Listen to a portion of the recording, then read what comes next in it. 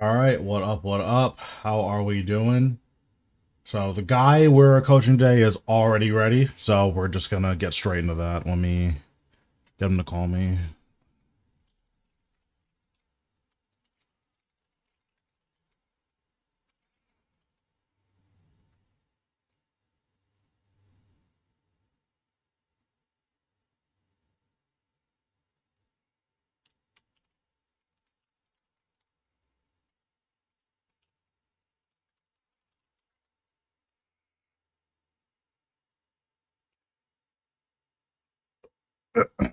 All right.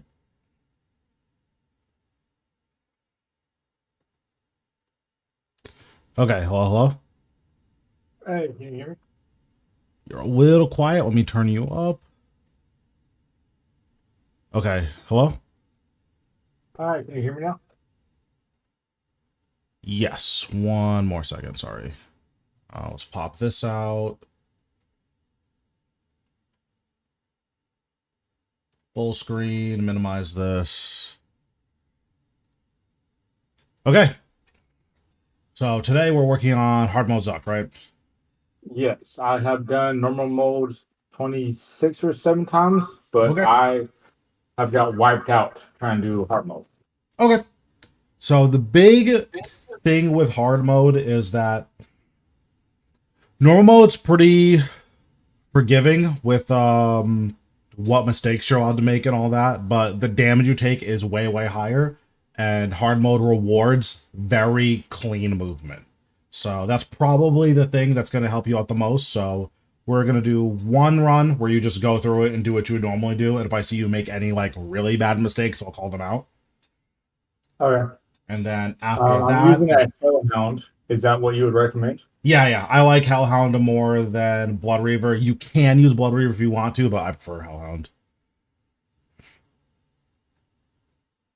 Worst thing about your stream is time zone difference. Yeah, I probably should adjust my streaming schedule, but that's for another day. Yeah, I'm 3 hours behind you, but this works perfect. Yeah. Um. Okay. Yeah. So I'll make sure you get your ascenders. They might be broken Let me because they're not see. on your preset. So. Oops. Oh, it's because I just fixed them. Oh Okay. yeah. Okay. That's why they weren't showing up because I did some prep before we started just to make sure like I had absolutely everything. Yep. So we'll check everything. Oh, the shield didn't show up either because I just fixed everything. So let me grab Thanks. the I shield real appreciate it. quick. Yep, no worries. Are you so if you want, you can make life a little bit easier by bringing a piece of obsidian gear and then imbuing it. So I use helmet because it just I think it gives 19%. Okay, is any helmet? Yep. I just Okay. have a mage helmet, so I usually use mage, but it doesn't actually matter which one you used. Okay, I have all three. So what did you mean by imbuing it? So you can bring it to Fight Cauldron and donate Tokel to the coffers at Fight Cauldron. And then you will Okay. get an additive 10% damage reduction across the entire caves, including Adzuk. And then the helmet also comes with a base of 9%. So 19% damage reduction. So that's a lot. Okay, so should I wear it or should I Yep. use it as a Yep. switch? Wear You it? wear it. Okay. Perfect. So you just donate Tokel to the coffers. Yep. And then just donate a full hour. I think that's the cap. Let's see.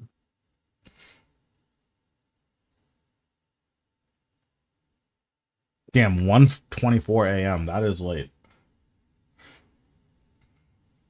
Okay, I Okay. donated 3 times. Yep. So now it lasts about an hour. So now we'll just head over to Zuck. So is there a particular part that you're like having issues with, or is it just generally you feel like you're taking too much damage? I'm taking a lot, but the igneous waves was what I was not able to get. Okay, yeah. So the good thing about the igneous waves in hard mode is that they're. I use Aegis here. So the good thing about the igneous waves in hard mode is that they're all the same. So once you do the first igneous wave, you can do all 3 of them. Oh yeah, because that's where I was getting stuck at was the igneous wave. I was like, I'm doing flawless and normal easily, and this igneous wave is just taking me out. Yep. Yeah, your movement is a very, very particular for igneous waves to make sure that you're luring everything properly. Okay, I'm just getting my stacks up real quick, and then I'm gonna hop into Zuk. Yep, no problem. And I am using the Death Warden armor. I don't normally use it, but I do use it for Zuk. That's okay. I figure since it's such a long fight, that just seems like it makes the most sense to me. Yeah, you have a power burst. Okay, yep. You're all set. Okay.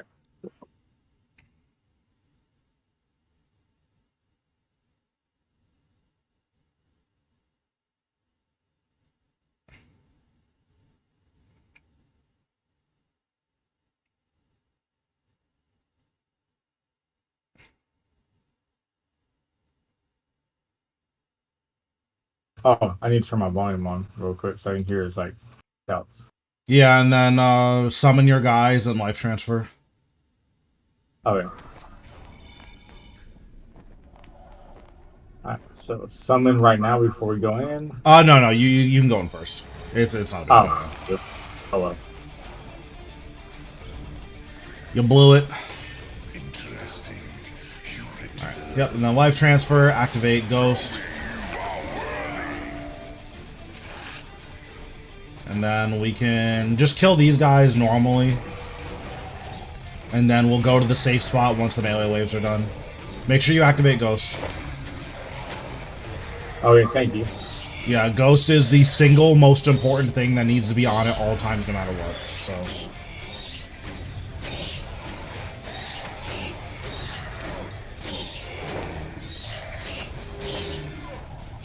also for these guys, make sure you're killing the bats first. Oh, I didn't even see the bat right there. That's definitely important.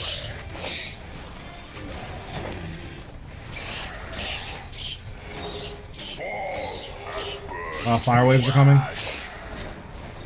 Oh, that almost killed me. Yeah. Is that the most that you can zoom out? Yes, that's the most it zooms out.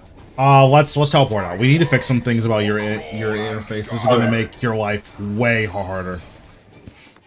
Okay, I did not know you could do much harder than that.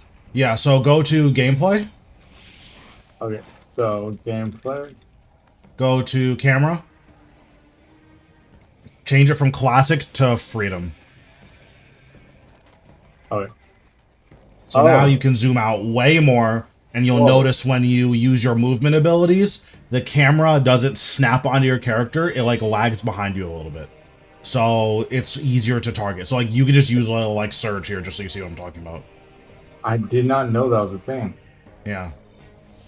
So like you see how like your camera isn't snapping onto you like it normally would? Yeah. Yeah. So this is going to be really, really nice just to help with visibility.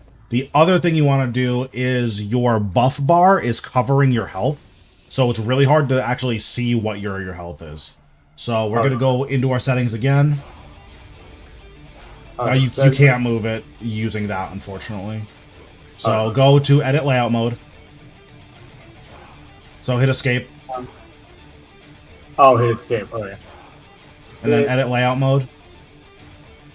Okay. Go to advanced options. So buff bar's checked. So you can close that, I believe. You can hit the little X. Yep, go back to edit layout.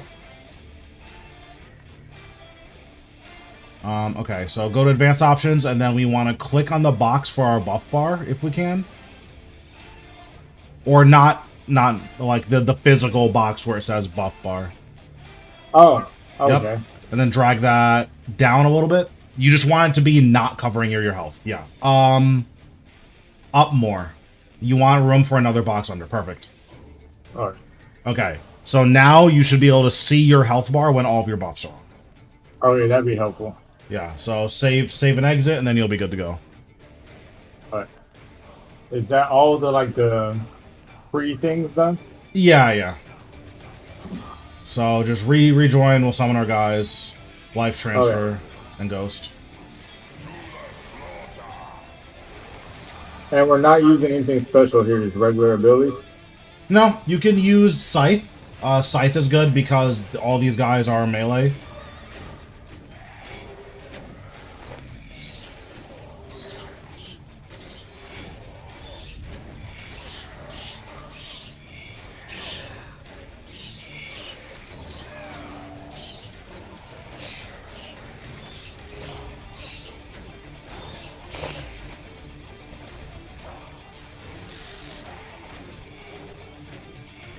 Walk a little bit closer to Zuk.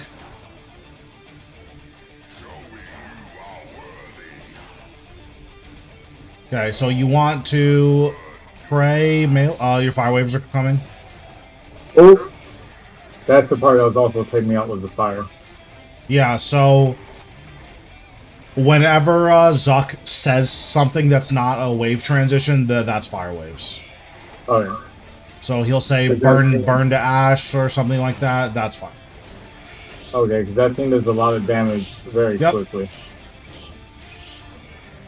Fire waves will always come from the opposite side of the map, so just look across from you. That way you can see where it's coming from. Okay. Oh, this is a whole different way to look at the screen. Yep.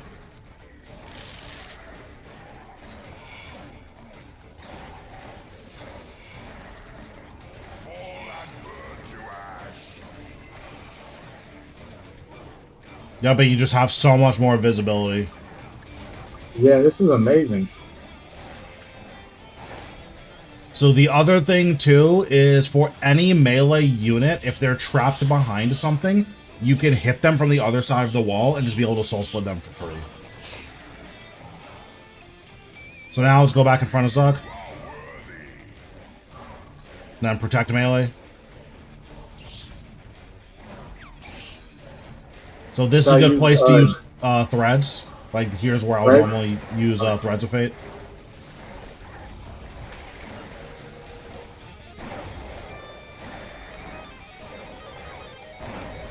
Perfect.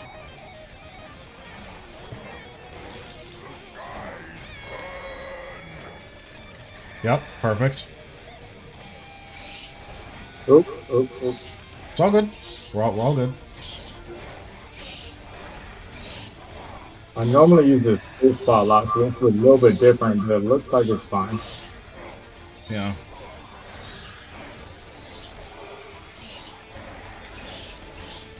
The birds are killing you right now. They're draining your prayer. Oh, where's the bird? Oop, I am gonna die. I'm not gonna die. Yeah, so the highest priority minion in every single wave is always birds if they're there. But, yeah, I normally heavily camp the safe spot, so this is a little different for me. So we don't safe spot these first waves because they're generally pretty easy, but after this, that's when we start safe spotting. Oh, I died. Alright, let's try this again. Yep, it's all good. We're here to learn, so these deaths don't matter. Yeah, I normally safe spot super heavily, so I'm getting used to like the increased damage a little bit. Yeah, we're gonna start safe spotting after the first challenge. You shouldn't be taking that much damage on the first couple of waves. So, the biggest thing here is gonna be prioritizing the right minions and then letting your protection prayers do the rest for you. If you're prioritizing the right minions, it's going to be significantly harder for you to actually die. So once you kill birds, you need to be praying like the set of waves that it is. Because you know that the first set is melee, second set is ranged, third set is magic. So for the first set, you want to pray melee, kill birds, kill everything that's not doing melee damage. For the second set, same thing. You pray range, kill birds, kill everything that's not ranging.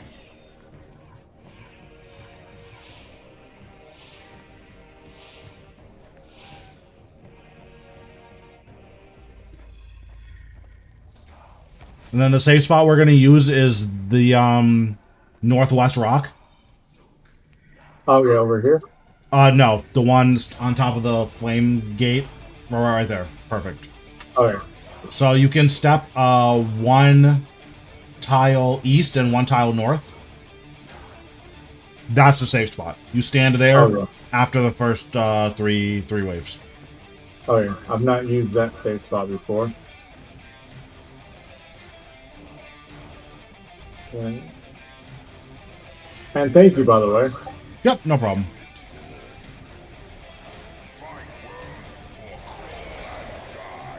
Okay, so soul split here or use protect melee?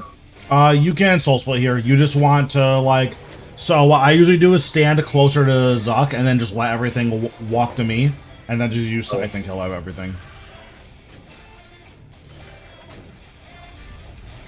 It's just less work on your end to do that. You get surrounded by all the minions, so using your scythe works really well. It's good stuff.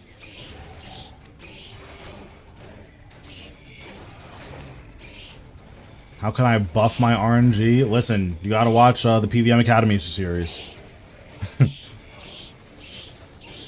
Trying to do the Rex Horacio, but forgot The Ghost. majority of those.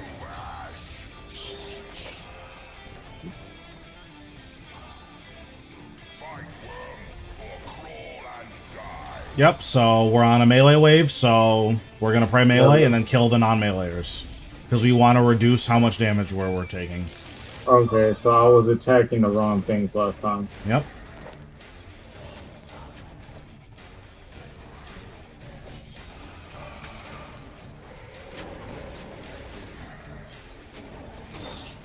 Yep, and we'll kill the bat. Bat's priority. Or is this that? There it is. Oh yeah. I'm getting used to this new camera view. Yeah, you just see so much more. Gotta do 3 company. I don't know what that is. Not off the top of my head. Fire waves coming.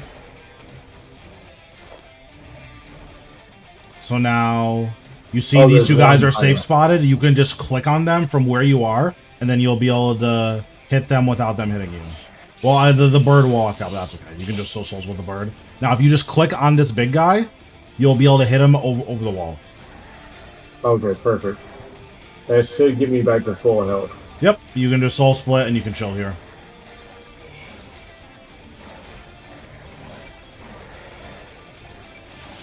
Oh, my penis powder came off when I died. Oh, that's alright. Yep, now we go back in front of Zuk. We protect melee. And then... You can hit that guy because he's right next to you. You have a fire wave coming. Okay, so we're going to kill this ranger. Oh, don't.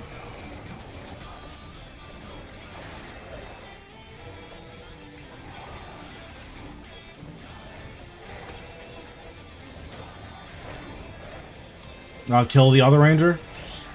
Oh, well, we can kill the bats, yeah. Yeah, I just wanted to get the bat out of the way first. So you don't really use dead skulls a lot right here? You can in the earlier waves. I haven't found a great time to use it, but right now we're not really learning about optimizing. We're just like, okay, how do we survive the waves? Also, make sure you activate Ghost. Ghost is your highest priority.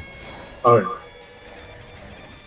Oh, I'm running away. That's why I'm taking a lot of damage. Alright. Yep, fire waves do a lot of damage.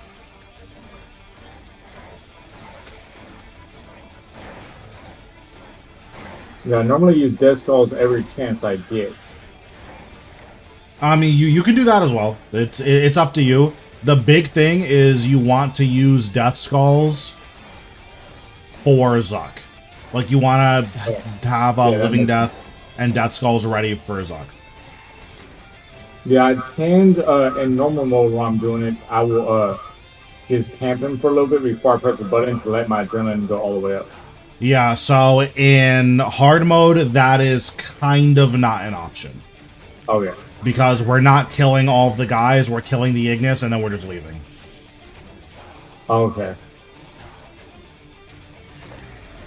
How come Yeah. Hellhound over Reaver? We always... So stand in the safe spot? Okay, we're gonna kill the meleeer. That one right there. Yep. That one you got to stun it. We're gonna put on Protect Range. Because you see these two rangers just spawned on us.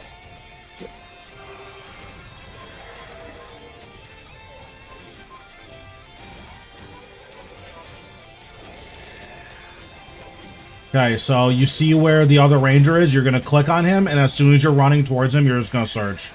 And then you're going to move towards the west wall. Okay, so click all the way into the west wall. So you're at the edge of it. Yep. So now that big ranger isn't hitting you. You have a firewall coming?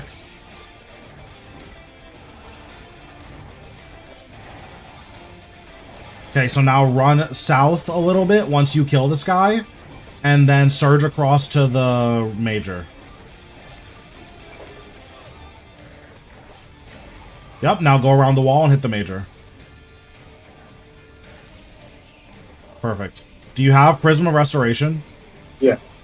Okay, you should put that down. Perfect. So you don't want to use any of your adrenaline here, because after we kill this major, we're going to move to Zuk, and then we're going to special action button. Alright. I need to free them from the burn, right? Nope. Or, yeah. So go out of here, freedom.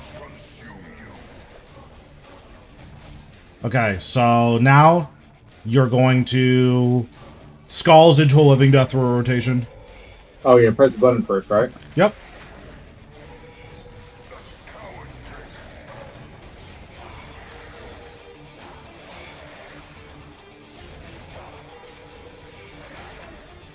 Do you have vulnerability bombs? I do. Yeah. So here you want to Vuln Zuk basically whenever you get the chance. Oh, I didn't do it quick enough. It's okay. So now we just have to rinse and repeat.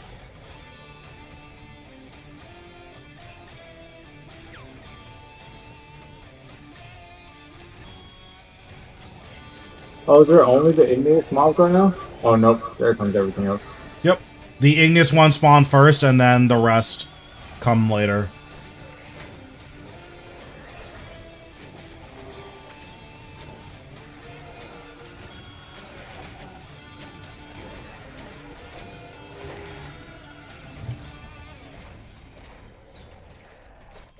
Oh, that didn't work.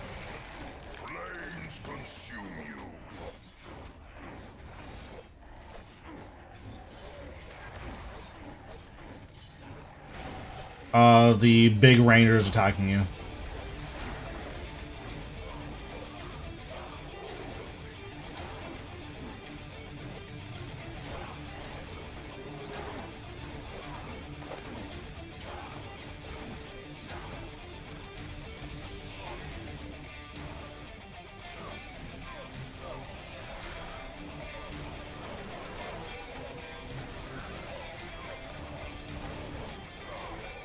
Oh, you should teleport out. We need to fix your action bar.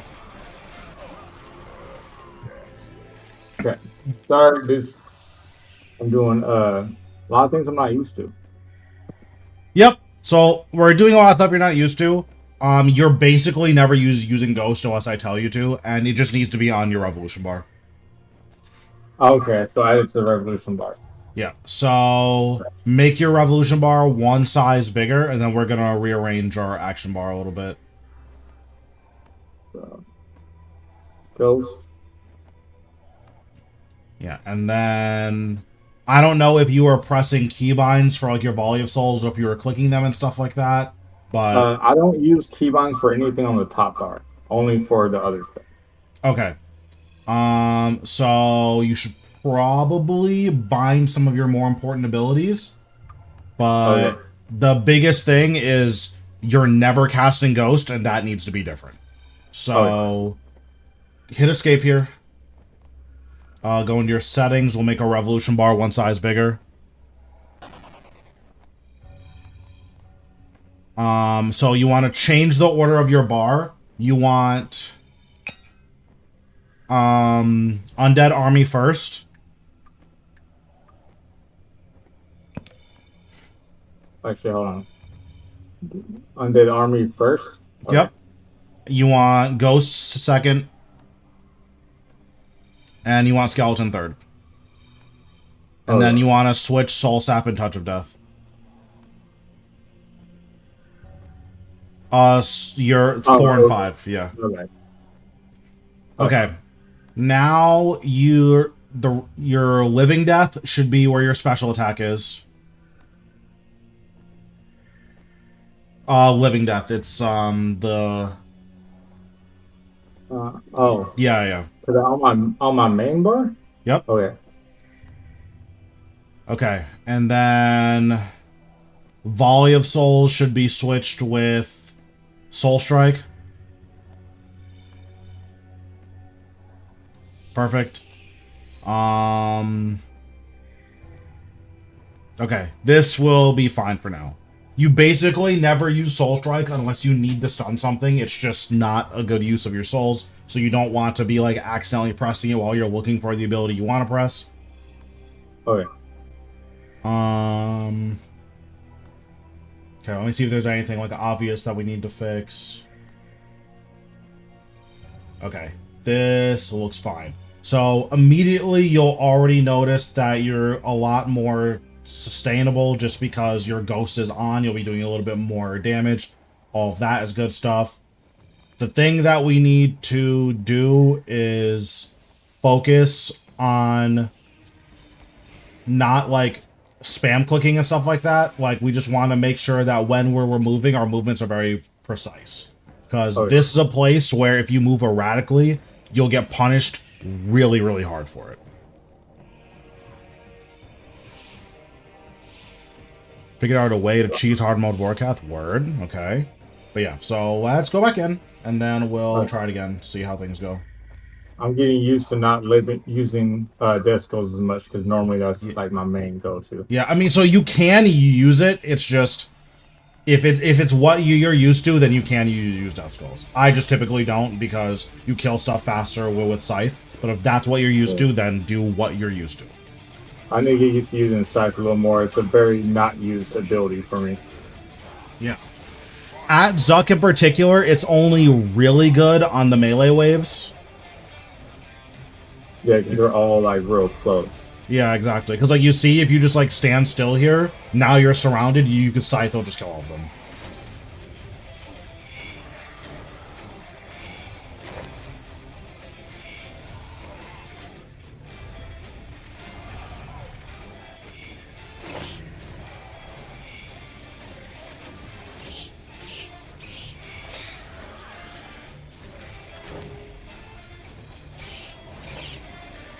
Oh yeah, that was a lot of fun there. What up, Rob?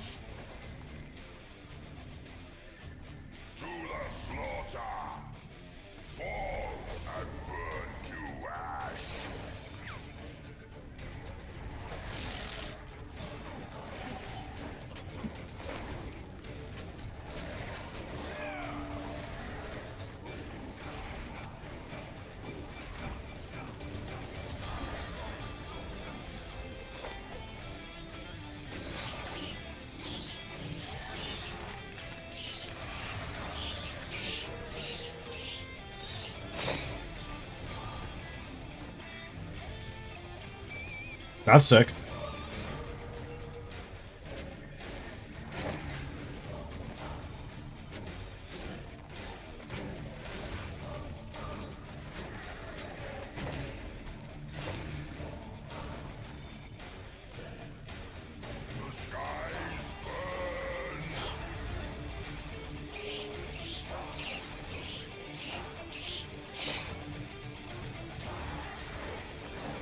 Yeah, well, you should have noticed that you're doing a little bit more damage, and you're like, your health is just full the entire time. Yeah, I know I'm already using less food.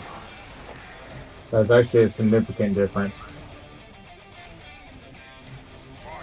Okay, protect melee. And then kill everything that's not melee, right? Yep. Or so if this guy is just like hitting you and nothing's hitting you, then it's fine to do damage to him. But your goal is to protect your health bar, and the way you do that is by killing the units that aren't on the same style.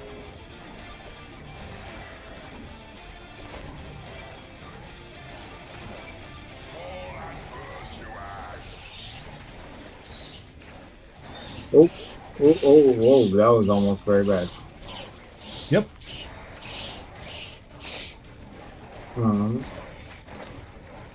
Finding a little hard to see the where the bird is when everything is all out, when it's all like zoomed out. Yeah, so the birds have predetermined spawns. So if you're paying attention to like what's going on at the beginning of the wave, you'll actually see where they're spawning, and then you can just hit them from there.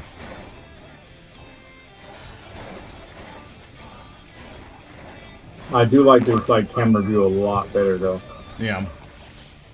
So soul split this meleeer and put down a prism of restoration. Oh.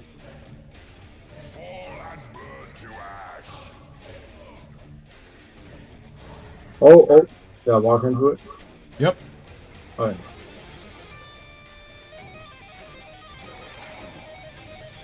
Make sure you put down prism because your Helm's gonna die. Yeah, I put down prism. It's right there. Yep. Alright, we gotta get to our safe spot. And then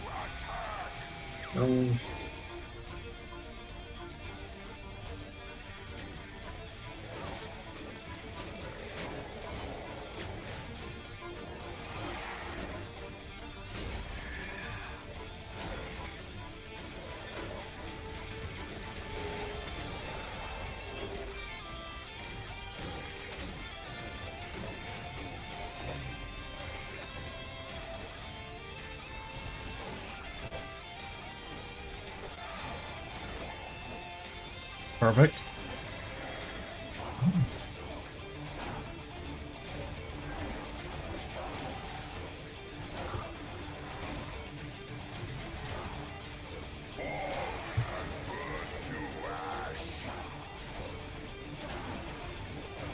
oh, is that going to kill me? Nope. Alright.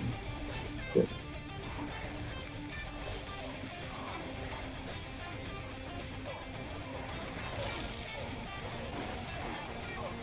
Oop, this is a bad spot I got. Yep. So when you go to move to the major, you want it to be relatively quick. Whenever you go over there, you just want to, okay, I want to start moving and then surge as soon as I can surge in a straight line and then walk around the corner. Oh yeah, So, I wasn't moving to the major. Yeah, I was just moving away from the fire. Yeah, so you want to see where the fire's coming from and then try to adjust your movement so that you're still safe spotting the big ranger, but you're also dodging the fire. This is what I meant by hard mode Zuk is pretty much exclusively about movement. If your movement's good, the amount of damage that you take is so much less.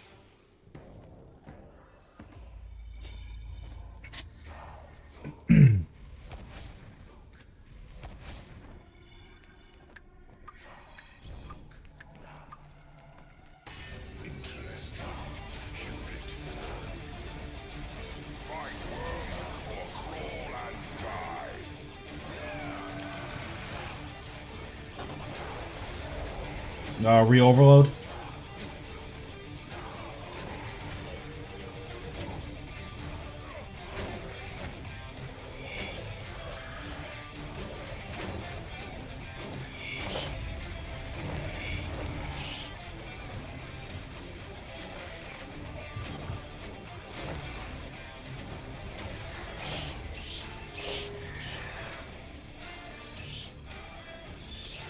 This camera view will make Arch Glacier a lot easier. Yep.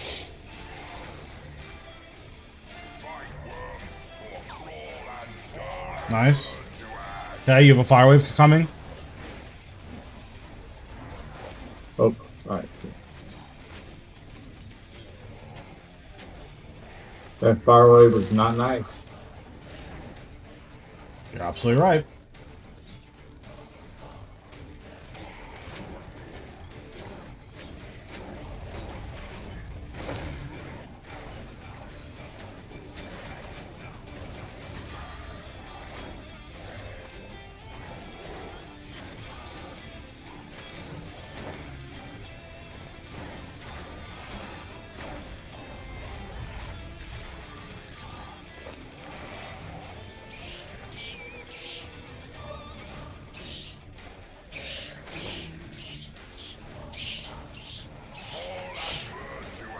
Okay, you have another fire wave. Yep, nice. You don't need to move that far away from it. It's not very wide, so you only need to move like 3 or 4 squares in any direction.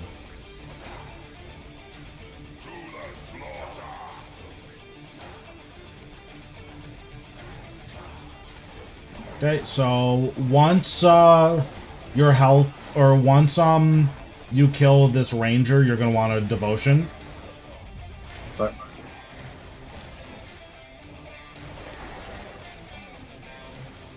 Okay, and now you can use like Threads of Fate, Volley, Soul Sap, Volley.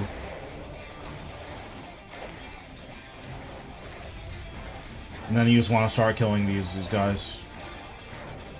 Scythe is also good here because you're surrounded by a bunch of meleeers. oh, run away from that.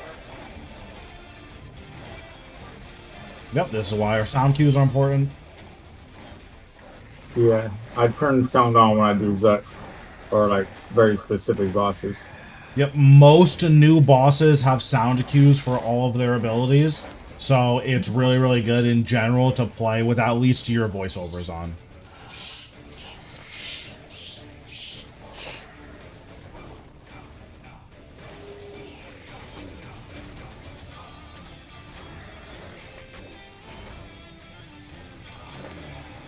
Okay, let's get to our safe spot. I'm almost out of prayer.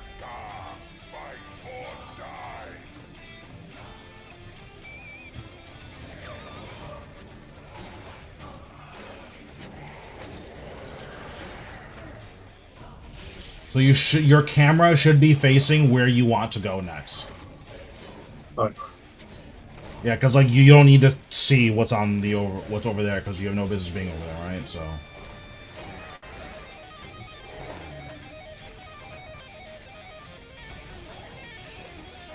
Perfect.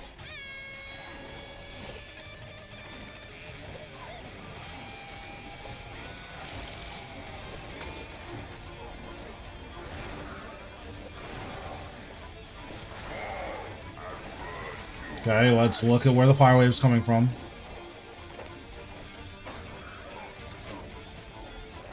Ah. Yeah, that would have been a good place to search. So That here. was the fire wave that killed me. Yeah, let's try something else. I'm going to actually stream me doing a kill. Okay. Because I think it'll be easier to show you what I'm saying instead of just trying to tell you while you're like stressing out over the kill. So here, let me log in. I see what you're saying about how I was apparently making a ton of movement mistakes in normal mode and it didn't matter, but in hard mode it definitely. Yeah. Yeah. And like you'll see it when I'm doing the kill where I'm gonna be barely taking any damage. So here, let me log in first. Wait, why am I in Death's office? What did I do? Oh, hold on. Wait a second. Why am I in Death's office with no items? What?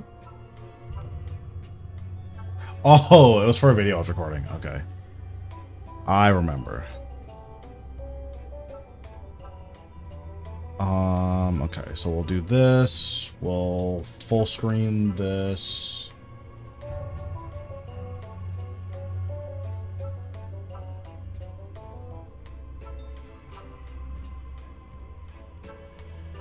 Okay, and then we'll go over here, and then I'll screen share with you. Okay, let me know if you can see everything, okay? Oh yeah, I can see it now. Okay, let me set up my inventory. We'll just use tank Again, I appreciate your time, man. Hmm? I appreciate your time. Yeah, no problem. We'll bring in Amulet of Souls. Tier 90 stuff, that's all good. You had a Scripture of When, right? I had a jazz scripture. I do not got a win scripture. Okay, we'll use a Jazz Book then. I'm looking for something. My Obsidian Helmet. I think it's in here. I normally, in normal mode, I just turn it on for the last fight. Should I have it turned on the whole time for hard mode? No, you don't need to. So put on Cinders. I've gotten 2 win book drops, but they're all splits, and I've not bought one yet. Yeah, I am. Alright, so we'll bring this. Now I'm gonna bring Bruise. Or now I'm gonna bring the Blubbers because you don't need them. Bring these. Bring this. Bring some of this. Yeah, I have it set up just for Zuk, because Yeah. that's one of my favorite bosses right now. Yeah, I've sworn off Zuk, but for you, I'm coming out of retirement. Thank you. Yeah, Zuk and pushing and Rage Art Place are my 2 favorite things right now. Yeah. I don't think And I'm not very missing high. anything. I'm just slowly getting there. Okay, I have the Amulet of Souls, I have all this. I don't think I'm missing everything. I have everything I want. So, we'll summon this guy. Oh, I need my runes. Yeah, runes are a little important. Yeah, so we'll do that. I'm not used to seeing so much of my screen. This is going to be so nice.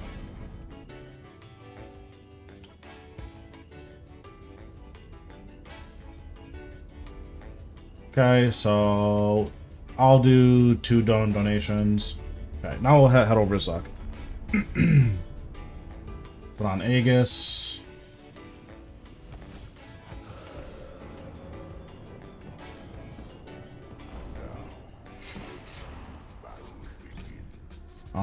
Okay, so we'll pot up out here, use Darkness, activate our Penance Powder, turn our book on. Actually, I'll just leave it off because you usually will leave it off.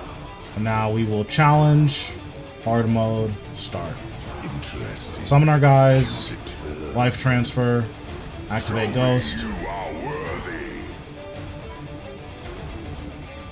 We're gonna start hitting these guys. I'm just soul splitting here. Use Scythe because they're grouped up on me now.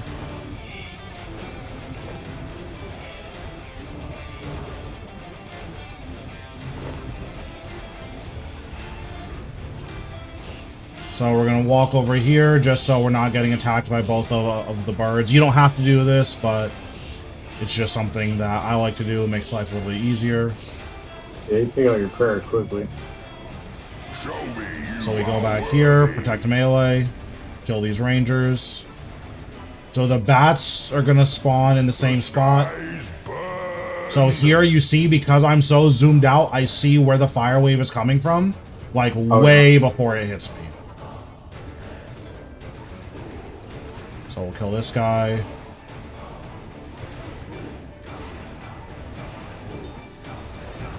Turn my ultimates off so I can scythe again here.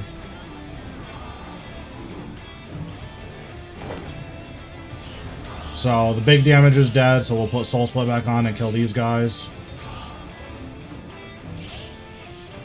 Summon all of our guys.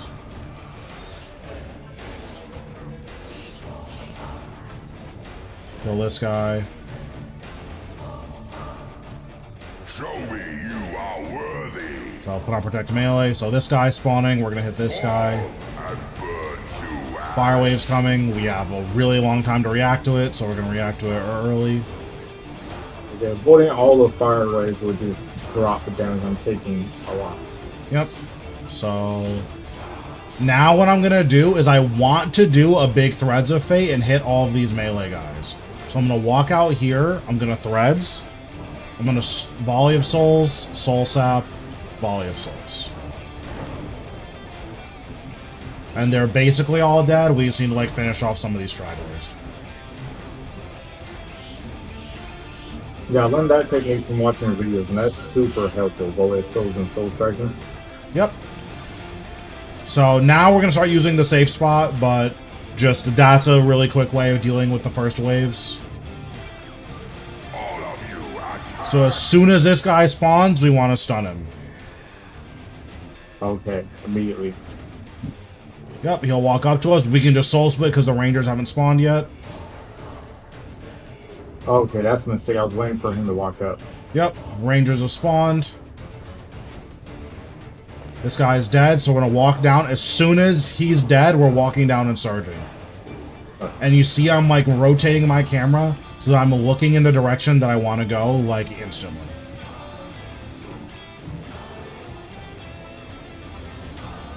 So now this guy's dead, so I'm going to walk down, surge, walk around here, put on protect magic. So like you can see, my movements are very particular, and because I plan out all of my movements, I'm never taking like unnecessary damage from minions unless I'm choosing to do so.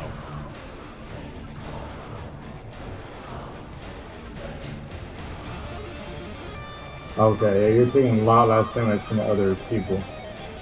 Yep, so now we'll go up here. Oh, I forgot to bring bone bombs, so we're gonna living death, and then we're just gonna build up our stacks.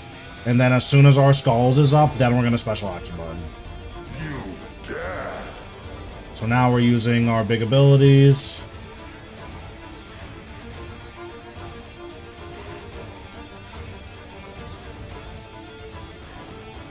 Using tier 90. Oh wait, I think I pressed the wrong button. Okay, there we go. Lucky hit. Oh, I am using tier 90 weapon.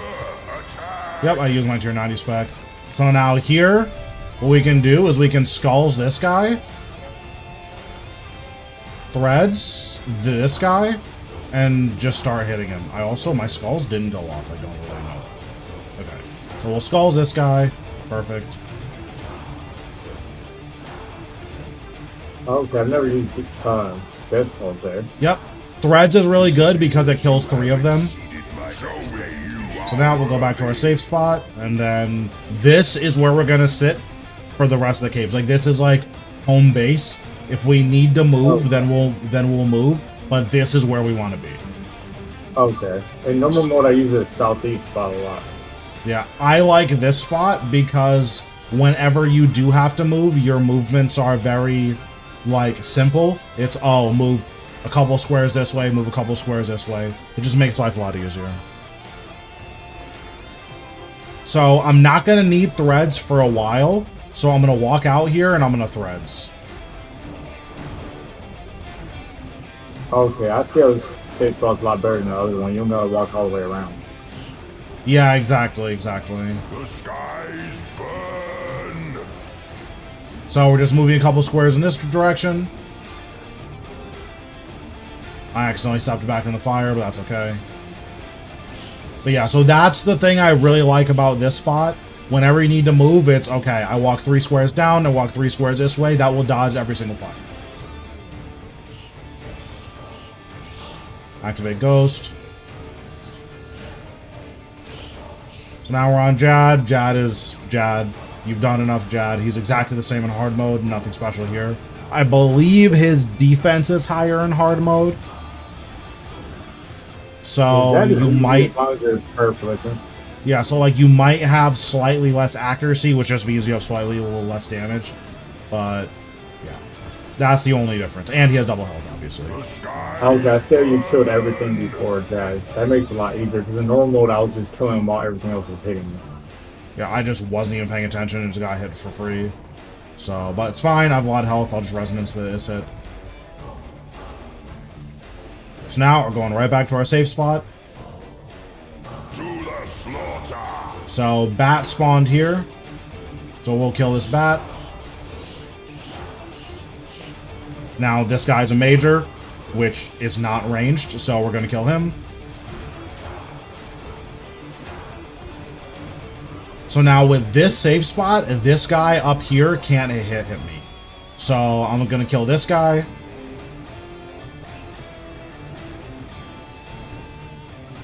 Okay, now we move to this corner. Now this guy isn't going to be able to hit me. Now all these guys are close together. So now I can walk out. Threads of Fate. Volley of Souls. Soul Sap.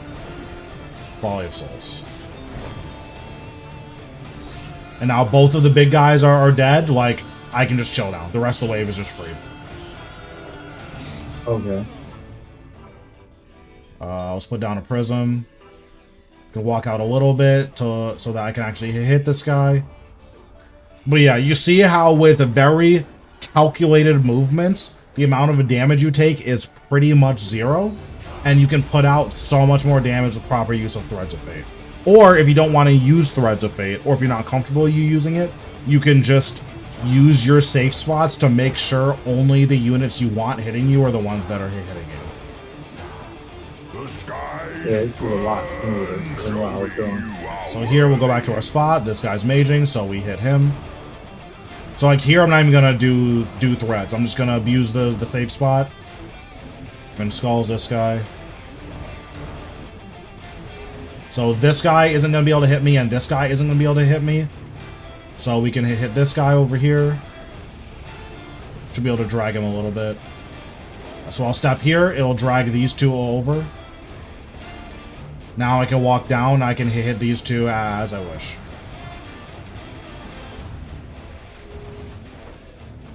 Perfect. So now we'll hit this guy. These guys still can't hit me.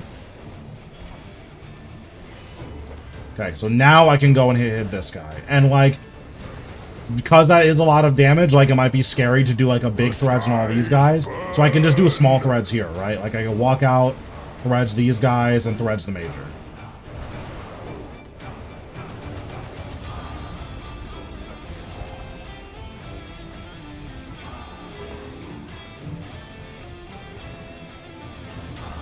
And now I can hit this ranger without the meleeer hitting me, so I'm gonna do that.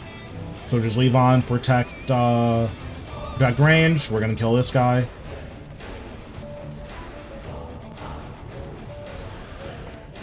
Okay, and then we just get to soul split this guy for free because he can't hit us.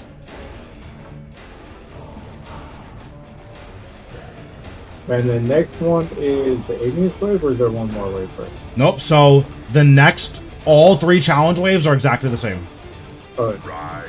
So here we have our meleeer. We're just gonna stun him.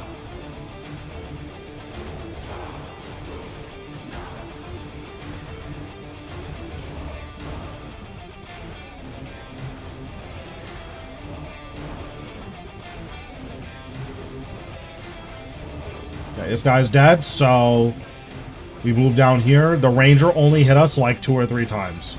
Instead of him hitting us, you know, like the entire time while we're getting set up.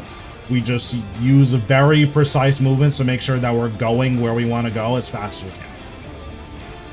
Okay, this guy's dead, so we walk down, so we have a clear line of sight for Surge. And then we surge across to get over here. Now, this major, he only auto-attacked us twice.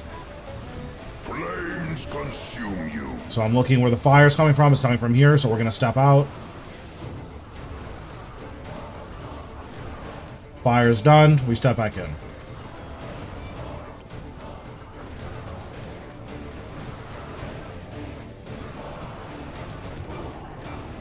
Okay, we dive over here. We go on Zuk. We're going to Living Death. Then build up to 60. Once we're at 60, we're going to special action button and skulls. You dare. Okay, we're going to build our adrenaline. We're going to use Volley of Souls. We're going to use Weapon Spec. Well, I pressed the wrong button. So we're not going to use Weapon Spec. But it's all good. We're just going to do the wave again.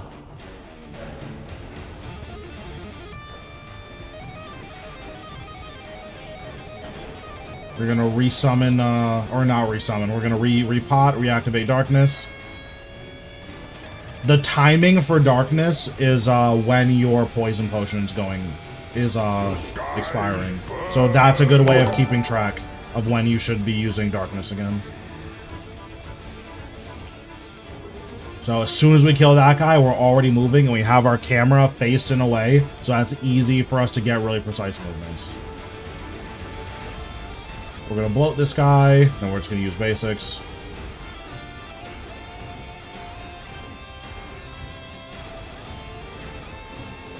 Okay, so we're moving down here. As soon as we have line of sight to Surge, so we're going to Palm Protect Magic and Surge.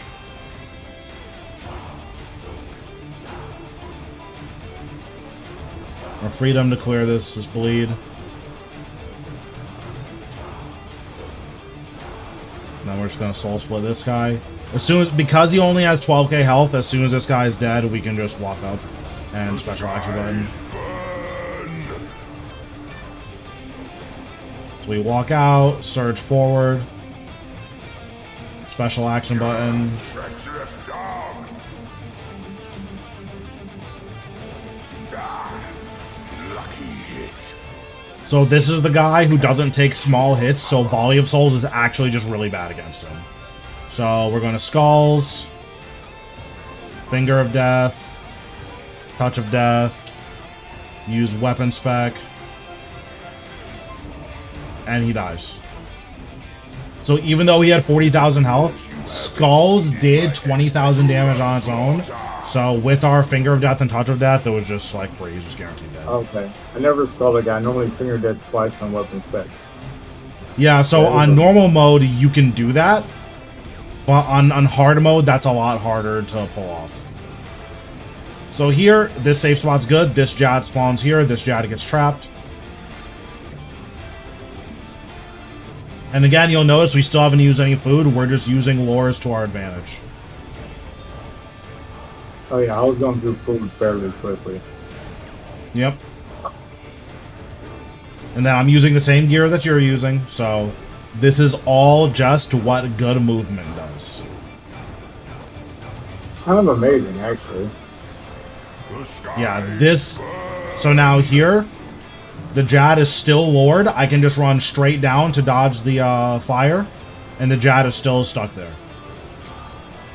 And if you were moving more erratically, like, oh, you know, I'm spam clicking, all of a sudden the Jad's freed, right? So now we'll threads here because these majors are here, so we can just threads for free. And Jad doesn't actually do any damage. As long as you're using the right protection prayers. Am I in melee range? No, I'm not. I like that about Jed. That if you clear flick, he does zero damage. Yep. So you can use that to your advantage to set up like 3 or 3 Threads of Fate, which is really nice. So we're just building our stacks. My familiar timers got desynced, so I'm going to resync them by just unequipping this. Now this guy, I'm full prayer, or I'm full health, so I'm not going to soul split him, because there's no reason to. So we'll just let our prayer points regenerate a little bit.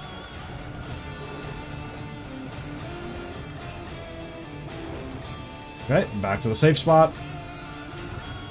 Fight worm or crawl. Same deal as before, we're on magic waves now, so we're praying magic, we're killing the bird. Killing the ranger.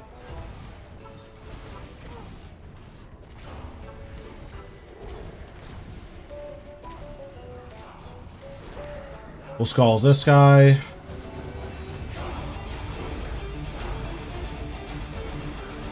Fall and burn to ash. And now here, all of these guys are lured, so we can walk out and then do Threads of Fate.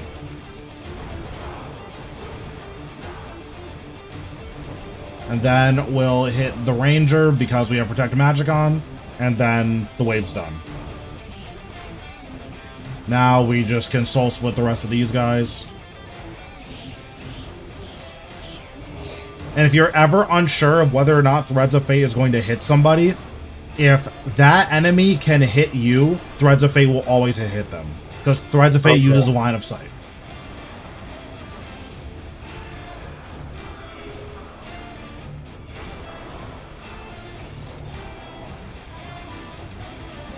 Do you like this music track versus Carapax? Carapax is better. So, it's the same thing. Protect magic. So now we're going to walk down here. This guy could hit us anyways, so we're not actually like taking any more damage than we have to. Okay, we'll skulls this guy. These little majors, we're not too interested in killing. They'll die eventually. So now we can walk out. Threads of Fate, Soul Sap, Threads of Fate. And it killed all those guys. I knew it would kill all those guys because they could all hit me. Okay. So now we'll soul split these guys here.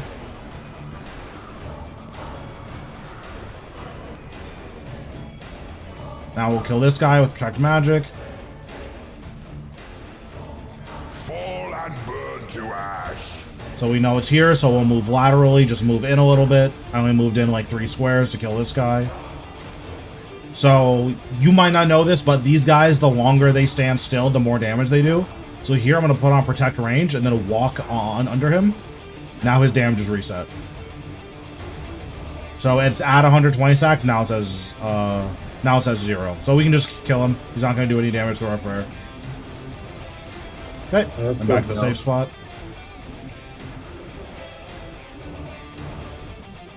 Rise, scions of the Kid. Stun this guy.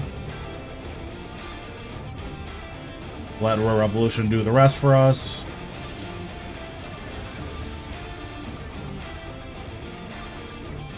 Rangers spawned.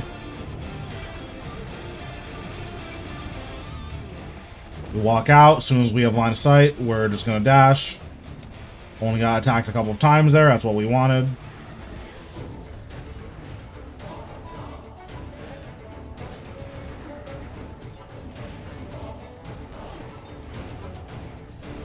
So click once diagonally, click once in, surge. Hit this guy. Fall and burn to ash. Okay, fire's coming diagonally here. We walk out. As soon as the fire's done, we walk back in. Okay, we dive out. And now here we're going to intentionally 2-cycle this, or at least we're going to try to. Well, I guess the goal isn't to 2-cycle it, but we're not going to use any of our big cooldowns because we want to barricade this.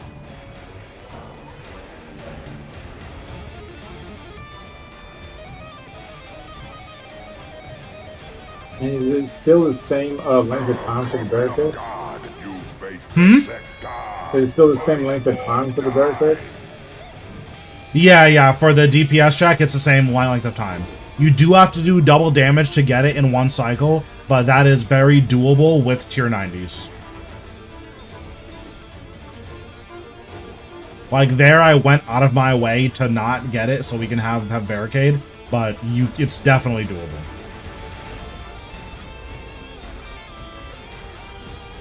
Prayer. Fall and burn to ash. What's happening? So we'll move down a little bit just to dodge. You see, I only moved like 2 or 3 squares just to dodge. The melee are still stuck, so he's get to walk free. Okay, that's where I died last time. Was doing thing like that. Yep, and now we can just hit this guy. Now, as soon as this guy's dead, we'll special action button, then do the last 8,000 damage to Zuk. So we'll dive up, click on Zuk, special action button. Coward's trick. We'll just do the rest of our damage here. Perfect. Lucky. So now, this last challenge is pretty easy. We're just going to resonance the first hit and then barricade. Okay, so you resonance the first hit. And then you can also click on these guys to regen some adrenaline. Oh, I didn't know you would. Yep, they don't take any damage, but it's free adrenaline, so... Go back to the safe spot. Now, even though all the Jads are really close to us, none of them can hit us unless we want them to hit us.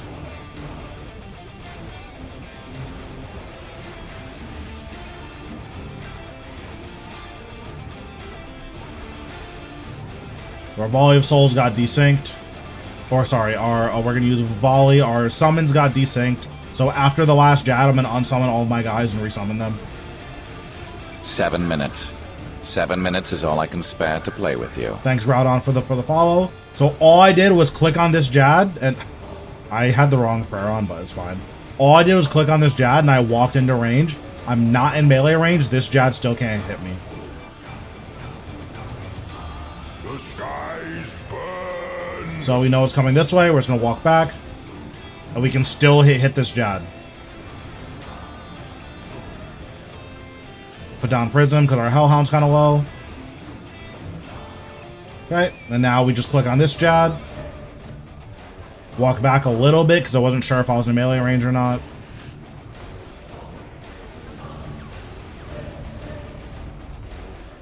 And then we're just gonna build our stacks. Now, hard mode Huracan is quite a bit more difficult than normal mode Huracan. Okay. So just be aware that that is the case. I can single cycle him sometimes on them. So for Huracan, because we have so much map, we can see where he's spawning. We're gonna death mark before we get to him. Use skulls. And then we're just gonna use our spenders. So we dodge that fire thing. Huracan will bombard us, so we move in any cardinal direction, so north, south, east, west. Can you one cycle Huracan with tier 90? Maybe. I'm actually not sure. I wasn't really going to try, so who knows. Okay, we dodge this. He has twice the health now, right? Huh? He has twice the health as in normal Yep, mode? so every enemy in this fight has double health. Fall and burn to ash.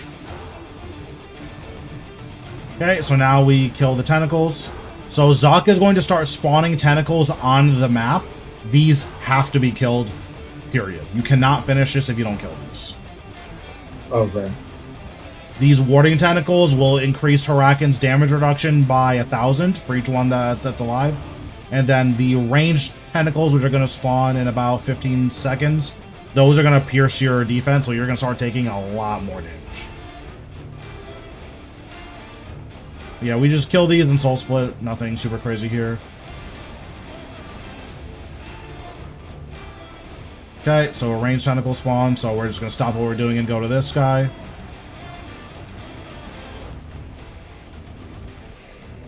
Fall and burn to ash. So Zuk will bombard, or Huracan will bombard me. So we're just making sure we do lateral movements. I messed up, but it doesn't matter. Huracan's over here.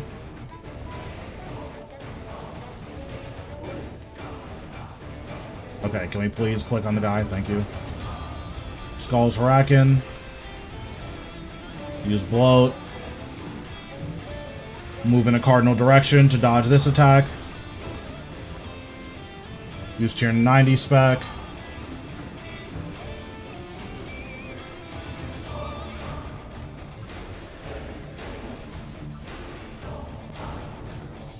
We dodge the fireball.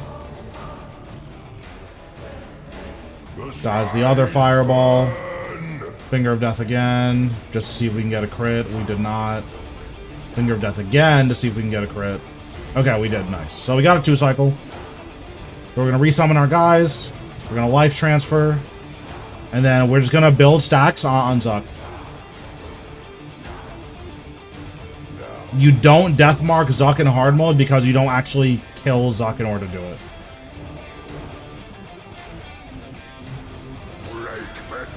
Oh, you don't Okay, so- actually kill Zuk? Nope.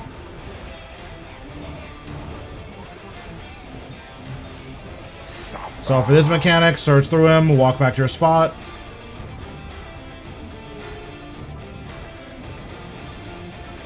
I'm always watching circles. That seems Search so much easier. through him, and then you just don't have to ignore, or you can just ignore all of that. Here, I'll reflect because it'll do a little bit of damage to him.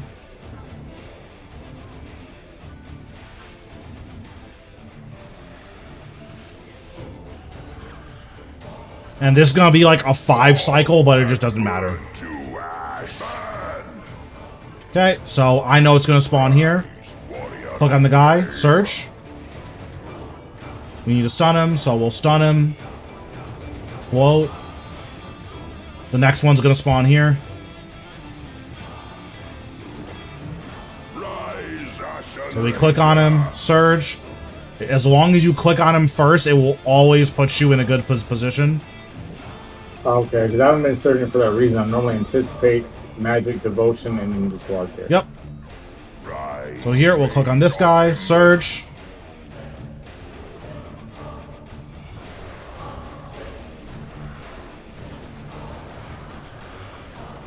And then we're just going to rinse and repeat. To ashes. So now we're going to hit Zuk, we're going to build up some stacks. We're going to Skulls, and after we press Skulls, we'll special action.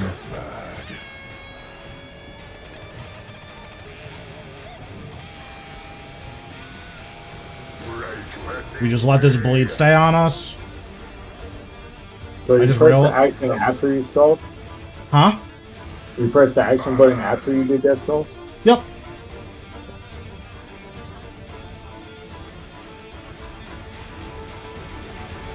Oh, so you're not freedoming the bleed?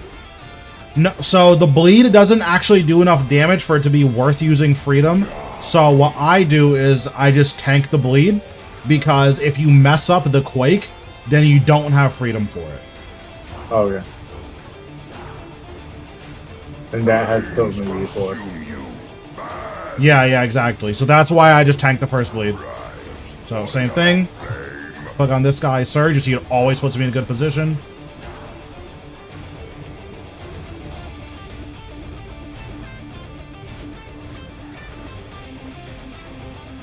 Rise, Ashen Click on this guy, Surge. Puts me in a really good position.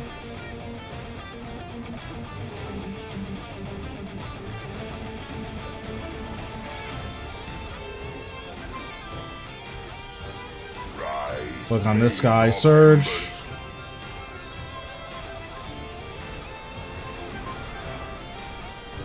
And the really good thing about the open camera too is because my camera isn't snapping whenever I use any moves, it makes it so much easier to like predict where I'm gonna be. So here I'm just gonna summon my guys, life transfer, and then we'll Skulls. Coward's trick, lucky hit.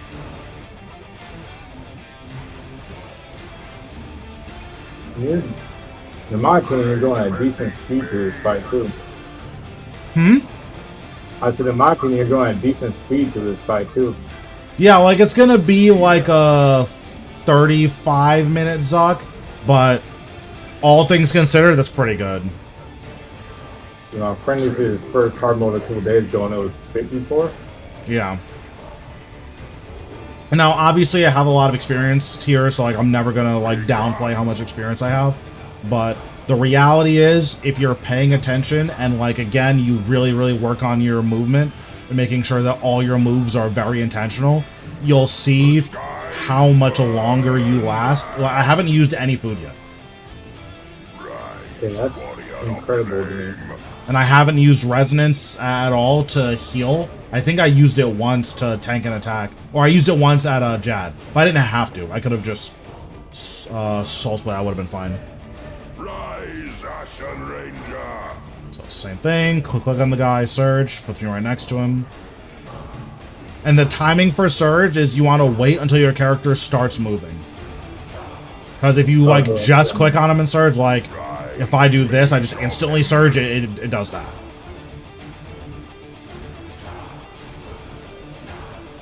So as long as you wait for your character to start moving, you'll always be fine. Flames unending. Exactly true. More cycles are more experience. So Skulls, special action button while it's launching. You don't have to do that. I just do it because I'm experienced. If you want, you can special action first and then Skulls.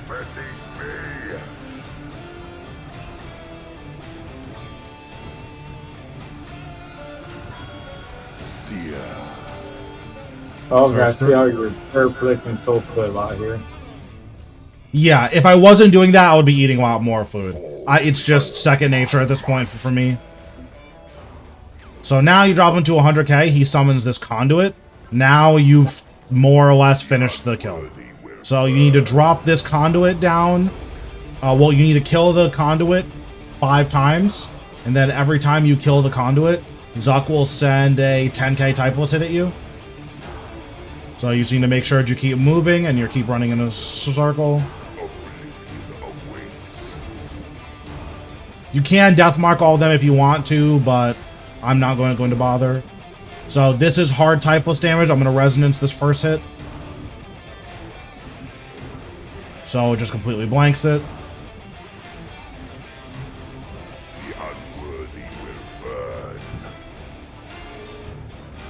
So now we're going to reflect this hit.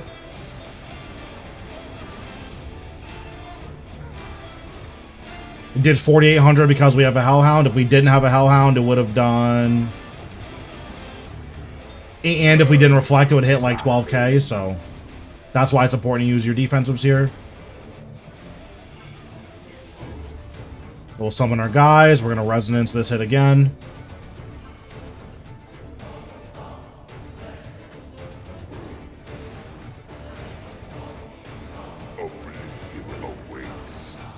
As long as you keep moving, you'll never take any damage here. If you're worried about your prayer, you can turn off Soul Split. Also, be very careful if you're using Resonance. If you walk into melee range of this, it can melee you for 1 damage. And it will snipe your Soul Split. I'm going to see if I can get it to show up. Also, Zuk's auto attack speeds up here. Okay, so he does 2 every time, right? Once you're on the last spire, he shoots it like way faster. Okay. But yeah, so that we did it with no food. Obviously, I was soul split flicking on Zuk, but we did it with no food. The biggest thing is just making sure your movements are very precise and you're moving with purpose. As long as you do that, you won't have any issues actually killing the boss. And again, I can't stress this enough, I didn't use any food here. And like, yeah, that's amazing. Yeah, and like I brought the food just to have it. If I was doing this off stream, like on my hard mode kills, I wouldn't bring in any food. Okay, do we get anything good? That's incredible. Nope, we got scammed. Okay, sweet. But yeah, so hopefully this like helps you out with what you should be doing. If you want, you can give it another shot, and then we'll just see if there's like small things that we can work on. But what I want you to practice is moving with intention. And ideally, that's what you're going to be doing. Is, okay, when I need to get somewhere, I know what I need to do to get there as quickly as possible, and you're not even really thinking about it. Yeah, that was a giant difference. Yeah, like, and in terms of like my rotations weren't anything crazy. I was using Revolution the entire time. I wasn't using like threads. Because obviously for threads, I was using, you know, threads, volley, soul sap, volley. But the rest of it was just Revolution, do everything. Yeah, the only thing I saw different that you're doing movement, and then you're perfecting the soul split. Yeah, and the prayer flicking was only on Zuk. I wasn't doing it on anything else. So you could use all of this food for just Zuk, and honestly, you probably don't even need it. But that doesn't mean don't bring food, because, you know, you're still learning. But that just goes to show, like, how important movement here is. Because there's a lot of bosses where, like, it doesn't really matter, and it's, like, not a great skill to have. But having proper lures and making sure that you're moving with intentions, it's really, really, really nice. So yeah, let's bring you back up, and then the thing I want you to focus on this kill, regardless of how long it takes, is your movement. That's the only thing that we're like really, really focusing on. Okay, I'm gonna go donate Toko again real fast. Yep. But that just seems helpful. Yeah, having the Hellhound and Aegis and the Tokal, it's 49% damage reduction. So that's a lot. Yeah, definitely do it. Like, even when I'm doing like my really fast kills, I still bring it. So Groudon, you can send me a message in game, or you can join my Discord if you want to reach out. Yeah.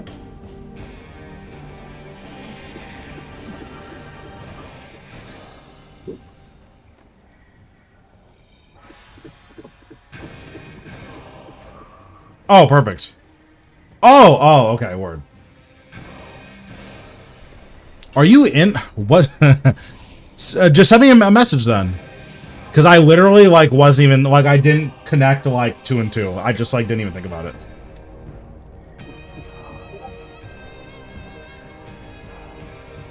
Oh, yeah. Okay. Bro, my memory is so bad. It's so bad.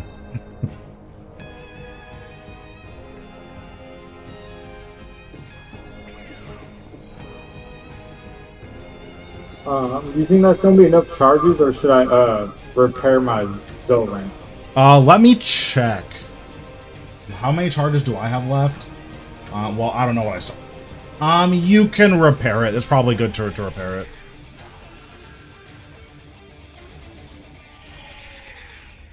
Alright, hopefully I never have to do Zuk again, so we'll just repair it and be done with it. Right now we're still working on the Zuk coaching, so hopefully this next attempt we'll see some practice with the movement. Again, what I'm looking for here is not even you getting the kill. I just want to see clean movement. If we get clean movement, then this was a success. Also, one thing we need to change. Go into your settings. Go to targeting, I want to say. Let me see. Because right now, you're not seeing health bars, which is very... It's hard to tell how much damage you do. Let me look at my settings. Might be in interfaces, informational windows. Guys, how do I turn on health bars? I normally see health bars, so that must have been something new I did on accident. Thanks, Zeus, for the donation. I appreciate it. Oh, yeah, we're screen sharing on Discord. Okay. Let me... I don't think it would be in camera. Would it be in combat? No. Hit splats? No. Targeting? Nope. Combat mode? Well, so when I'm watching him, he literally has 0 health bars.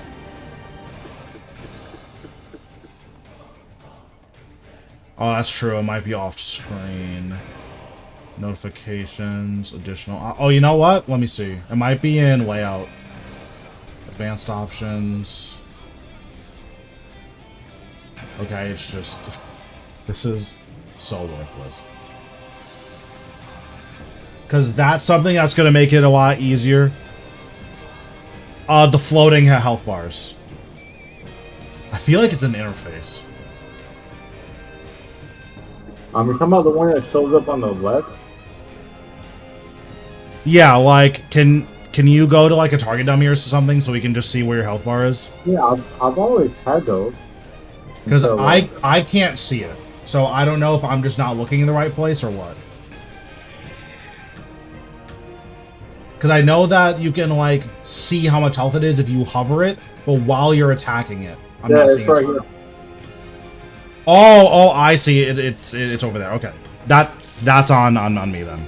You're all good. I literally just couldn't see it. I was like, did it just disappear today? I was like, I've always had that.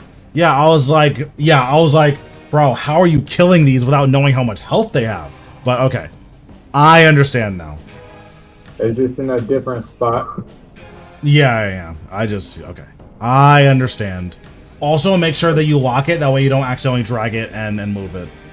Oh. That way you're not actually doing it with no health bar. Oh, I see. So if you lock the health bar, then it will hover above the enemy that you're actually hitting. That way it's easier. Well, it could be easier for you. It's up to you, whatever you decide. How do I do that? You can lock the screen, and you just need to wait for the health bar to show up. Okay. So we can start it.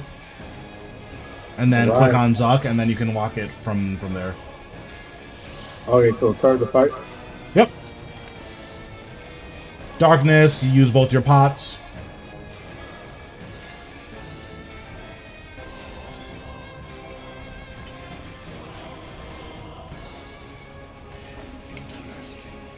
Okay, summon your guys. Damn, Zuk just donated $5. I don't know how he got USD, but cool.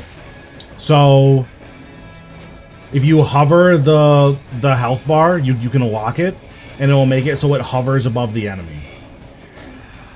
Okay. We can do it after we kill all these guys. We'll just click on Zuk. Alright. So that's a little lot for right now. Yeah, these guys are just dying too fast. But yeah, after this, we'll click on Zuk. Okay, then hover the health bar. You should be able to lock it. Oop. Okay, I don't see the lock icon. Okay, don't worry about it. We'll just do it some other time. Oh, okay. I see. Yeah. Okay, well, we'll do that after this wave. Bro, why is RuneScape interface like so impossible to navigate? Hello? Oh, it's very hard.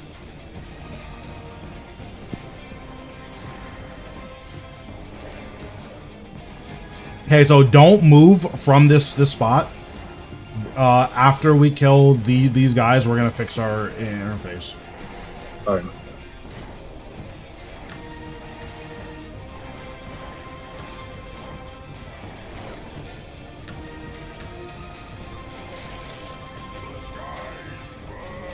Okay, skies burn, perfect. Oops. Is that the most that you can zoom out, or can you zoom out more? That is the most right there. Okay, no problem. Okay, Okay, so so unlock your interface. So press L, I believe. Okay, now you can lock the bar. Oh, lock the bar? Yeah. So press that button right there. Yeah. Oh, see? that's Yeah, amazing. perfect. Okay, now you can relock the interface and you'll be good. Okay. I didn't know you could do that at all. Yep. So now whenever you click on an enemy, the health bar above it, perfect. Yeah, the interface is not intuitive at all. Yeah, it's like too much customization. I didn't know you could do that. Okay, there's another fire wave. Nice. Yeah, I think my one's getting a little bit smoother. Yep, Oh, there's a another bird bird left. in. Yep.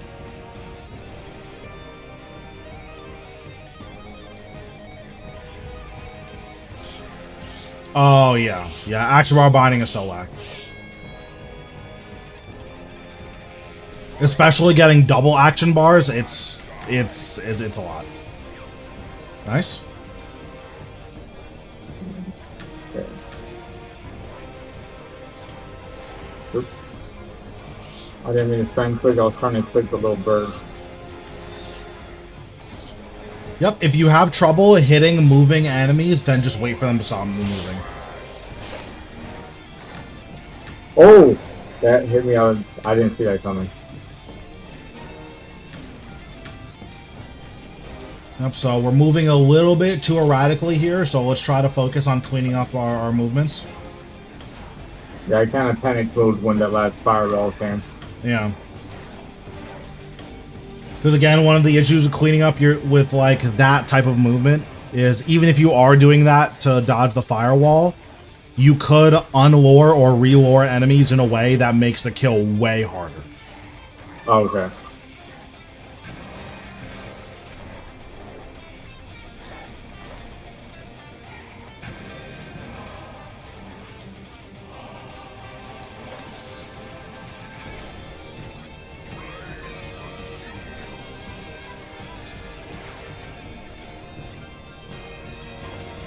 Okay, and try to re-angle your camera a little bit so you can see more of the lava. Yeah, perfect. Okay.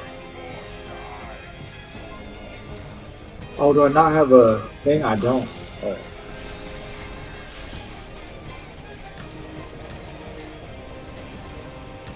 Because if you can see more of the lava, then you're able to see where the firewall is coming from. Yeah, Okay. perfect. And have my camera where I want to go. Yep.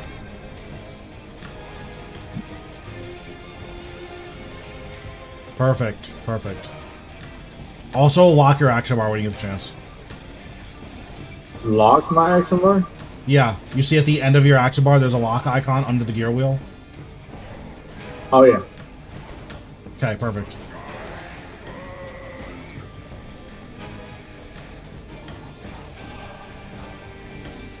Okay, it was a little sloppy, but it was better. Make sure when you're moving to this last minion, you put on Protect Magic. Oh, yeah. If you're doing it properly, you'll never get hit by the big meleeer.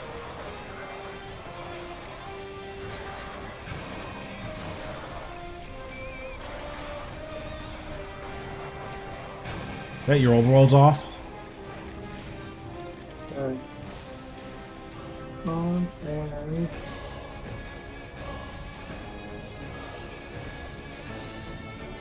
Okay, resummon your guys, and then as soon as you activate Haunt, you can, yeah, use special action button now. Okay, you can put on Soul Split.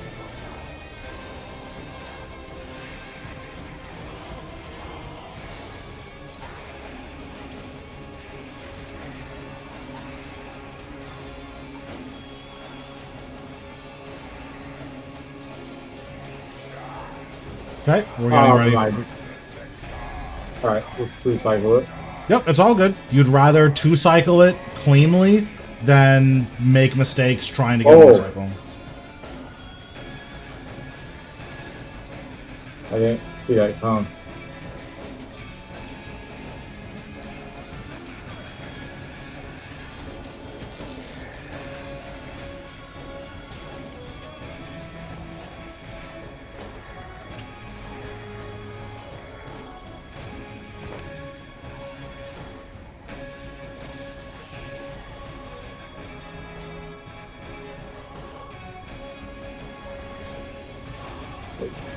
The big guy's still hitting me? Yep, nice. Oh, yeah. Cool. I said to go one more step in.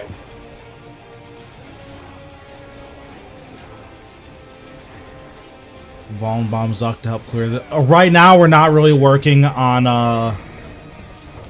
like one cycling Zuk. We just need to fix our movement. Don't protect magic. Also, you need to eat.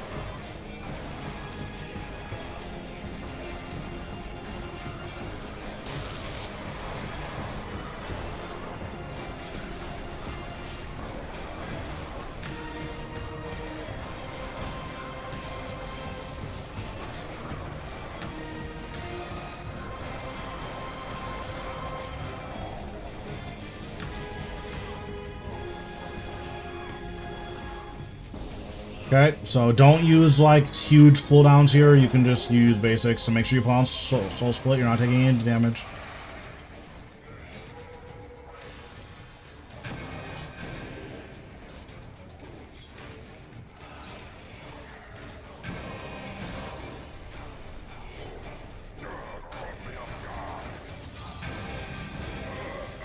Okay, so Skull's one of them. They can use Threads of Fate to kill the rest.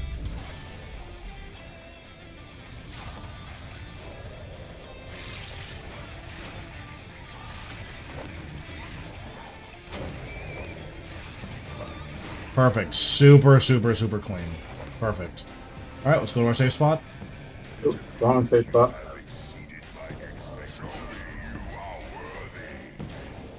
So pray range here? Yep.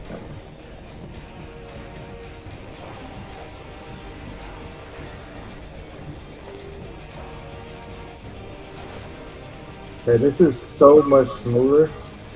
Yep.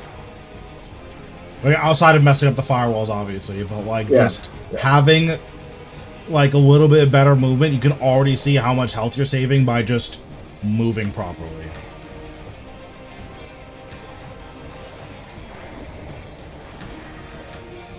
Yep, perfect. Perfect.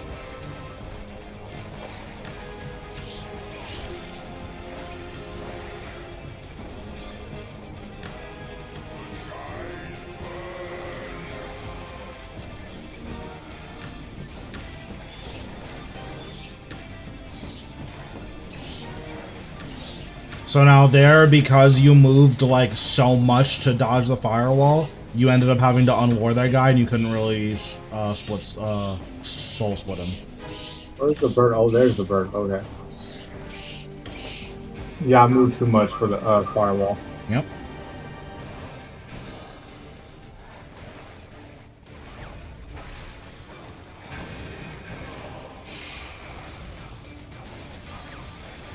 If you can, put bloat on him. Bloat's just really good against enemies with a lot of health.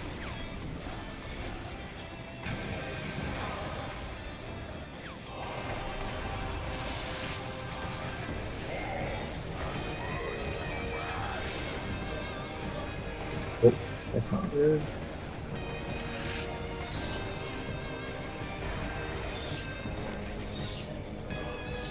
Yep, so there again, we moved a little bit too much, so the bird ended up getting freed.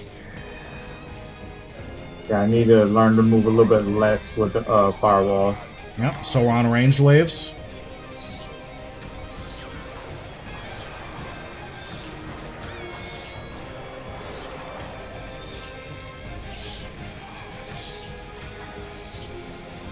So that chirping sound means that a bird's hitting you. Oh, yeah. Right there? Oh, nope. It was right behind me. I need to adjust my eyes.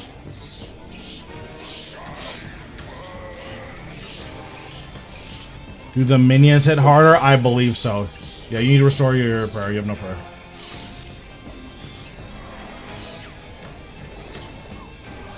Put on protect range. I'm hitting way too many people right now, but that's okay. It's all good. I need to put on protect range. Oh, range. Okay.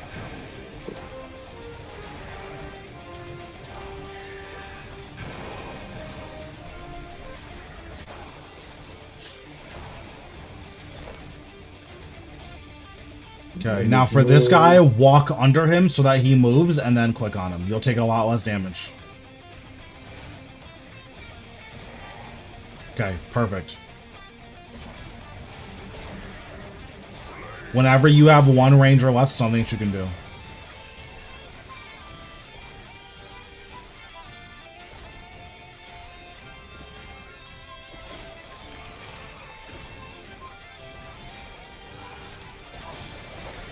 Okay, good.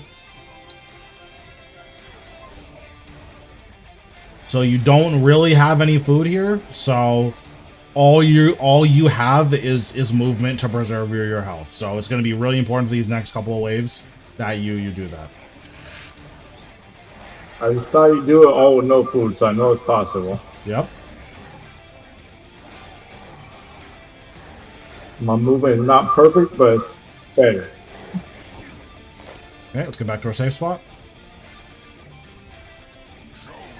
Play made or range? Range. Oh, actually. Am I alive? How am I alive? You're still alive. Oh, yeah. So all of the waves are grouped together. So all the melee waves are together, all the ranged waves are together, all the magic waves are together.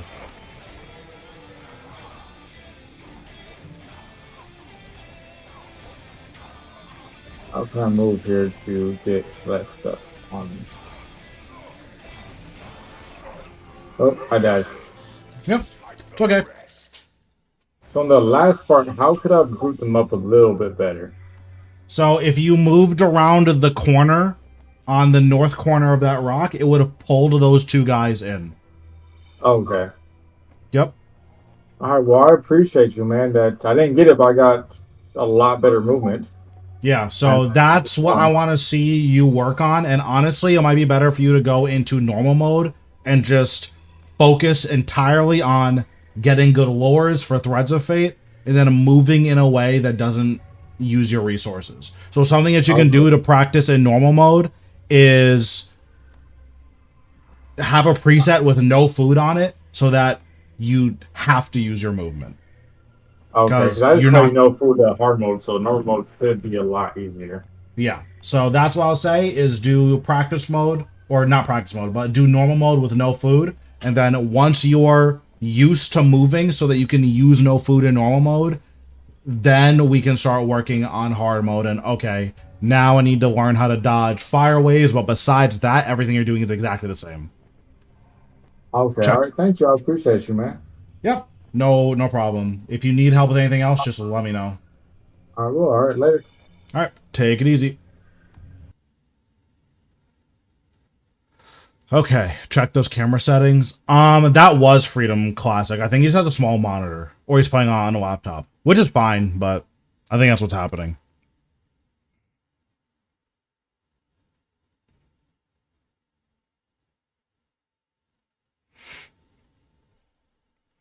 Okay, so let me do this so I can log into my account.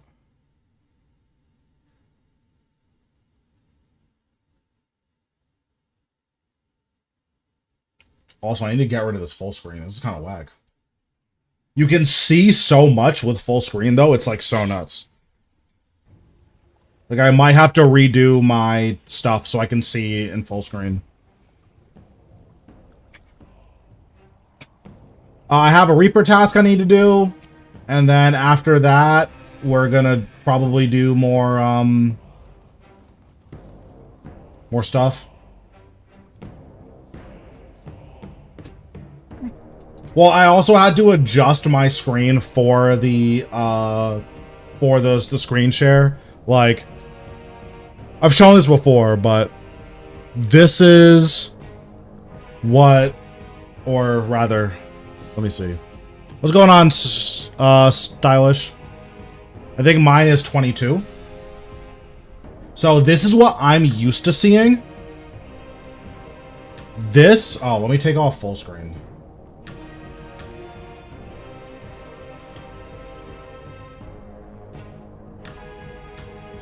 So this is what I'm used to seeing.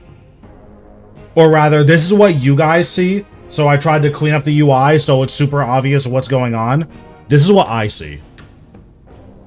So there's a ton of stuff off screen that you guys can't see for visibility.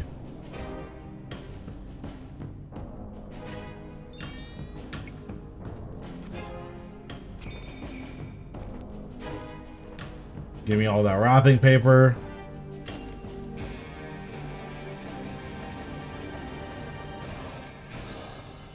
I don't know what that means, but that sounds expensive.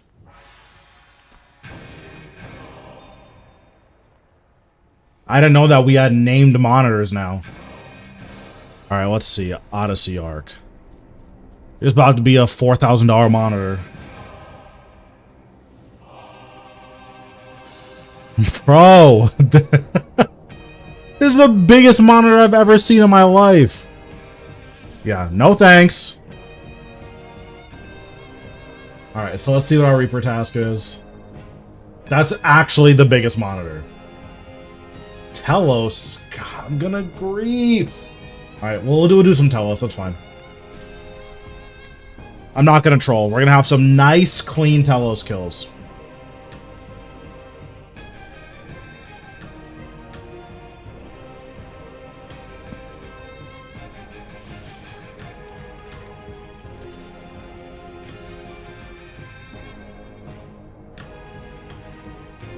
No, I've been making mine.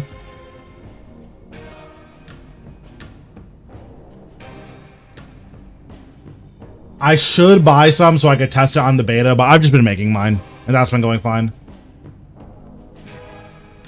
I've made 3 pieces. I need the last 2.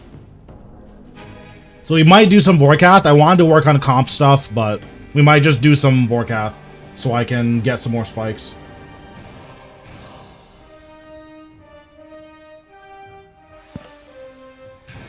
Okay.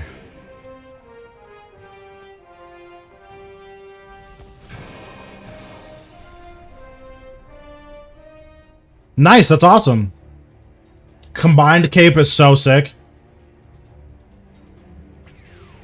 Dude, my visibility feels so bad now. I'm like, bro, I can't see anything. Oh, man. If I lock my zoom, does it stop the game from zooming in?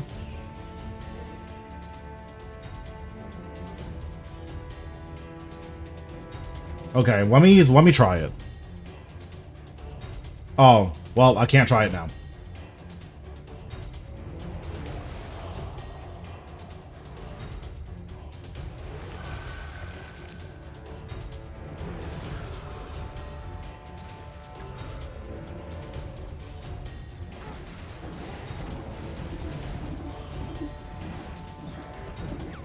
Yeah, I definitely need to do that.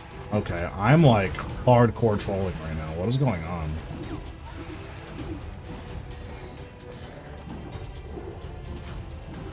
That's good. Don't you love when you go to Resonance and then Telos misses? That makes me laugh and makes me smile.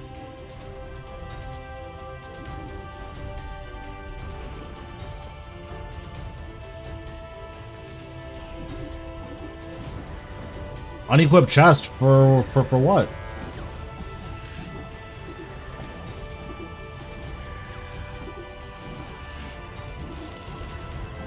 Oh, the issue was dodge chance. Like it wasn't even that Telos missed. Like I just dodged it.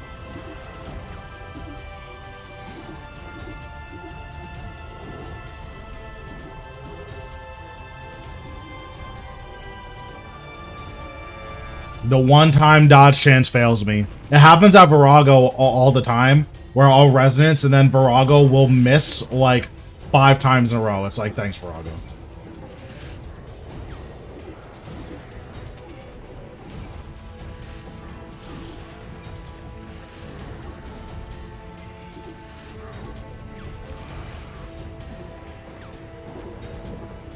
Dude, I love Verago. Verago's my favorite boss. Nice, that's awesome. I got pet. I'm missing like one of the ornamental kits.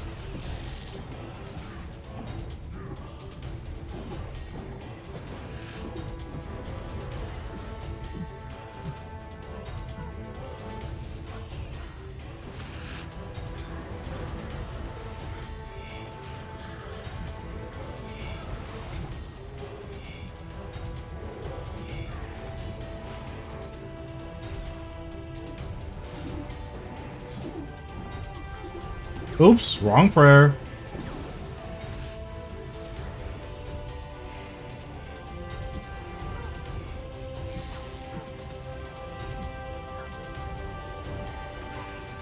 Oh, actually, I can blood siphon for some health, right? Yeah, that's sick.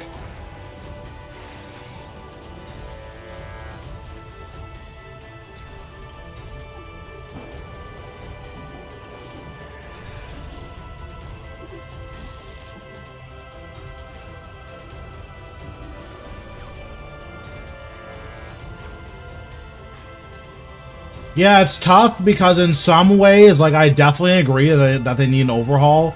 But on the other side of it, it's like, do they really? Like, you can kill, what? Like 90 KBD an hour without looking at your monitor? It's probably fine. It just sucks for, like, pet grinders.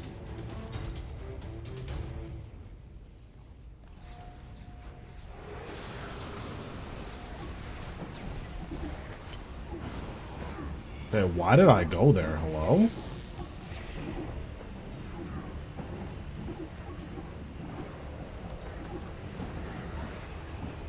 Oh, I did not mean to barricade so early. Wow. This kill is going to be scuffed.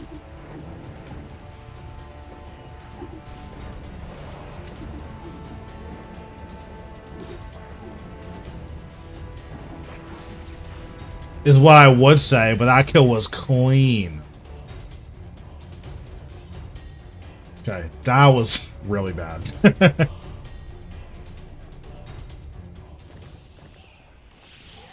Okay, listen, first kill of the day. I'm allowed to play bad. It's fine.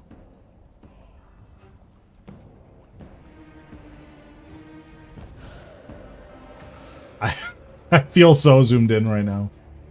Oh, man.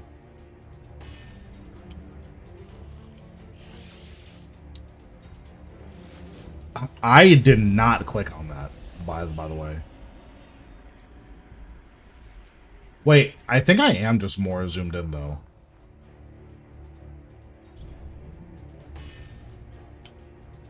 Okay, so let me unlock my zoom. Can I zoom out? I can, so this doesn't stop the camera from zooming in. That's really annoying. They need to fix that. I thought if I locked the zoom, it would stop him from zooming me in.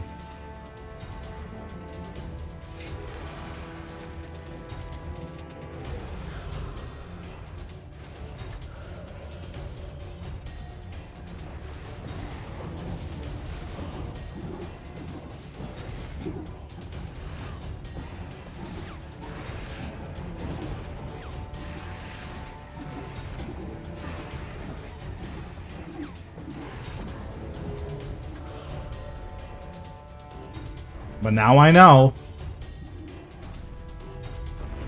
I'll always have to zoom in.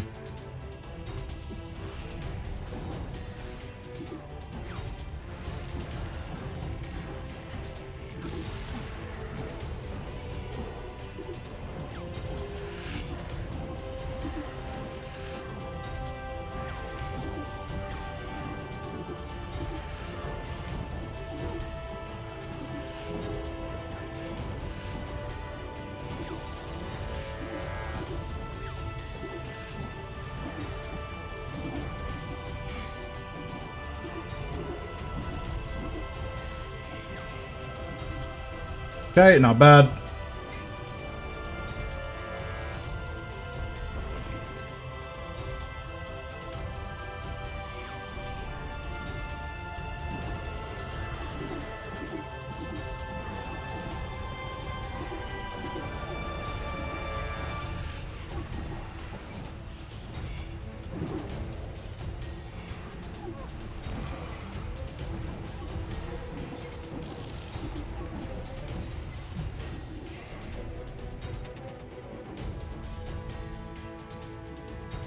One of the conjures stuns, and I don't know why it stuns, and none of them have a tooltip that say that they stun. But one of the conjures stuns.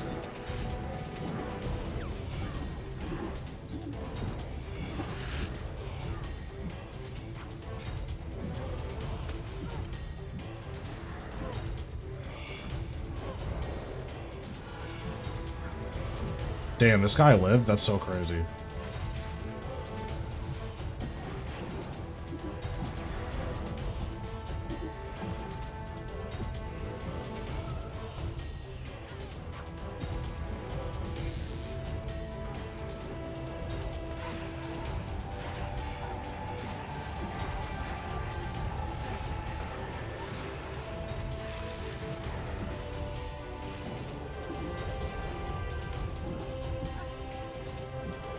Nice, we skipped so much power. That's really good.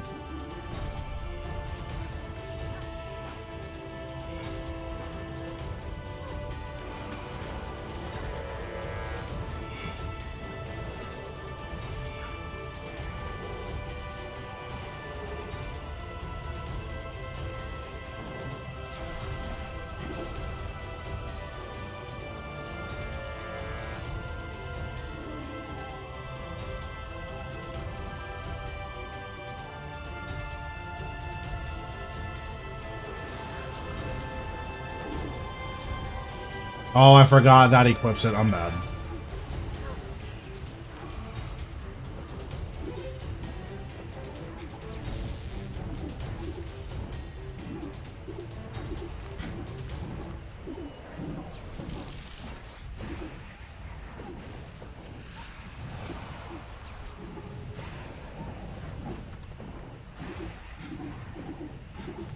What is this, red beam?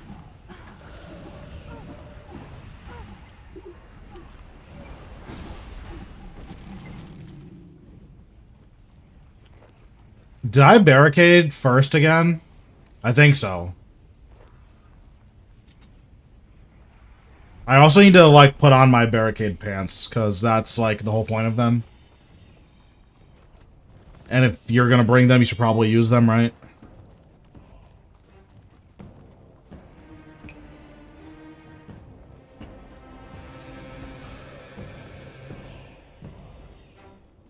No, I don't even bother with it. If my Scripture of Jazz procs, then sometimes what I'll do is, like, if I wasn't planning on using my tier 90, I'll, like, use my tier 90, or I'll start an Omniguard rotation, or, I'll start it a little bit earlier if I see it proc, but honestly, I don't even think about it. I don't know if that's correct or incorrect, but yeah, I just don't even think about it.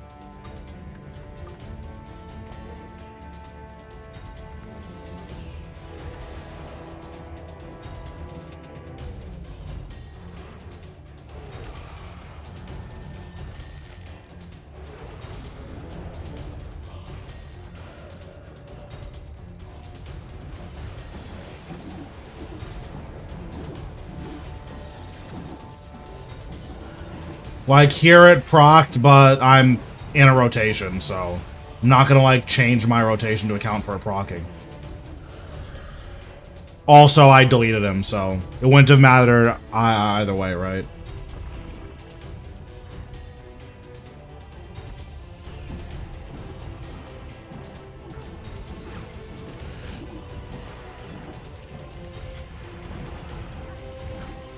Okay, can we stop deleting me? Thank you.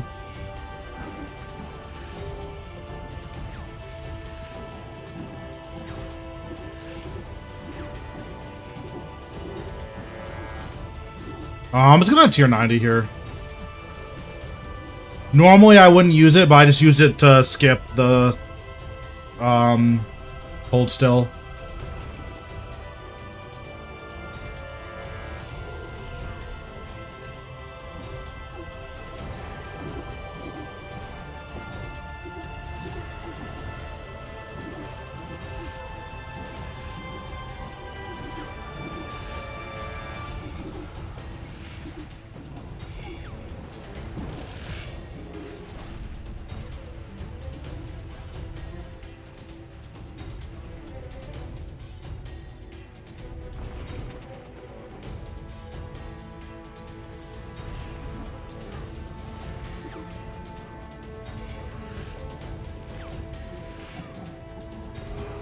I might get a hold still here. No, it's Anima. Okay.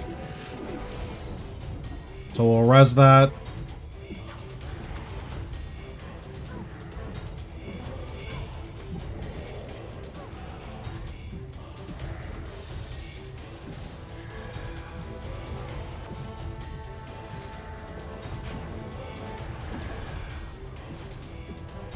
We cast Finger of Death as the bar is filling up. Just makes life a little bit easier.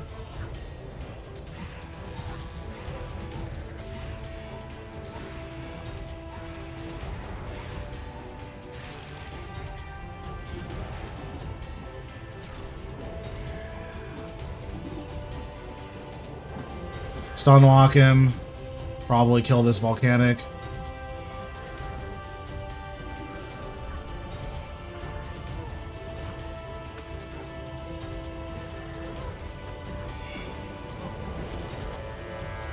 I mean, listen, I get it. Zuk is really scary. And generally speaking, Zuk rewards a different skill set than most other bosses do. So, like, it totally lines up that wanting to do Zuk is, like, something that a lot of people usually put off.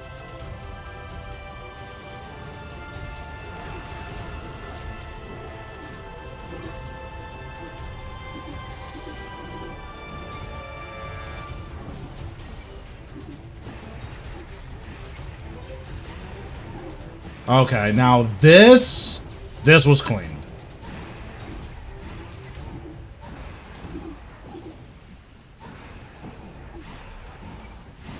Like, I actually played that perfectly. And I got nothing for it. That's good.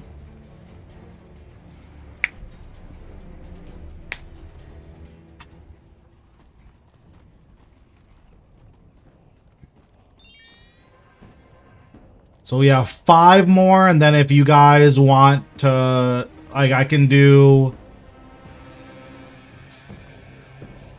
what's it called? More Vorkath.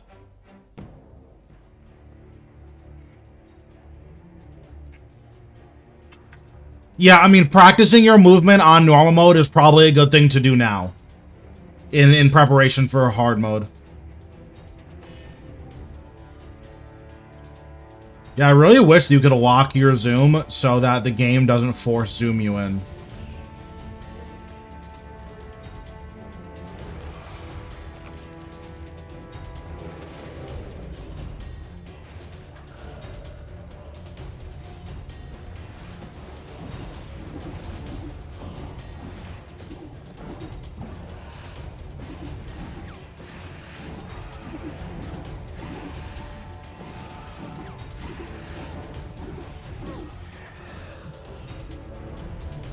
I definitely did not have to tank that.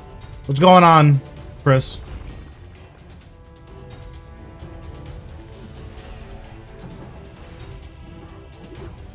Man, that resonance was so bad.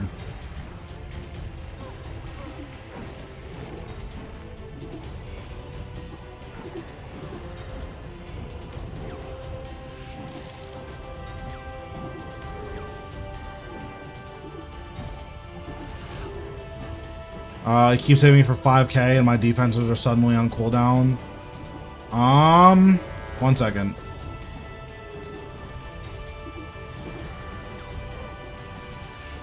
I need to get me a heal. Wait, what did I do? Okay, well, I don't know what I just did, but it's fine. Oh, wait, he stuns you multiple times. I didn't know that. I only thought he stunned you once there. I see. I'm learning.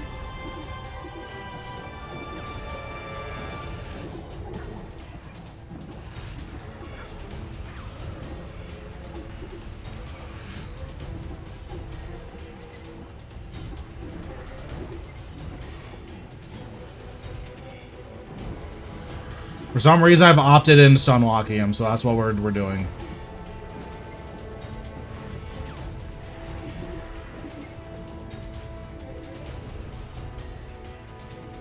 Can you explain P4? I take it slow, stay in the safe zone. It keeps hitting me for like 5k.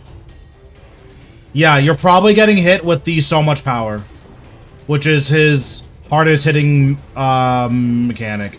There's a couple of ways you can deal with it. You can stun him out of it, or you can use your defensives to tank it. The issue is he usually launches it with an auto attack, so using your defensive to tank it is actually relatively difficult.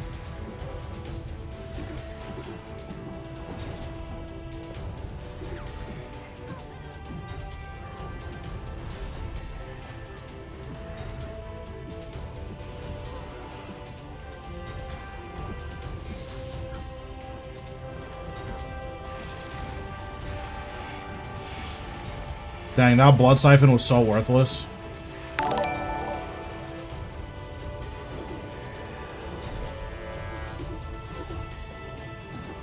Thanks for the sub, I appreciate it. I do not know how to pronounce your name. I like glanced over at it, so I will properly thank you once I'm done with this.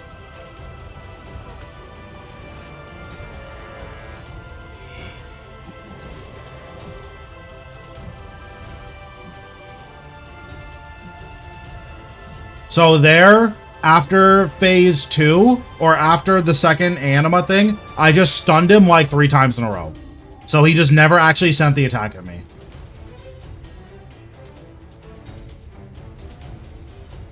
If I get volcanics, I'm gonna try killing them.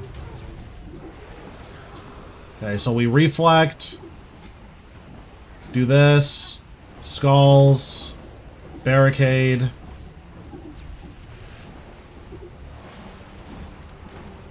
I'm too clean. I don't know what else to say.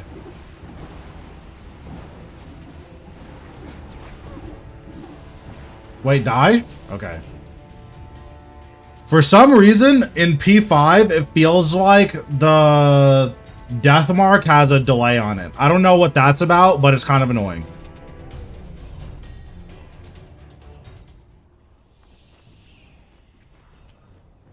I also probably just should have put Protect Melee on, but I already didn't do that, so.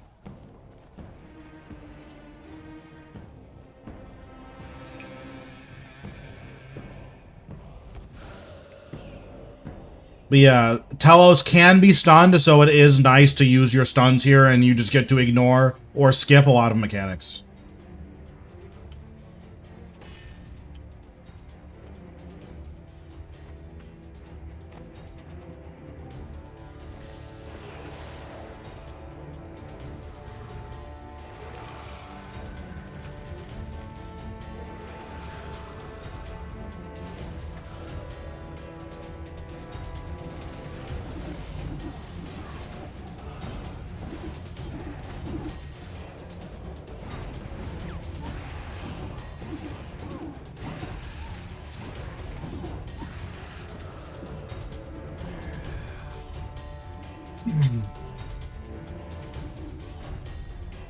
Oh, Czar Penance. I see. Reading is hard. They don't teach us how to read.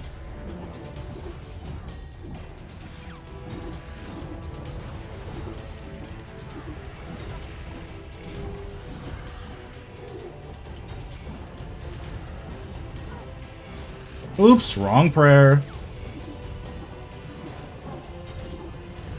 The only one that's available to you is Death Guard. That's the only Necro, that's the only Necro special attack.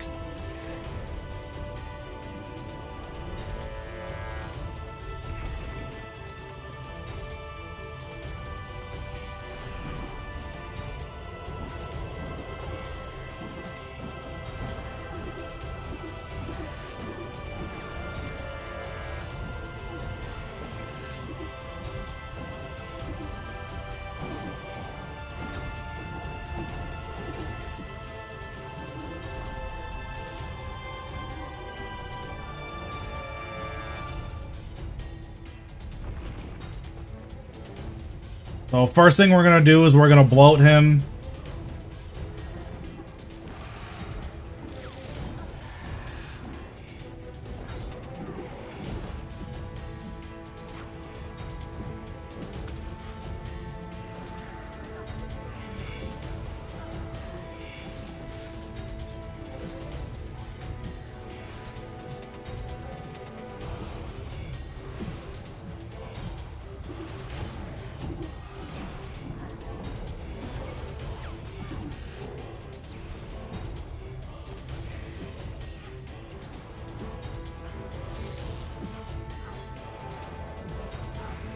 So you can go into the beam.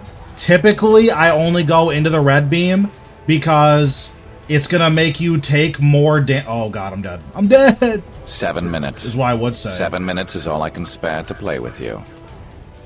So you go into the red beam because you take and receive more damage. But if Telos takes and receives it, he starts like doing massive typeless damage to you. So if someone has to stand in the red beam either way, it just makes more sense for you to do it. If that makes sense. The other beams you don't have to stand in.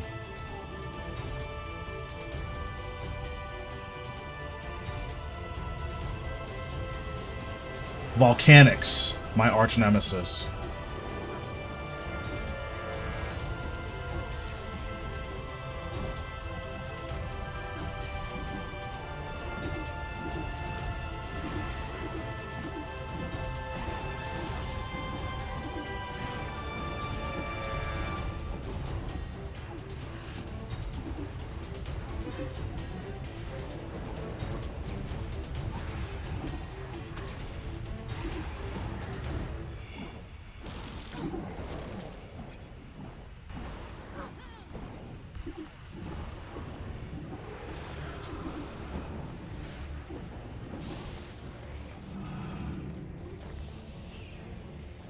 Trying to grind the Enrage I'm starting this week.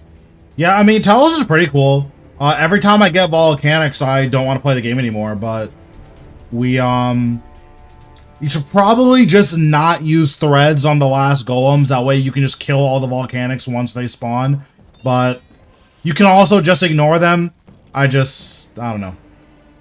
I'm not great at high enrage Telos. I'm like fine at it. And I'm not even technically at high enrage yet. It's not actually high enrage until you're at like 1,000.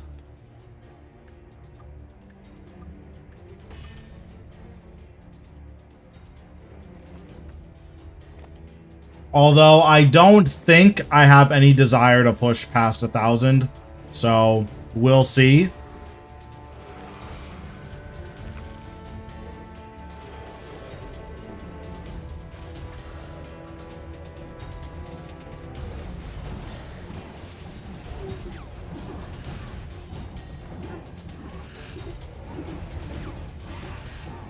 Like, I'm pretty sure farming 999% is, like, totally fine. But I'll have to see what the drop rate looks like at that enrage.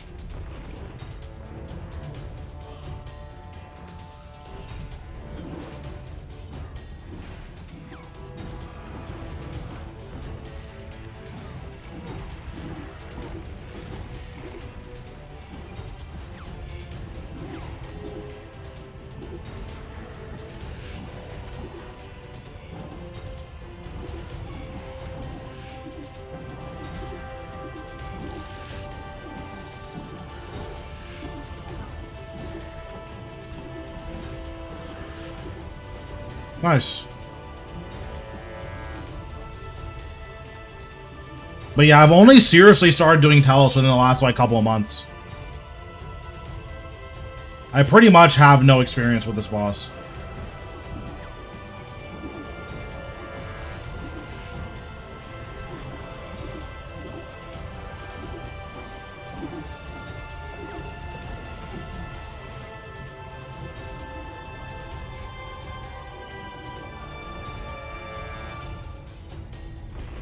So I'm gonna try not using threads on the last golems. I think I'll just use scythe or something.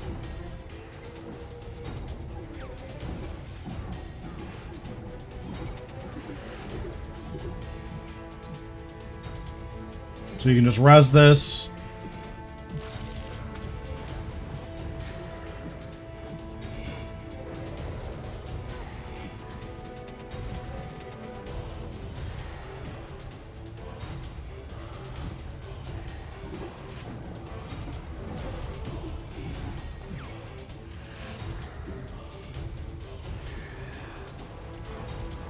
So I use Reflect here, Skulls, and then Blood Siphon.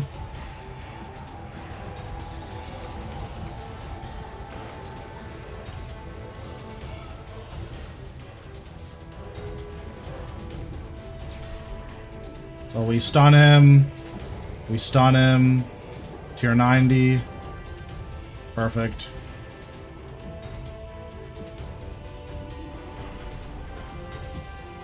So what if I just use Scythe here?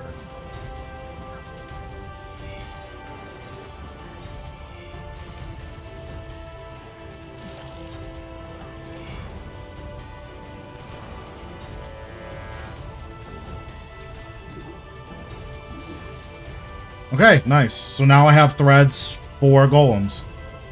Okay, cool. I like that rotation a bit better, I think.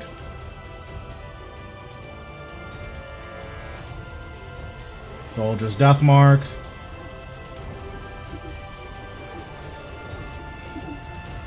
We'll Reflect. Natural Instinct. Skulls. Barricade. Split Soul.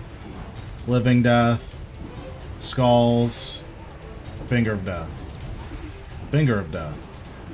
Finger of Death. Finger of Death.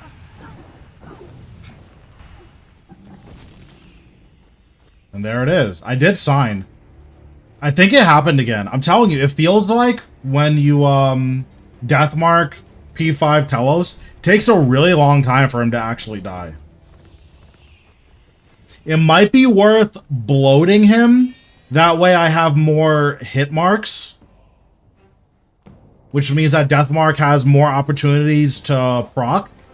That could be worth it.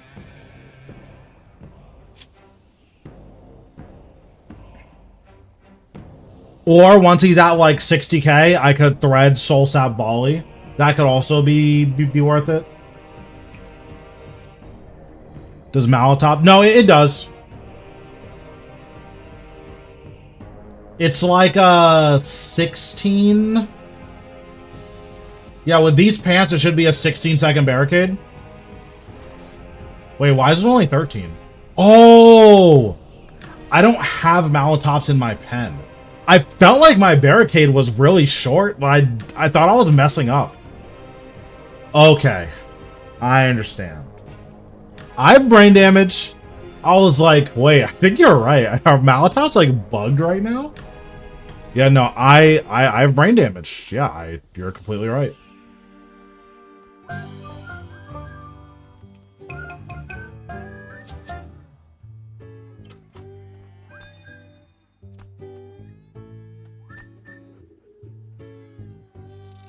Yeah, nope. Yeah, that was a certified case of the brain damage. Yeah, I was so confused. I'm like, dude, my Malotops are really dropping the ball here.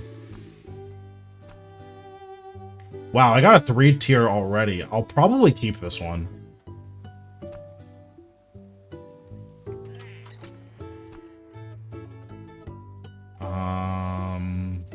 Yeah, we'll take this one.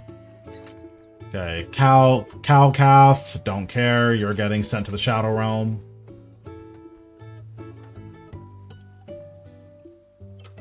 Okay, we're removing all of these eggs. Nope, not you. So I got a shiny chicken already, but I never got the, I'm missing, like, the Bandosian one. Or the, Umling one. I don't know if you need anything special to get that one, but I got the shiny already, which is nice.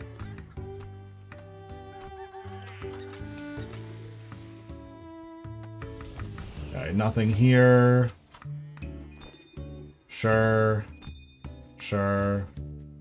Remove.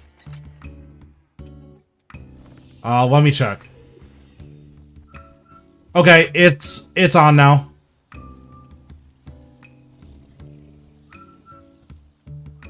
Bro, you know I had to do it to him.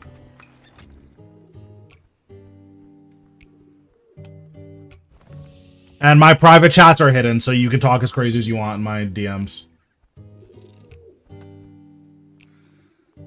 No, it should be on. Yeah, my private chat, it's set to on. Let me see. Isn't your name just Groudon?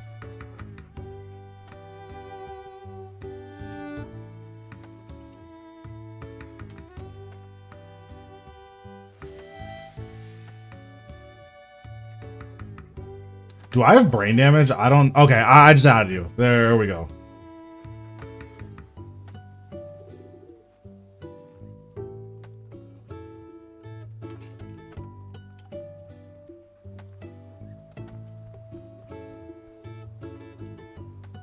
Bro, I added you. You're all set. Here, look. I'll get a message you. Hi, King. Oh, let me plant this money tree seed. Unless that's not you and I just added some random guy.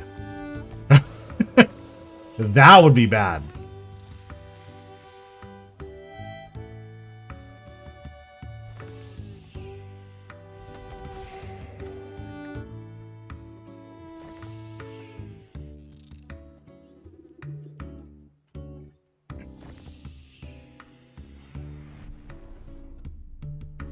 Okay, let's put our Malatops in, and then we'll get to have fun. Dude, I was really like, I don't understand what's going on. Okay, so my Judinkos are still whack. That's good. Okay, so you guys, you're all coming out of here.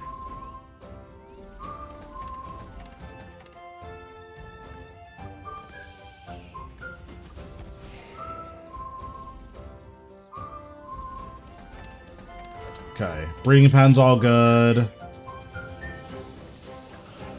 7 minutes. 7 minutes is all I can spare to play with you. Thanks, Boy. Appreciate the follow.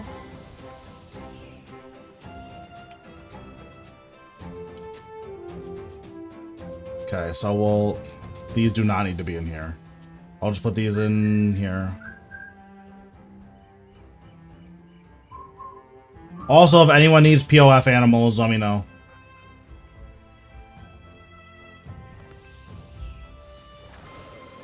I have a bunch that I don't need. Because I got banned from the POF Discord. Smile.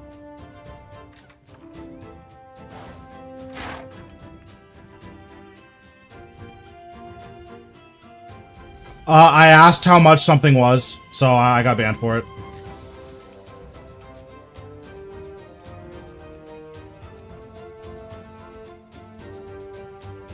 Dude, Aurora Dye Pricels are nuts.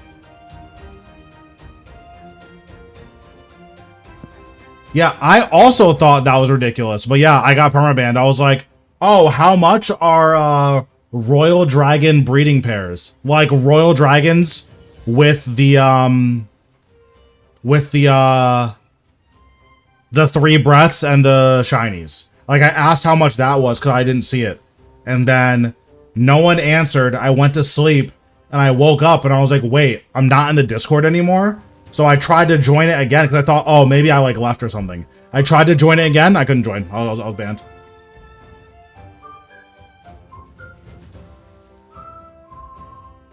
Okay. So now we'll make sure, do we have long barricade? Okay, 16 seconds of barricade. Okay. Now Telos is going to be the easiest boss of all time. There's just no denying.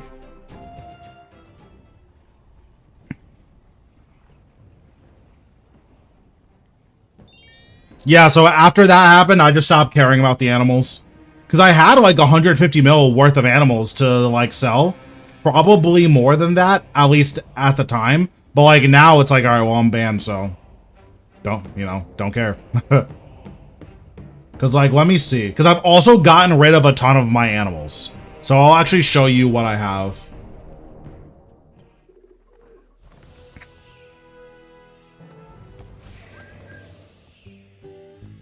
I have, what is this? 8, I have 4 Joyful Immune Radiant Zygomites. I have 4... I have 6 sets of SGR, or 3 trait Malatops. These are, I don't know why these Spirit Yaks are in here. I'm super confused. I have Shiny, Triple Genetic Instability, Chinchampas. I have 3 pairs, or I have 2 pairs. I have 1 breeding pair, 2 breeding pair, 3 breeding pairs of Royal Dragon, of Black Dragons, and then I have a pair of shiny Royal Dragon breeding pairs with instability and triple breath. Like, these are so sick, and they took me like a year and a half to get. Can't sell them now. So guess what? Don't care. Now I'm just giving all of them away because I can't do anything with them. So I could sit in World 2 and like selling dragons for GP. I could do that, but I'm good on that. Sounds like the least fun use of my time.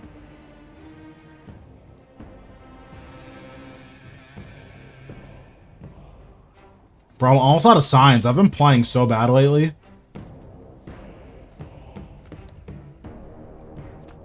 I gotta stop playing serious, because at some point I'm gonna like not be able to sign anymore.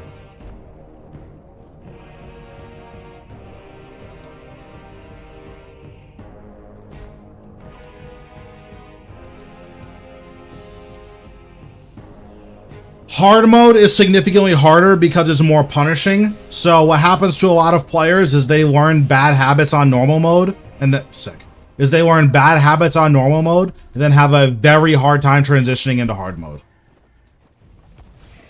So if you have good fundamentals, you're not going to notice a massive difference. But if you have bad fundamentals, hard mode's going to feel pretty impossible.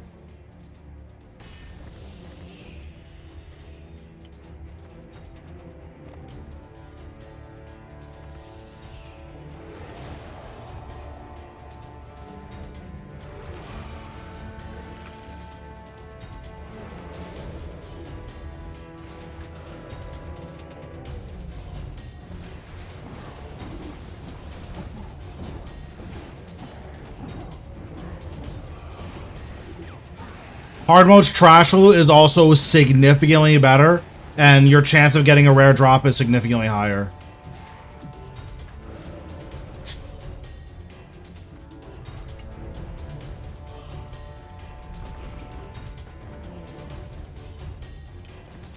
Yeah, Ambassador's like not too hard. The issue is that Ambassador doesn't really punish you for making like really bad mistakes. The only thing you need to worry about with the Ambassador is making sure you're not like, what's it called? You're not tanking the magic hit. As long as you don't tank the magic hit, you'll be fine.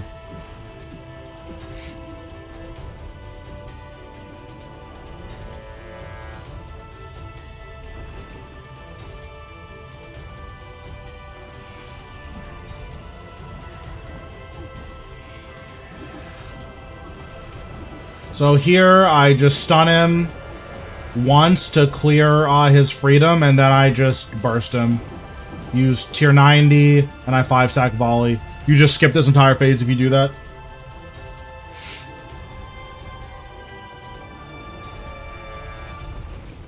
So now here, I summon my guys. Bloat.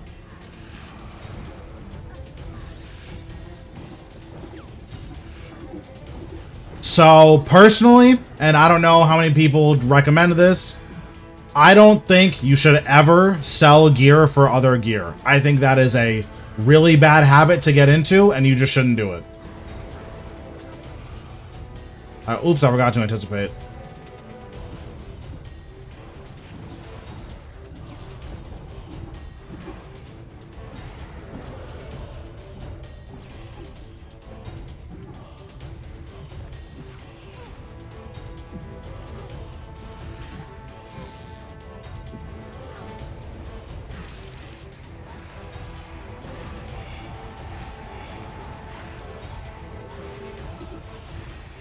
My disruption shield's on cooldown, which is really bad.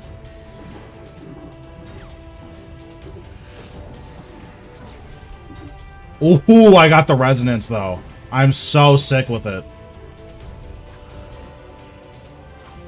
I'm actually a machine. Like, what? That resonance was godlike. I don't want to hear it.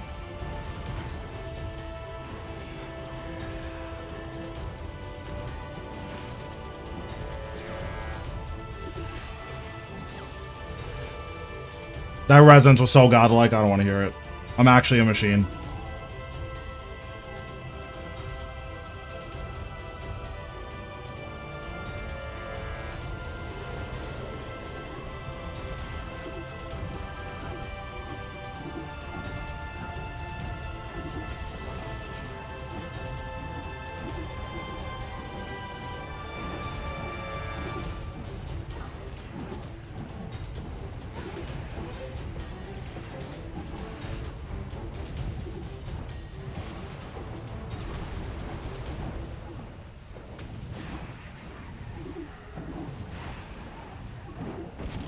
Oh yeah, there's like a no risk of dying with barricade pants. Okay.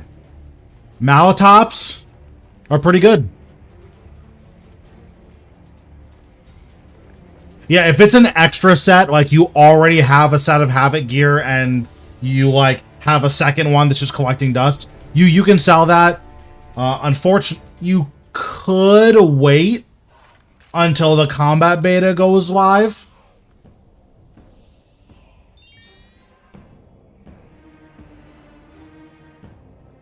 Shields need to be, like, disgustingly broken in the future in order for them to be of any use. And I think they are.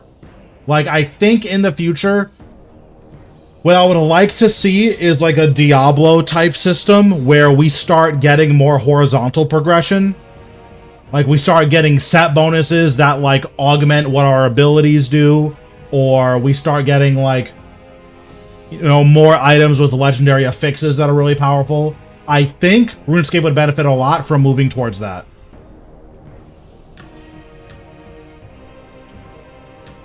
Oh wait, I didn't sign. I don't have to refresh it.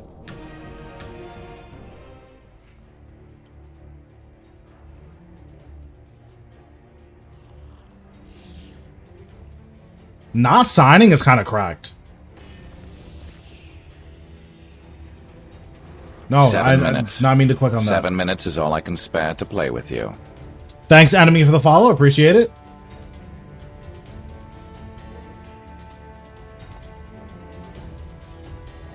Because, like, right now, progression in RuneScape, like, feels really bad because you're not, like, there's no choice in the matter. It's just, you work towards the broken thing, and then that's what you do. You do the broken thing. And everything that's not the broken thing is completely worthless, and there's no reason to use it.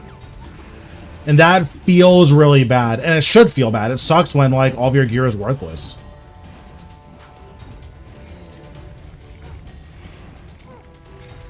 Wait, I'm not doing any damage. Well, what's going on?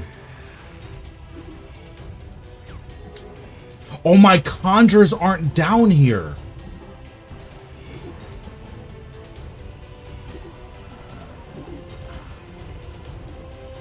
I did not know my conjures weren't down here. Alright, well, this kill is scuffed.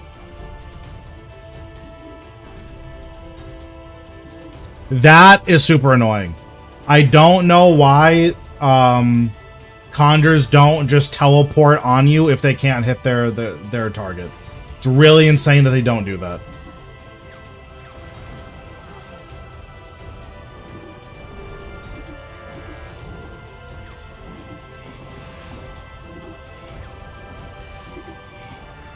Like, this kill is already so much harder than it has to be.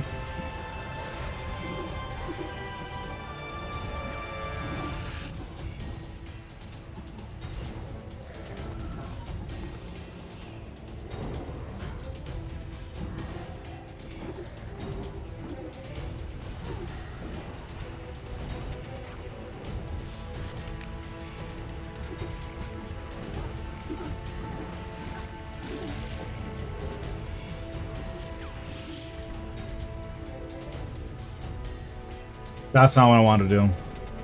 Well, I'm 100% dying here. There's just no debate.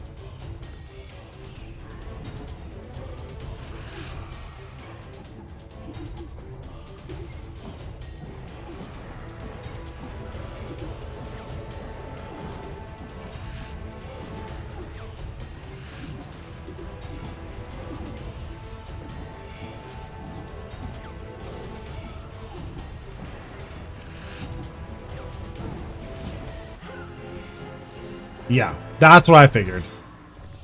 Yeah, I got thrown off by the beginning, and then it was just treachery after that.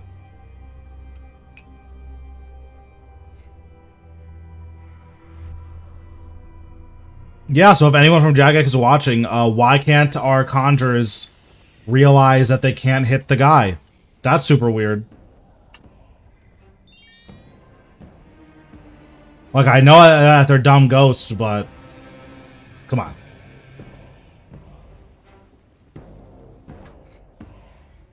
Claim loot, give me my 50k. Oh, 1.7 mil, that's not bad.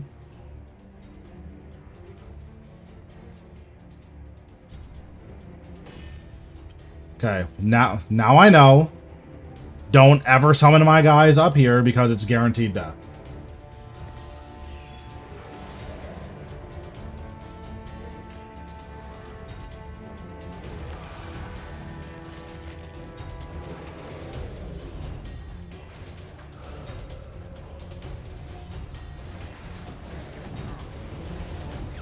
How important is it?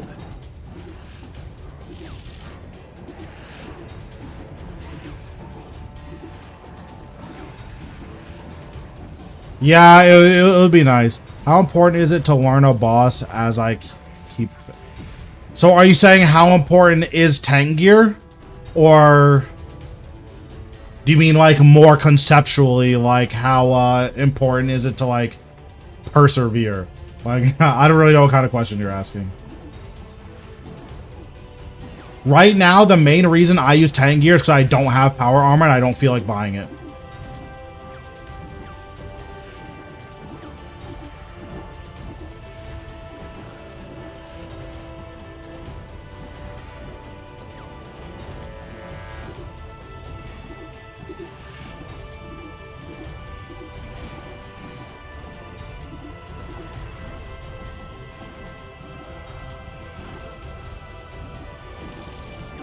Yeah, because I have a full tier 95, there's basically no reason for me to use or for me to own tier 90 gear, so I just don't own it.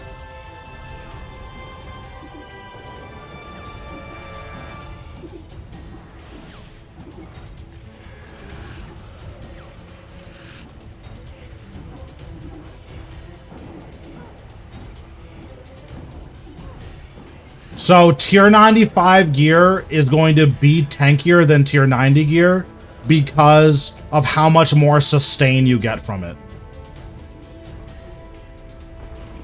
But generally speaking, if like your goal is to learn, you want to learn good habits, and if you have tier 95 gear, you need to learn how to survive in your tier 95 gear instead of using a tier 90 gear as a sort of crutch.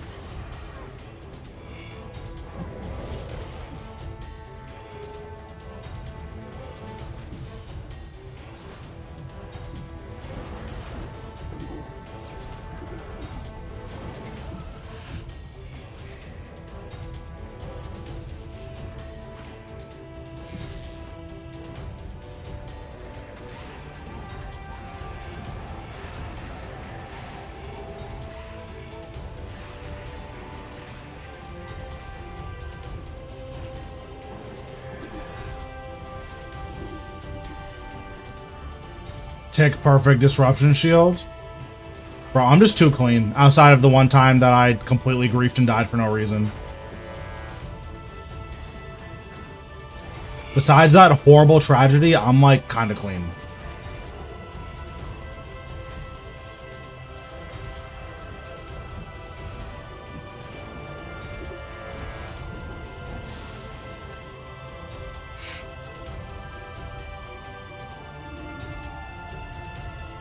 But yeah, after this, we'll go over a Carapac kill, and I'll show you how I deal with it.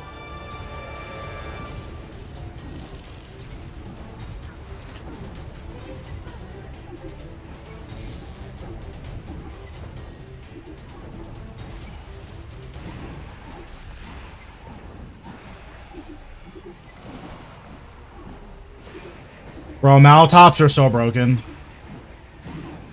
Like, look at me go. I still have 3 seconds left on my barricade. Yeah, Malatops are OP. That's all there is to it.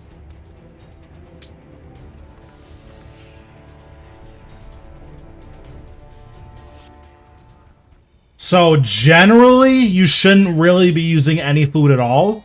So, something else is going wrong. So, let me pull out my Carapac setup. So you have tier 95 gear, so I'm gonna do Carapac with tier 95 gear.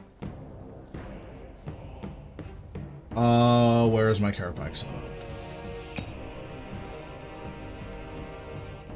Yeah, you should not be eating that much food at all. So one thing, you want to use a Blood Reaver at Carapac. You're not really using it for the healing. The healing's nice, but that's not really the point. The point is that Carapac is poisonable, meaning that your Blood Reaver will get to do a lot more damage combined with your Cinderbanes.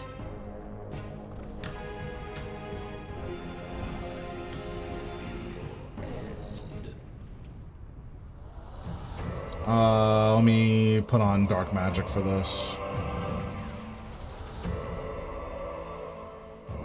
So summon a Blood Reaver. I set its auto fire rate really low. It's at like 7. You don't need a crazy high auto fire rate. The book you use doesn't really matter.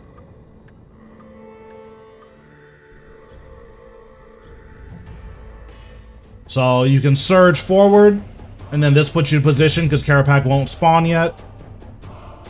So we'll pot up. So for my setup, I use Split Soul in the beginning of the fight. I'm not going to use it here, just so that you have like a better idea of what's going on. You can, I just don't have them on the preset. But here, I summon all my guys, life transfer, use that, and then I'll death mark, and then I'll open with my tier 95 spec. So when he does this rift here, he's gonna raise his staff and set Altera right through you. You walk under him, it's gonna save you a lot of damage. Because if you do that, the rift just doesn't spawn. And here, I'm just soul splitting. I'm not even soul split flicking or anything crazy. I'm just soul splitting. Between his relatively low accuracy and how much you're healing, you're just good. So here, I just walk away from him. I don't bother surging because you lose damage when you surge.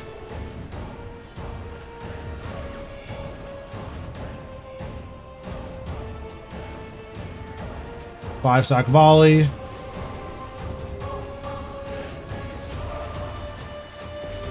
And then we just keep hitting him. Should be able to get him down to 50k before the next auto attack.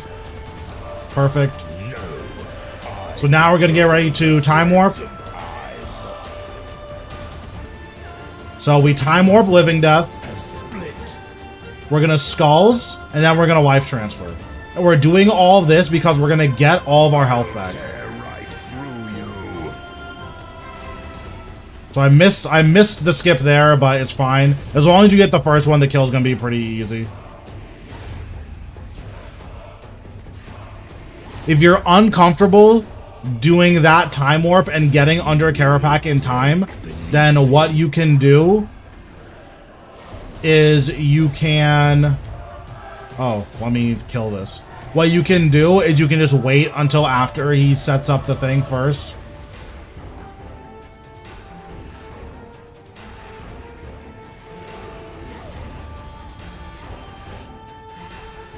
Well, yeah, we still haven't eaten. We're just relying on our Blood Reaver and our Soul Split and our Vengeful Ghost. So here we're going to Time Warp again. It'll give us a lot more time this time around. So we life transfer because we're going to get all of the health back. We'll 5-stack volley. We'll Finger of Death. Normally you would walk under him, but because I mess up the rift, it doesn't matter. Blood Reaver is the highest damage familiar against poisonable bosses. I'm not going to say it's a mandatory because you don't have to if you don't want to.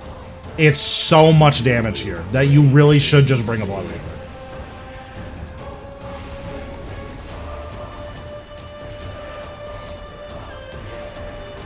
And we're going to put on Protect Melee every time he lands and just walk away from him.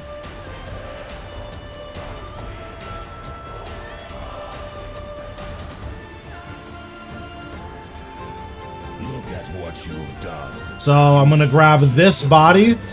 I'm going to Time Warp. I'm going to grab this body. I'm going to grab this body. And we're going to Power Burst. Then we're going to go back to our original body. So now this body has like 15,000 health. And now we're just going to worry on getting these guys low. We're not trying to kill these guys here. We just want to get them all to like 20k.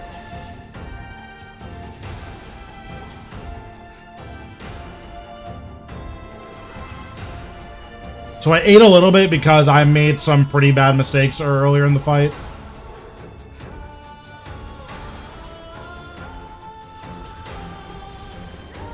So we're going to get this guy to like 20k. So now we're going to Time Warp and then Devotion. And then we're going to dive away here.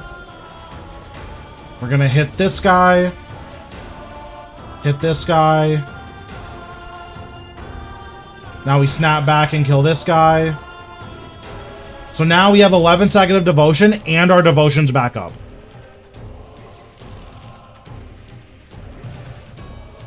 So now we're just gonna hit him now. We're gonna use our Devotion here. You can Soul Split flick here if you're comfortable, but you don't have to.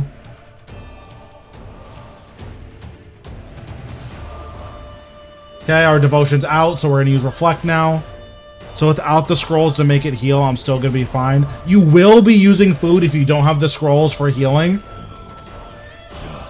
But the point of the Blood Reaver here is damage. The point isn't the healing. The healing is an added bonus.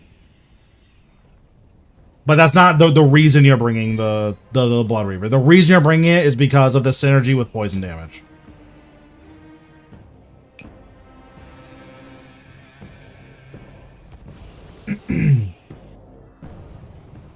But yeah, we'll just do another kill. So once you're comfortable, you can start adding in like split soul and stuff. So like I'm gonna split soul this fight. No, always you. Why can't you just let it be, World Guardian? I'll tear right through you. So we walk under him so the rift doesn't spawn.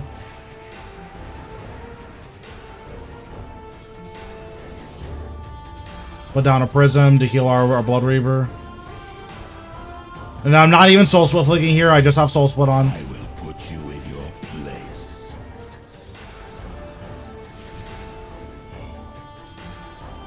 Yeah, I mean, panicking is what kills most players in this game.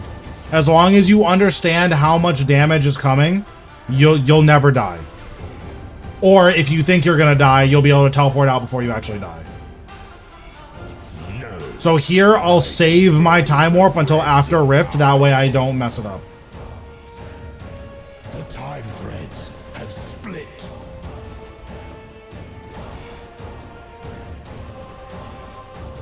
I'll tear right. So here, we walk under him. We'll Skulls.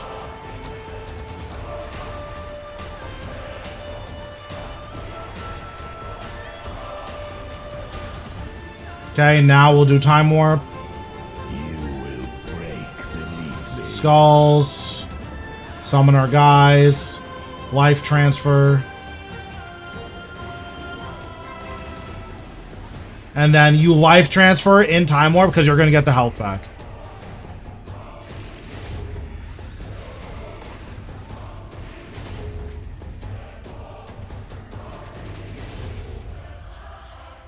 And you guys can't see my Time Warp, but even doing it a little bit later than I normally do, my Time Warp is coming off cooldown in like 10 seconds.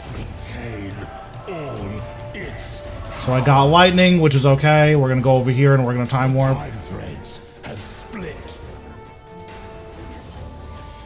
We're going to surge over here. I'll tear right through you.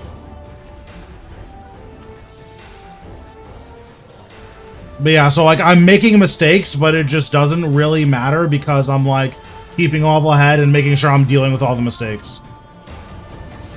I just Vampirism instead of Dark Magic to get a bit more healing. Personally, I think Vampirism's whack, but it's up to you. If you like Vampirism, then that's fine. Vampirism feels really bad with Necromancy because you have like really big hits. You don't have a ton of multi-hitting moves. And Vampirism is a lot better with like the multi-hitting moves.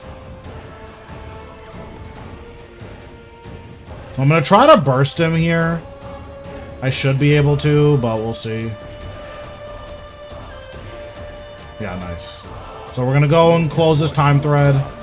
You fractured the threads of time. So we grab this body, Time Warp, grab this body and Power Burst, then go back to our original body. And we got to Living Death inside of our Time Warp, which is really good. So this is like pretty advanced, but we're going to drag the skulls over to this guy.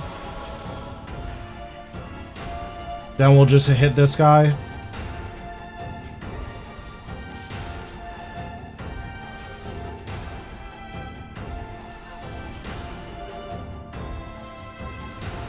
So here I'm just going to wait for my special action button. Okay, my special action button's up. I'm going to walk here. I'm going to Time Warp. Devotion. We'll kill this guy. We'll kill this guy.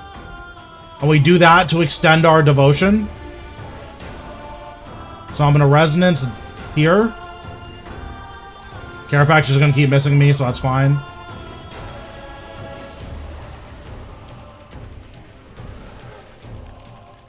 So now we'll Devotion again. Then we'll use our tier 95.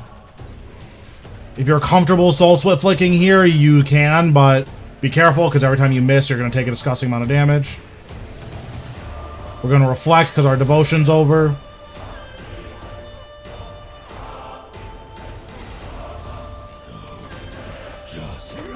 And yeah, use a little bit of food, but generally speaking, you don't have to eat unless you mess up lightning walls or if you just tank too much of like the Rift magic attack. Because the Rift magic attack will do a lot of damage to you.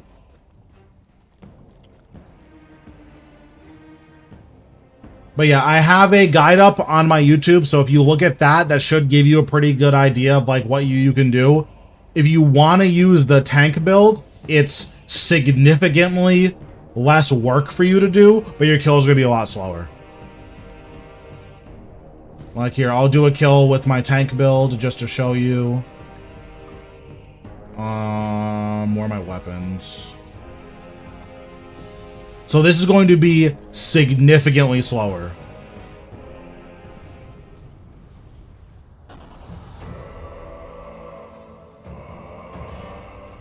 So Death Swiftness is actually the same size. It's just visually it's bigger to represent how big it actually is. But Death Swiftness has always been that big.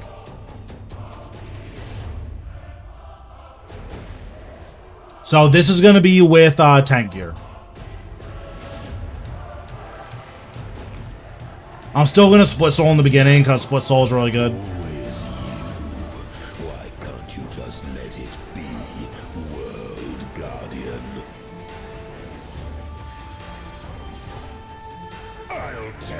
right through you. Okay, we walk under him. And then on my tank chest, I have Devoted 4, Enhanced Devoted 4. So it's gonna make tanking the slams way, way, way simpler. You will break beneath me. So here, I'm just gonna put on Protect Melee and just tank this.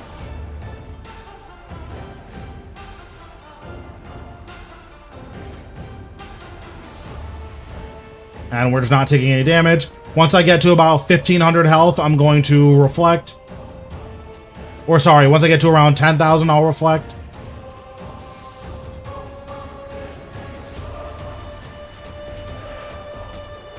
And then my reflect is almost over, so I'm going to walk out now.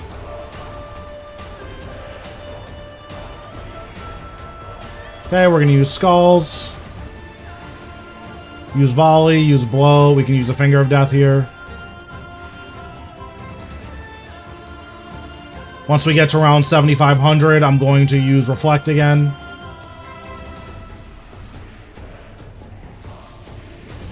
But like our reflect, our devoted procs just keep happening. So instead of like worrying about our movement, we can just chill and just hit the boss.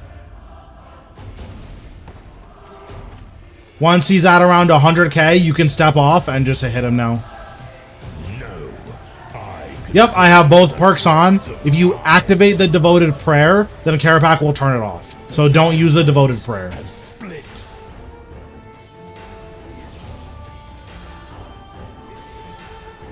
I'll tear right through So I'm gonna walk under him. Now I'm gonna do skulls into a Living Death rotation. And then right before I Living Death, I'm gonna Time Warp.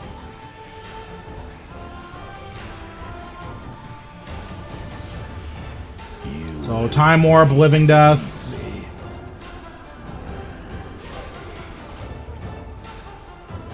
Life transfer here. Oh wait, I don't have any of my guys. Okay, we're not gonna life transfer.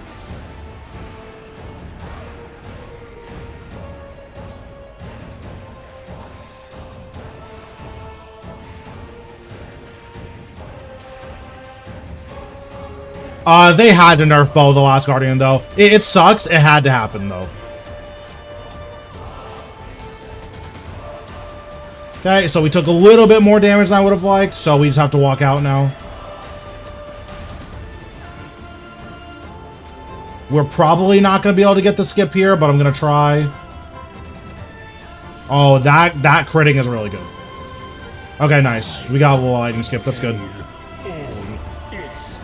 Dude, you know, you don't understand. They had to nerf Bow the Last Guardian. Like, when I say Bow the Last Guardian was broken with on the combat beta, it was the strongest thing that's ever existed in the game, period.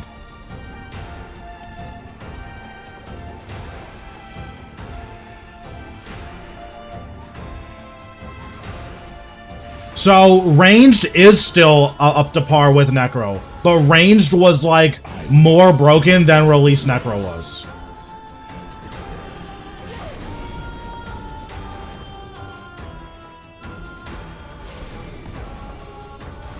In terms of damage, it absolutely was.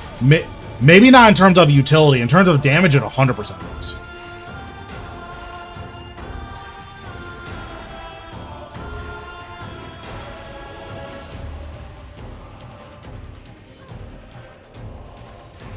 We're going to use Reflect here.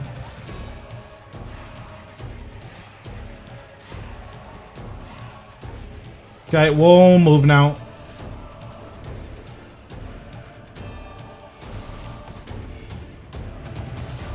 I think Necro's fine in its current state. Necro needs bug fixes more than anything.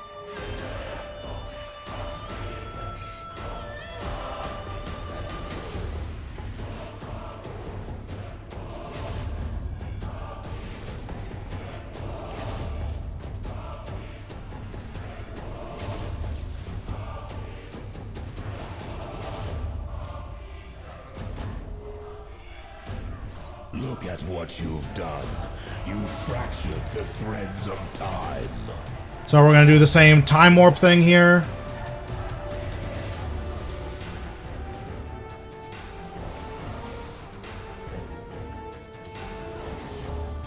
So, like, kind of. The issue is that Necromancy isn't stronger because it's a 120 skill. It's stronger because it's operating on a system that just makes more sense. Oh, I forgot about my Blood Reaper. Oops. Finger of Death, this guy.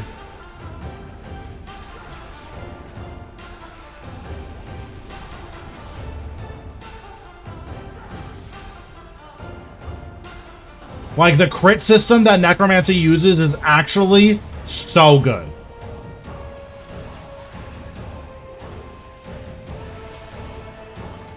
Okay, so now we're gonna get ready for a Time Warp again.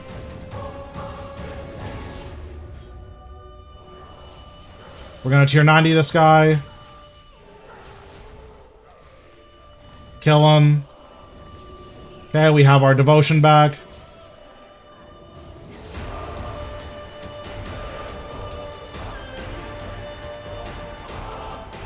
Yeah, I mean, so, like, Skulls is really good, for sure. I'm not going to deny how good Skulls is, because it is really good.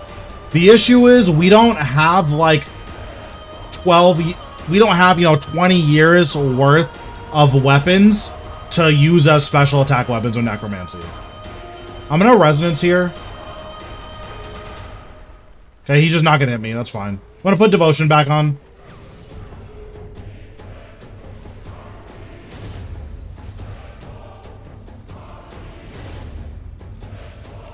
I mean, it's really good. It's not the strongest thing to ever exist in the game ever.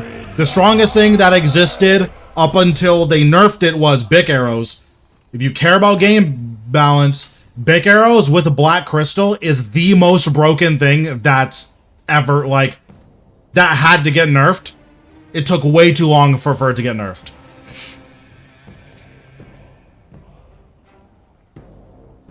I mean, hitting all of the minions is fine, though. We did that with Chins. Like, didn't we Chin send the minions and it was, like, even stronger?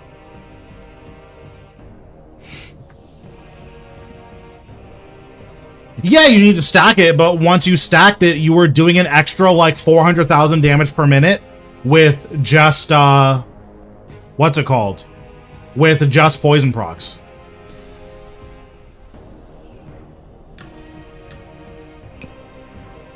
Okay, I need to sell all of this. I don't want any of this.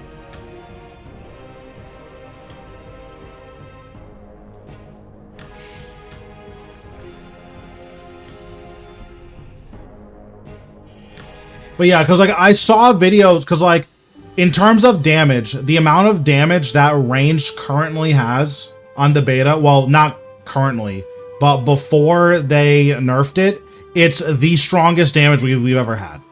Like, that's just what it was. So it makes sense that they nerfed Bow of the Last Guardian. It sucks, but it makes sense. Because I think on the beta, the world record for Raksha, I know someone who got a 102. I wouldn't be surprised if you could do it faster than that. And that's not, and like, that's faster than Necromancy was before they nerfed anything. Like, before they nerfed Skulls and before they nerfed Haunt, what's it called? Necro was getting like 128.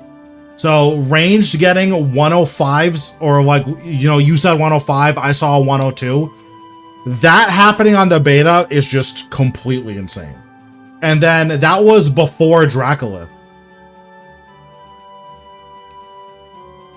I would just use it. But that was before Dracolith came out. Because the thing about Dracolith is that this crit chance is additive. And I think you can get around, what, 45% crit chance on the beta right now? Because, well, let me see. You can get 20% from Biting and Grimoire. So you have 20% from this. You get another 6% from Calg, so it's 26. You get 4% here, so that's 30.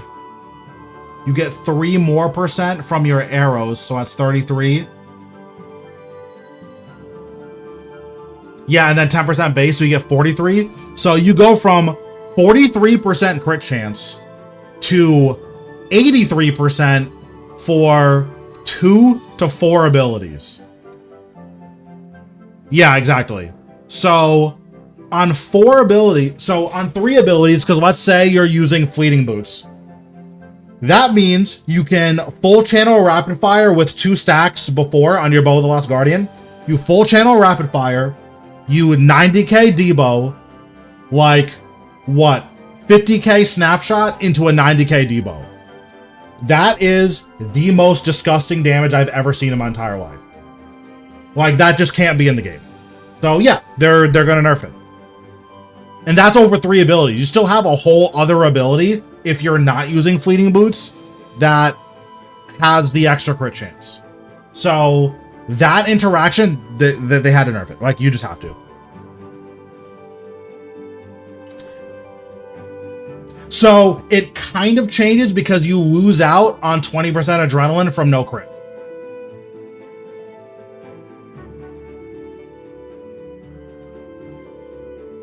Like, it feels bad for people who, like, aren't very good with their ranged rotations. But if you are good with your range rotations, it's so much damage. And, like, them nerfing Bow of the Last Guardian brings ranged more in line. Because if you, like, in terms of numbers, range was doing about 30% more damage than necromancy was. And that was necromancy at its peak. That's not necromancy now. So pre-nerfs on Skulls and Haunt, it was doing 30% more damage than that. So that probably had to happen. What do I want to do? I guess we can just keep doing Carapax since we're here.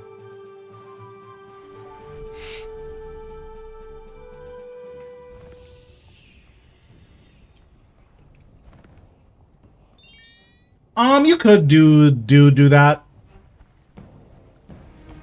Yeah, like, I think it had to get nerfed. Like, maybe the way that it did get nerfed is too much, but I think it has to get nerfed. Like, I don't think we disagree that it had to get nerfed.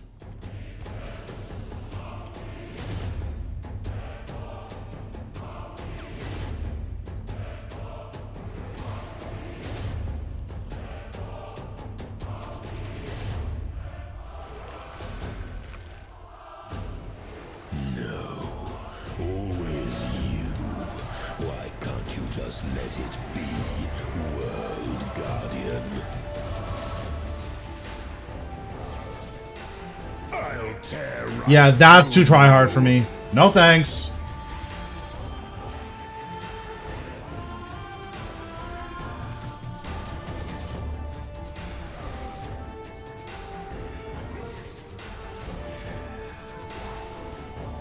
I will put you in your place.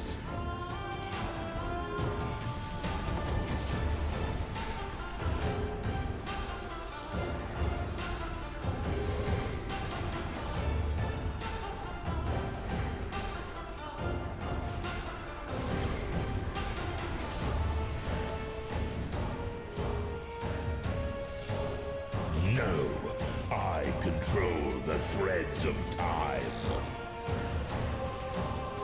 The time threads have split.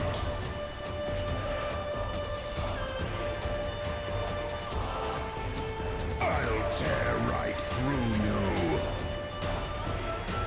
Dang, I really moved late? That's so cringe. I did not think I moved late there, but I guess I did. Where are my bone bombs? Thank you. You will break beneath me.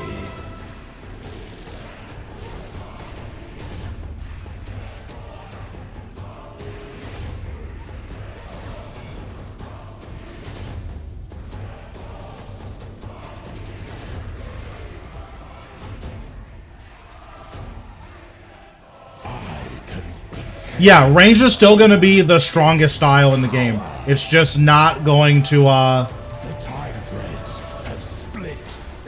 you don't just get to cheat. But it's still the strongest style. I'll tear right through you.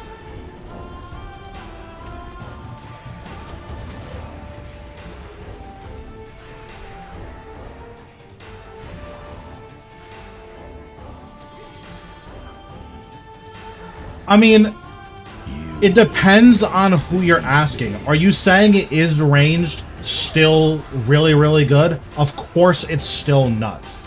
But if you mean at the absolute highest end of PVMing, where if you don't get a relentless proc on your first hit, you're teleporting out, then you're gonna deal with a different set of issues. For regular people, range is still gonna be insane.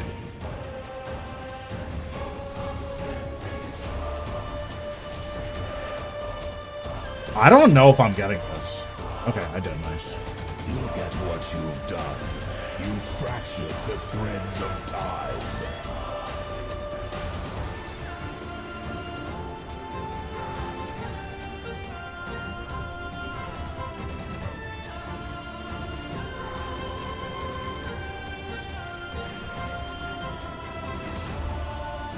Yeah, so like I will agree that I think the nerf means that your rotations get a lot more clunky, and that there's a community of players who that's gonna make ranged feel really bad for. I completely agree with that.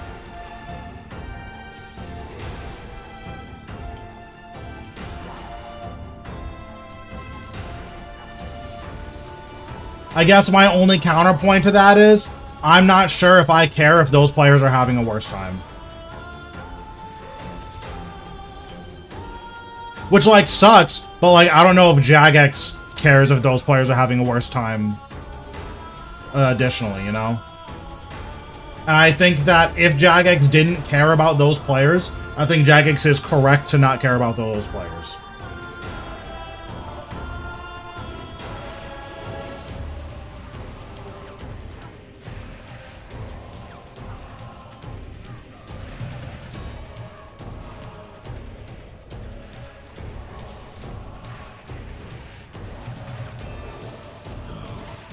Just let me die. Let me die.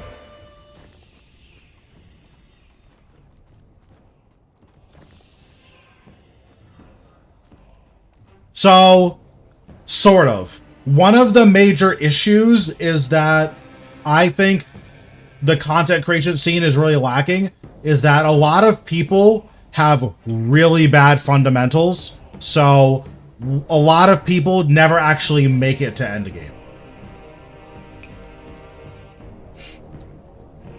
And unfortunately, like, a lot of the guides out there are either too dense for regular people to understand, or they don't consider the fact that regular people have terrible fundamentals.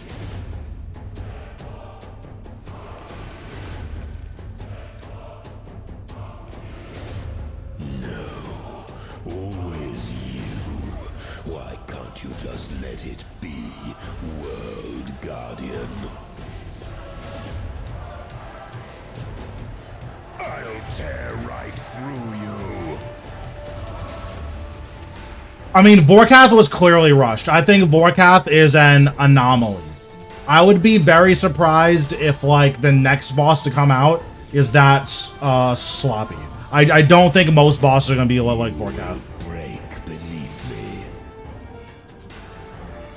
Yeah, typically I try to stay away from really long guides unless the boss requires that much care. For instance, my Verago guide is 80 minutes.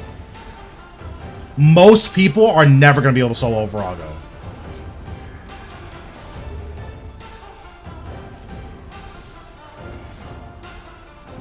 I don't think I got lightning here. No. Oh, I did. Okay. Control the threads of time. The time threads have split.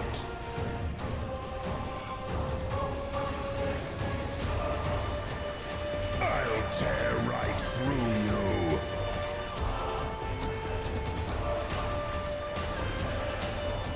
I got a G-Conk from Kara the other day and it doesn't sell. I'll just use the G-Conk.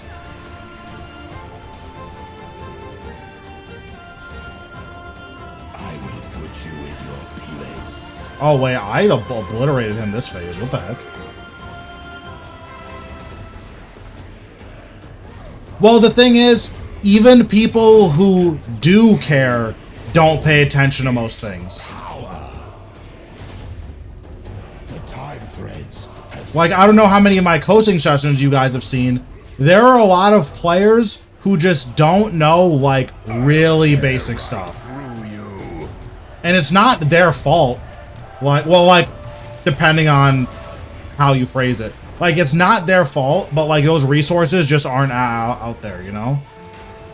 Like, a lot of people don't learn how to play the game. They learn how to do X-Boss.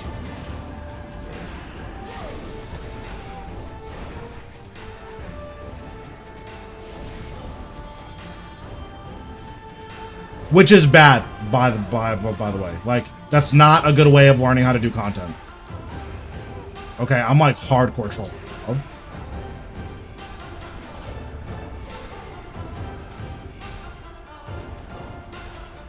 So like, there's like really, really basic stuff that a regular players just aren't paying attention. You fractured the threads of time.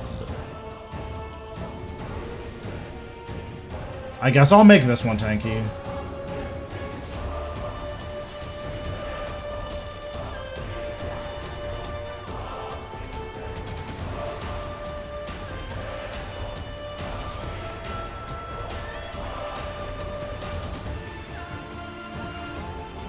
Yeah, and like, that's something that I want to try to address as much as I can.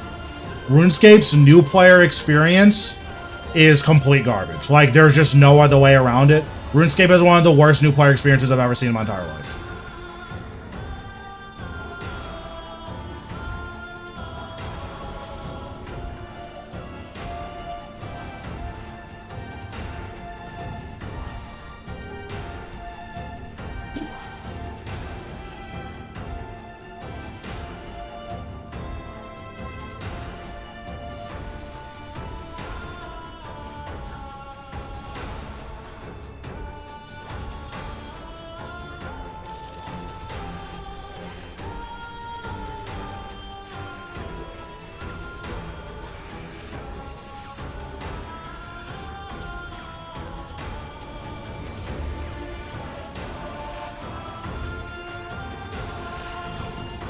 Just let me die. Let me die. I mean, yeah, like, a part of it is that players don't want to learn. Like, a lot of people who play RuneScape don't like RuneScape. So what happens is a new boss comes out, and then they say, okay, I'm gonna wait for the guide to come out so I can farm it. And then Protox will put out a video that says, Vorkath is only 30 mil GP an hour. 90% of the player base is never touching that boss again. And like, that's not good. Should Vorkath be that much money per hour? Probably not. It should probably be a little bit better than that. However, most people don't look at bosses as like cool things to interact with. Most people will look at bosses as dollar signs. And because of that, that's where you see like most people coming down like really, really hard on a lot of content. Like, oh man, there was something recently that people were freaking out about it. I'm trying to remember what it was.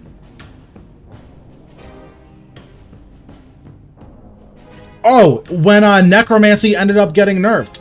People were complaining that Necromancy was giga broken and it has to get nerfed because it's too broken. Jagex nerfed it, which I believe they did so in a way that's really good for the game. They took out a lot of the power from Haunt because Haunt was free power. And they gave us a ton of quality of life stuff. When that nerf came through, everyone was crying that Necromancy is worthless now and they're quitting the game because Necromancy isn't good enough. It's like, you can't have it both ways. Necromancy can't be so broken that it invalidates all the other styles, but now it's so weak that nothing's good. That can't be true. We can't have a game where nothing is good. That's not how being good works. Good is always in context. So one of the things that I was saying when Necromancy first came out is it's hard to say whether or not Necromancy is actually good in a vacuum or if it's like, is it broken in a vacuum, or is it good because the systems that run necromancy are just so much smoother than all the other systems? And it turns out, once you smooth out all of the systems, it's actually like third best. Like melee does by far the most burst damage in the entire game on the beta. It is like not even close. It blows everything out of the water. Range has the best sustained damage out of the game. Now, does necromancy have the most utility? Of course. Like, necromancy has by far the most utility. But the reality is, exactly. So, like, it makes sense that melee has the most burst damage. Ranged is probably the most powerful style, just holistically, when you look at, like, the combat beta. Obviously, before the nerfs. But one thing that happens is magic, which has, you know, supposedly broken fractured staff, and Crypt Bloom makes the game easy. You can't even try with Crypt Bloom because, you know, it's so powerful. Magic is almost certainly the worst style, because one of the issues that magic has is that in your fractured staff, you're doing all of your damage, and outside of your fractured staff, you're a cannon minion. Like, you do literally nothing if you're not inside of your fractured staff. And the beta just kind of exasperates that, where you're doing even more damage inside of your fractured staff, and like, you're comparatively way weaker. Yeah, exactly. And you have no hits that actually push hit cap. So because of that, magic feels way worse. Exactly. So magic is a style that I would like to see buffed in some way. Like, it would be nice if either Magma Tempest was allowed to crit again. So, okay, magic doesn't benefit from the increased hit cap, but magic gets a ton of, no. 4-tick auto-attacking needs to go away forever. So magic doesn't, like, get a ton of the, like, hit cap stuff, but you just get so many crits. And, like, okay, magic is the official crit style. But I think that a lot of issues can be alleviated with horizontal progression as opposed to vertical progression.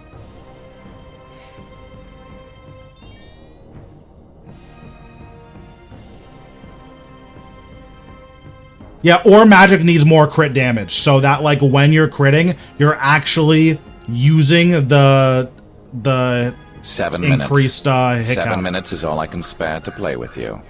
Thanks, Razzie, for the follow. Appreciate it. But yeah, like, there's a lot of stuff, because, like, another thing, magic might not even need to be the crit style. For instance, one thing that they could do is, let's say they release a tier 95 Wand and Orb. So Greater Sonic Wave gives you 8 flow stacks for 4.2 seconds. Flow increases your hit chance and base ability by 1% per stack. What if tier 95 Wand and Orb can cast Greater Sonic Wave, and Greater Sonic Wave lasts forever? Like, the flow stacks, they last forever.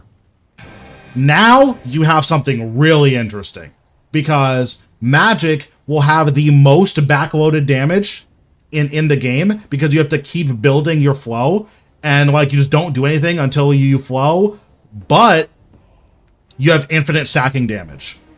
So theoretically, at a boss like Solak or something, or if you want to do, you know, like big team Solak, or I'm trying to think of a boss, like at Zamrock, at a boss with a ton of health, you can, like, max out your flow during phases 1 through 6.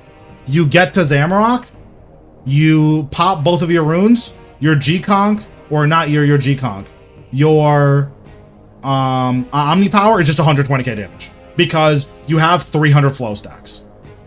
Like, that could be a niche that magic gets to go into that none of the other styles have. It would basically just be Bic arrows, but for everything, and to offset it, you instantly lose all of your flow stacks if you equip a Fractured Staff of Armadile. Or if you just unequip your Wand and Orb.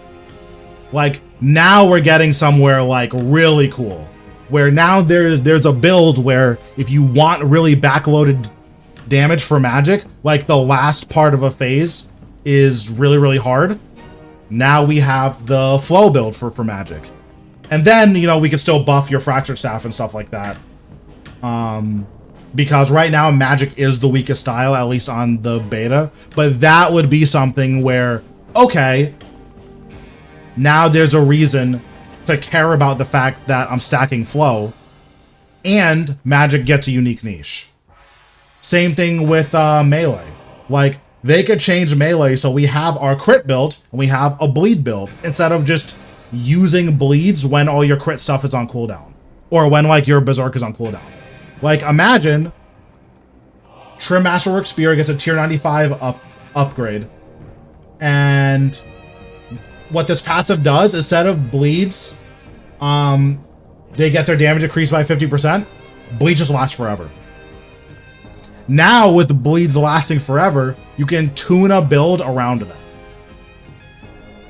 What melee and ranged weapons do you think will go up in price post-beta? Bow of the Last Guardian's already, like, fine. Saren Godbow has the highest ceiling, so if anything goes up, it's Saren Godbow, because it's just too hard to walk away from 150k crits. Like, there's just... It's too much damage. So if there's, like, a big winner, it's Saren God. Langs could potentially go up, depending on the balance. I haven't used the new Langs, and honestly, I don't know how to use melee. I've just never used it. So... But yeah, like, in a world where bleeds last forever, like, we have this, we can just camp this helmet, this ring is really good. Yeah, and then once your Zerk is on cooldown, you use an easy K. Or you do a bleed or a rotation, and then as soon as your Zerk's back up, you go back into Zerk. But like, so this would just be locked in on the bleed build. You wear Jaws of the Abyss 100% of the time, you wear Champion's Ring, although the crit chance is like kind of whatever, like maybe they come out with a bleed ring, but you just wear Jaws, you wear, you know, Ultimate Masterwork Spear of Annihilation for tier 95, and then that gets a special attack that will clear all of the bleeds and do uncapped damage based on how much bleed damage you cleared. So like, or it will just, based on how much bleed damage is on the boss, every 30 seconds you just get to hit it for just like 50k damage. Now you completely miss out on your Berserk, but it's fine because you have a way to use bleeds, which is really good at bosses where you need to hit them a lot, and you can like build a rotation around bleeds, and you get rewarded for stacking a ton of bleeds on. What's a good relaxing boss to do? I mean, it's gonna depend on how much you know a boss. So like, if you have full tier 95, like you just sit at Raciel and then just you print money. If you know how to do Raksha is like pretty chill once you're familiar with it. But yeah, you're not really going to be like making a ton of money and also not putting in a lot of effort. Arc Glacier is good, yeah. The Trash Loot at Arc Glacier is really good. If you're looking to like finish your log at Arc Glacier, that can happen in 1,000 kills or can happen in 5,000 kills. But if you're just looking to make money, Arc Glacier has very good trash. Let's do something, because I'm not doing anything right now. Oh, also, someone talked about Aurora Dyed Praisal. This is what Aurora Dyed Praisal looks like. Let's set the skybox to Dawn. Or, sorry, not Dawn. Midday? Midday's probably fine.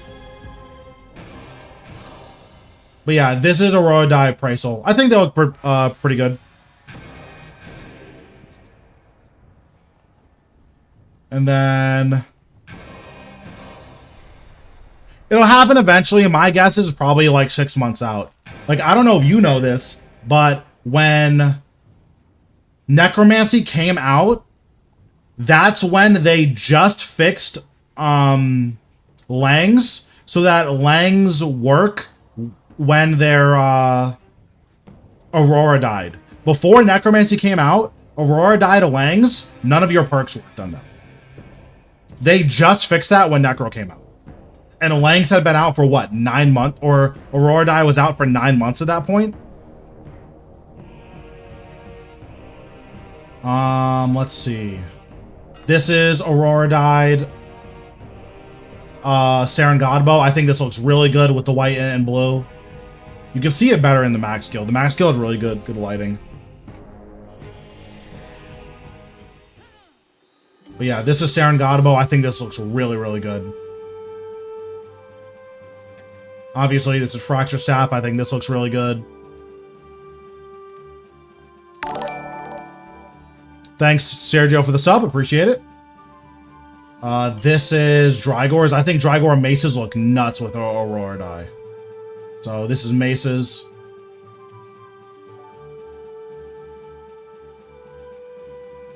Blood Dye just doesn't match anything. Like, you have to wear all red for it to match stuff, and like, I'm just good on that. 7 minutes is all I can spare to play with you. Thanks, Tennis Balls, for the follow. Appreciate it.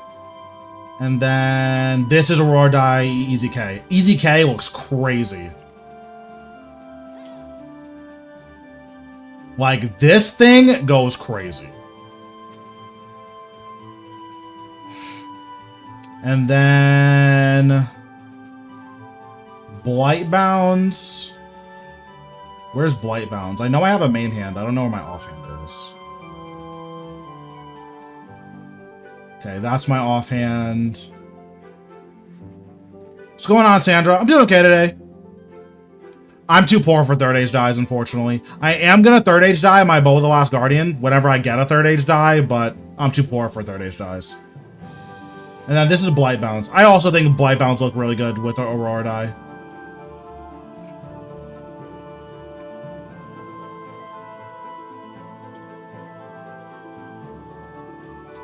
Yeah, eventually that's the goal. Although Elite Dracolith looks crazy. I think this is gonna look nuts when you can third age die it. Like, I think the base armor for Elite Dracolith looks really, really, really good. And then this is Bow of the Last Guardian. I don't like the way the Bow of the Last Guardian looks with Aurora die. It still keeps its green hue, so it like doesn't match anything.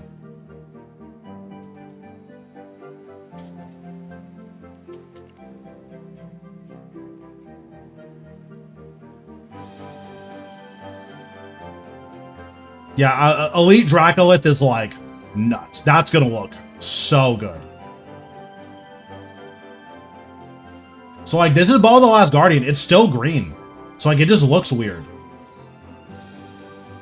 Like, this doesn't look bad, but it looks kind of bad. Because like, it's still green, so it just doesn't match all of your other third aid or all of your other Aurora dies. I do really like Serengadbo. Serengadbo looks really, really, really good. Hopefully, because we got... Ooh, look at you with the black party hat, okay.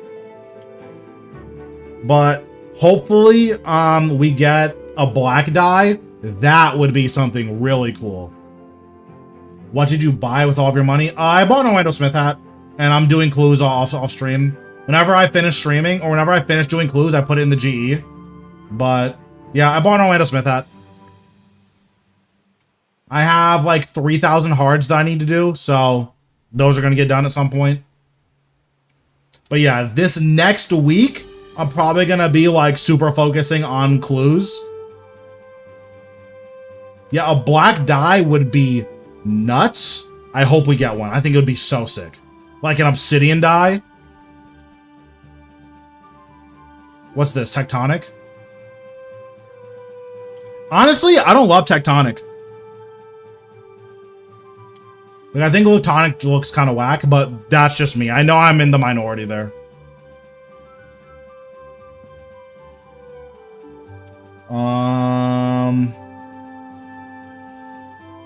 Let's do some Rago. I feel like doing Rago tonight.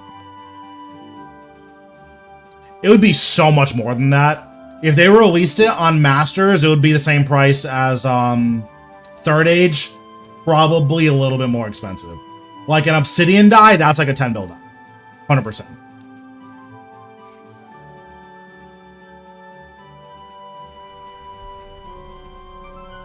Because you would Third Age die your yeah, like you would Third Age die your armor, and then Obsidian die your weapons, like hold on.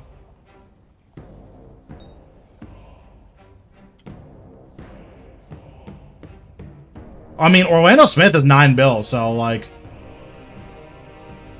wouldn't surprise me.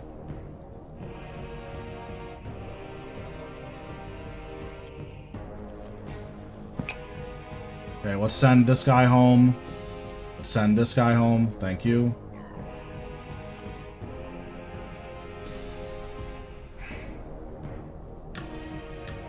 Okay, let's zoom out so I can see. We'll summon Ice Nihil. Our sign's coming back up, so we don't have to worry about that.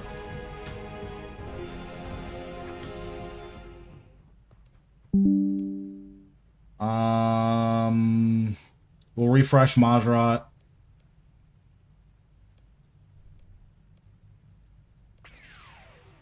Oh, let me refresh the skybox. Verago looks crazy when it's this bright. I'm like, what is wrong with Verago? Verago is jaundice. But it was just the skybox.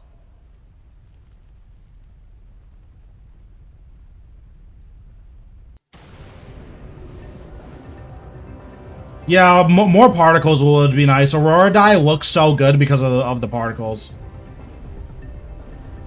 Like, my favorite dies are Third Age, and then Aurora die is a pretty close second. But, like, Aurora die is also a 20th of the price of Third Age, so, I like it more.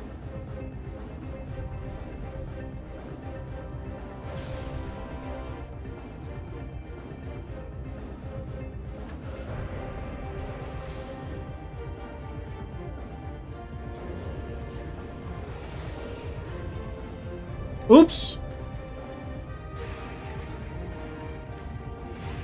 I accidentally double death marked.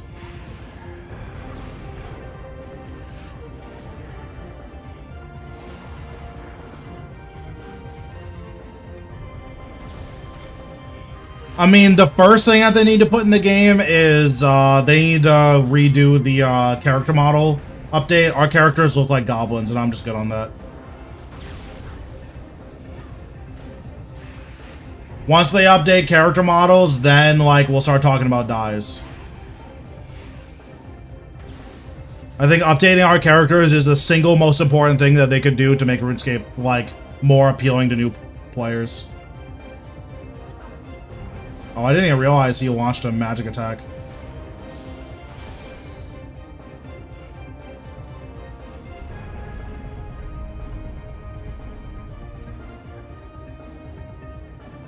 Also, I need to refill my Blessed Flask after this.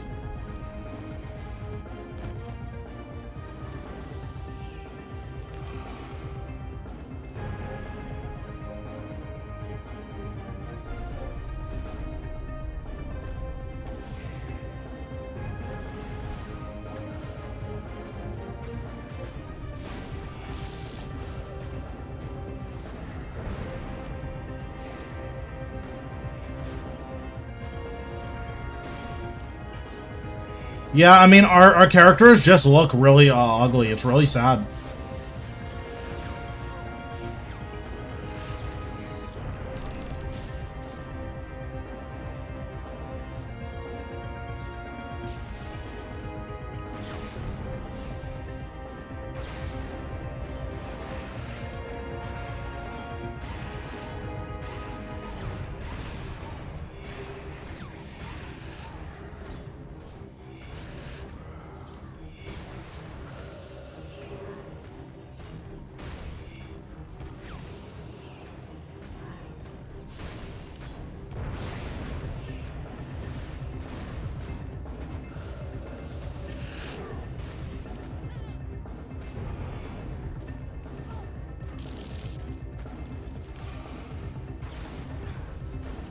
Oops, that resonance was really bad.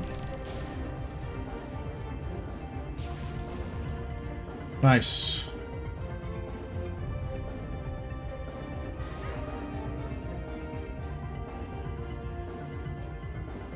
Like, I made a video on it, but the character model update looked really, really, really good, and then they shelved it for some reason. I don't know why.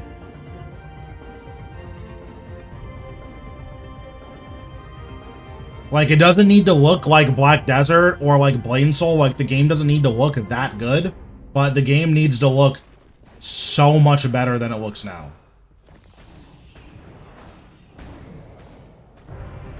Yeah, I'm pretty comfortable with bomb stacking now, so which is really, really important for hard mode Verago.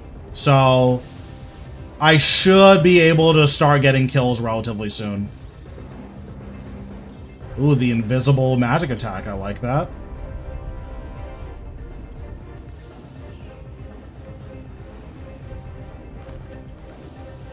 Oh, I did not mean the life transfer. That's so bad.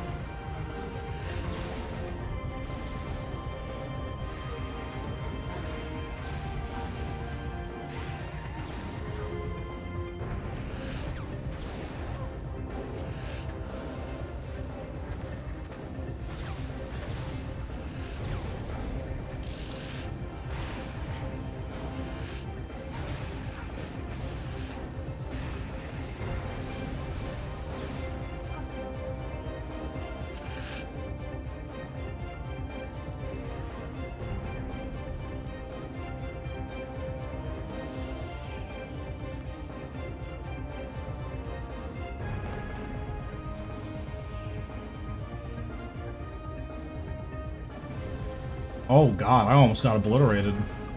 Alright, do I win the 50-50? I do. Nice. That's really good.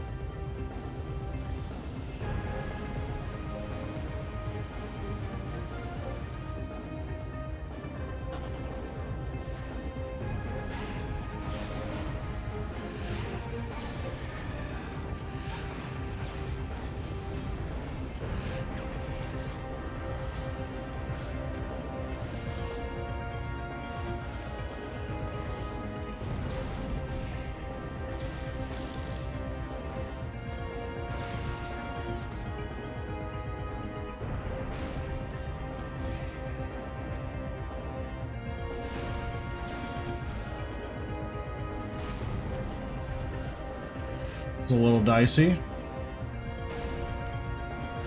Should be good now.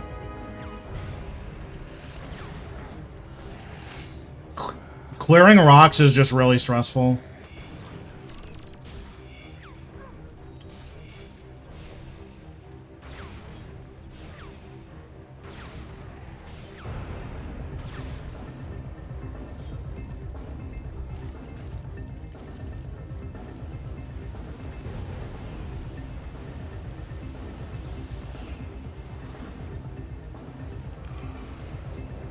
So as long as this one doesn't land in the corner, we can just ignore it. If it lands in a corner, then we can't ignore it.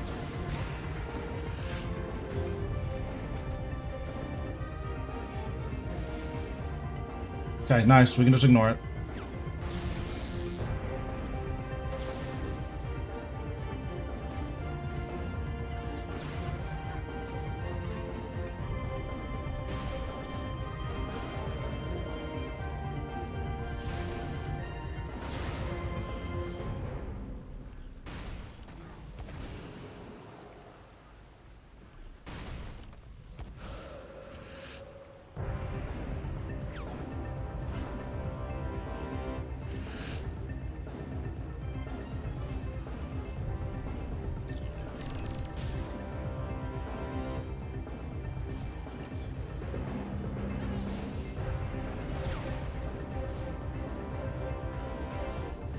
Okay, nice.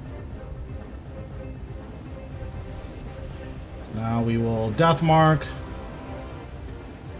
Just use a basic.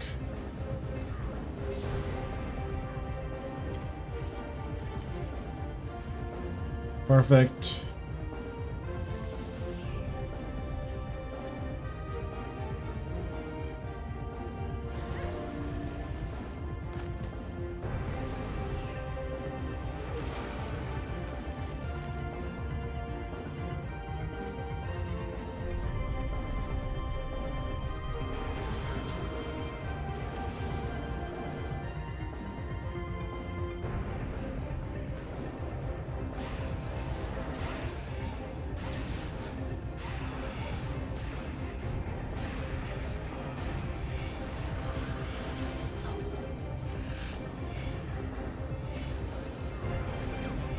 Okay, that's 3 autos.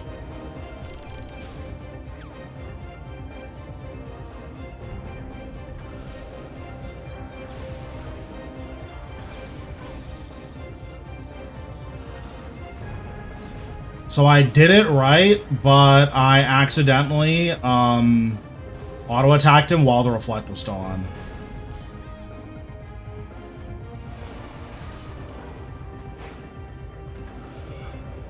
Okay. I have to walk all the way back now.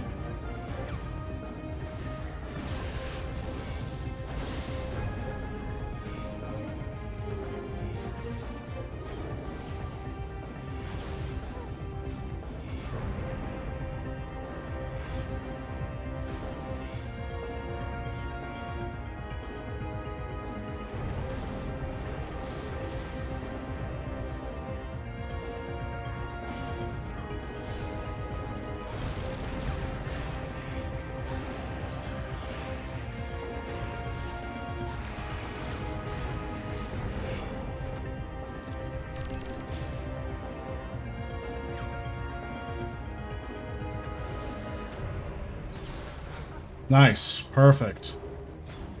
Perfect.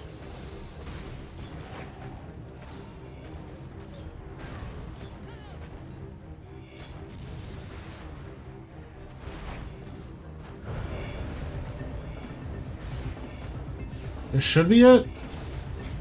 Oh, that's unfortunate.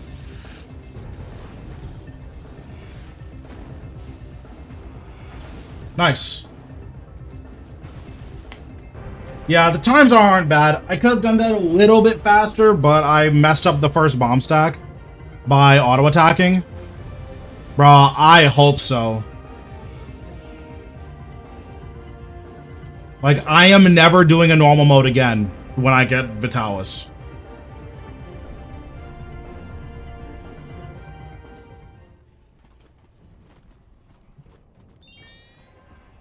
No, I'm just doing solos.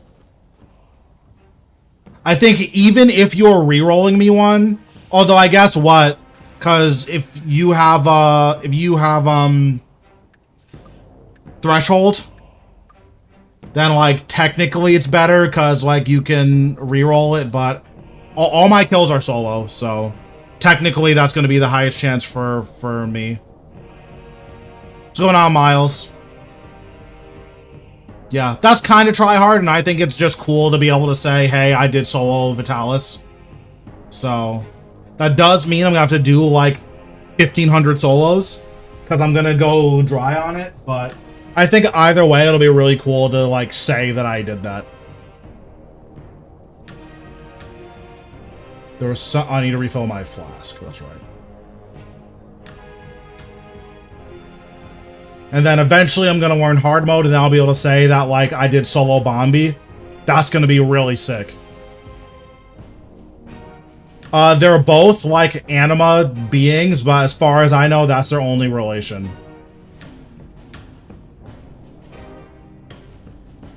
Lore-wise, Verago's way cooler, though.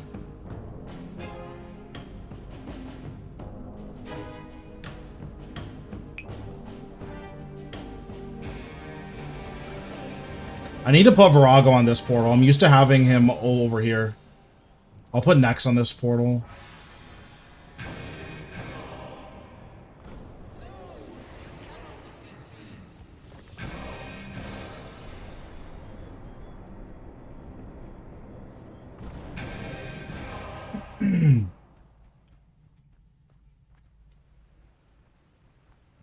I actually don't know a ton about the ED2 lore.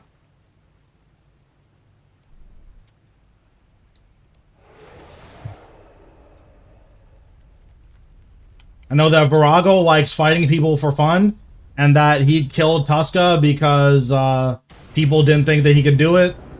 And Zamrock is scared of Verago for that reason.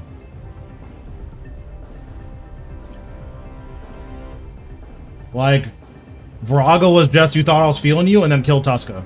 So, like, that's sick. That's, like, so Chad. Like, Verago's definitely him. That's not the right button.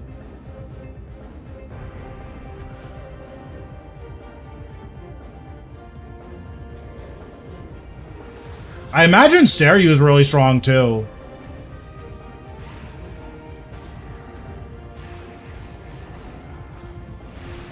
He does have 7 million health, so, like, that's pretty good.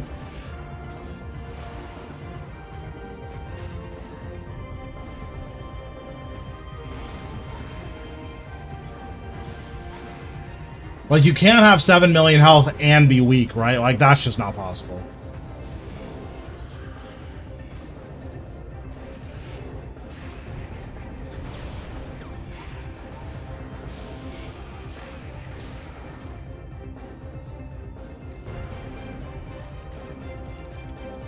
Yeah, exactly.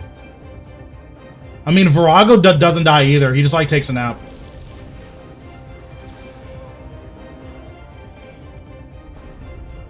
Oh, QBD is pretty spooky, too. Yeah, because you just put her to sleep. True.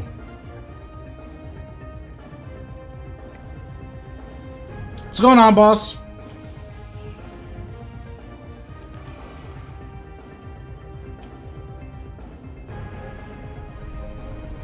Is QBD the strongest boss in all of RuneScape?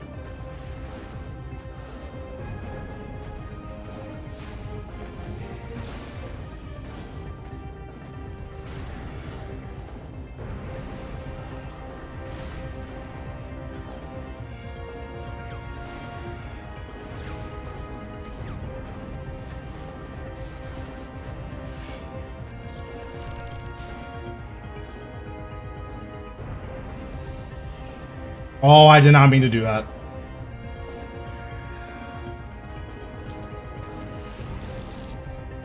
It's totally fine, but definitely don't hit Verago when you're reflected. Pretty bad idea. 7 minutes. 7 minutes is all I can spare to play with you. Thanks, Gaming, for the follow.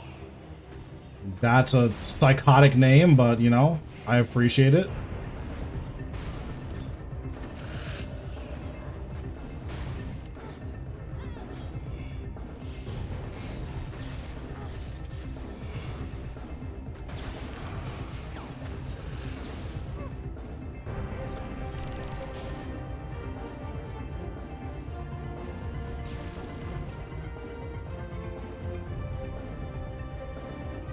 I imagine we'll get a Saradomin fight at some point. I'd be pretty surprised if we didn't.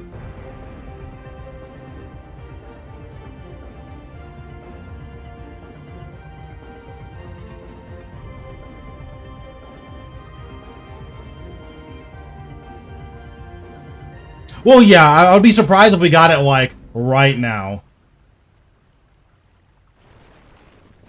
Okay, so can't deathmark him here.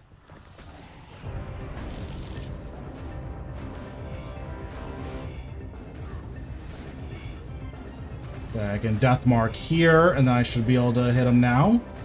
Nice. Look at me counting. I'm so good at counting. I don't know a ton about the lore, but everything I do know is sick.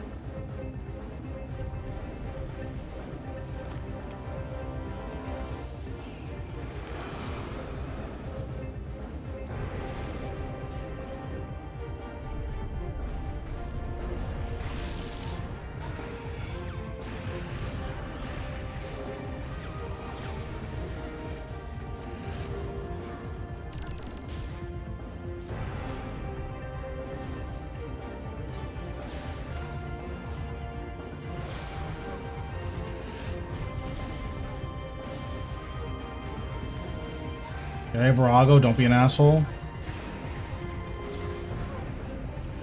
Of course, Verago.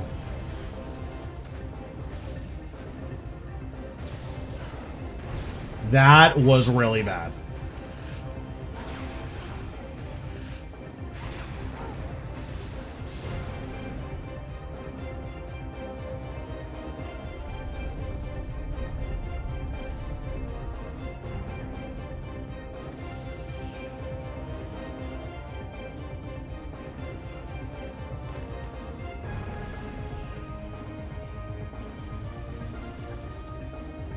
Okay, is Verago evil or do I win the coin flip?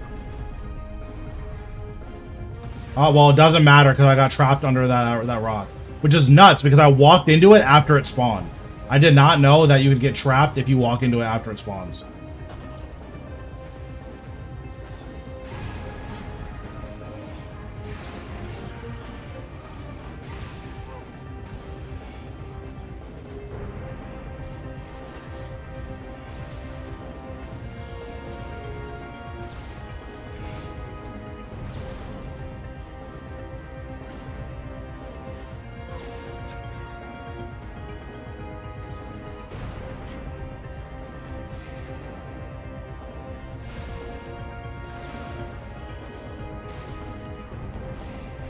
Yeah, I don't actually know if we have lore on next. On, like, why AOD's a thing.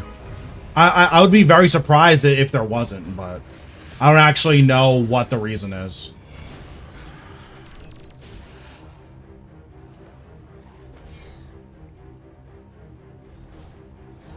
Hit me. Thank you. That, like, barely counts, but it does technically count.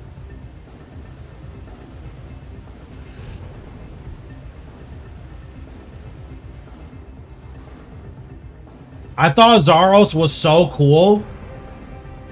And then I realized what I thought was like a chest piece was actually his mouth. And now I think Zaros is disgusting.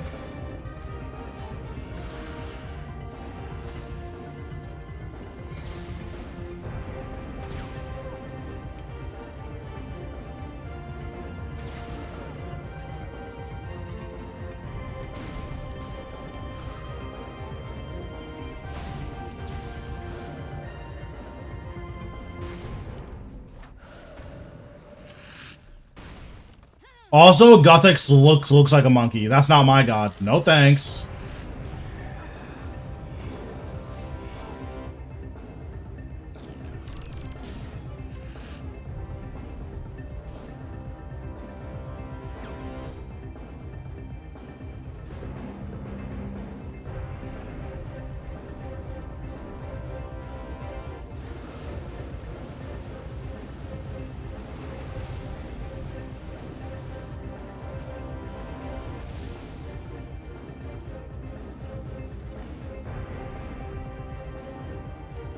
Do I have the tiger companion yet? What do you get? Oh, the tiger companion pet. No, I do not.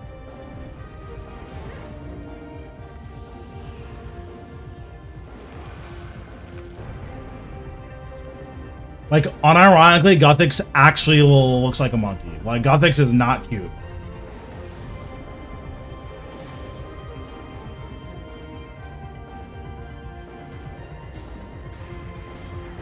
I'm not saying he has to be cute, but I don't talk to uggos. Sorry, don't care.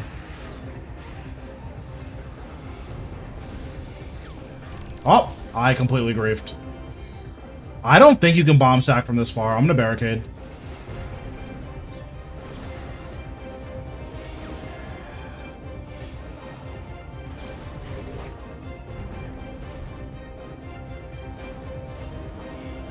That's really bad.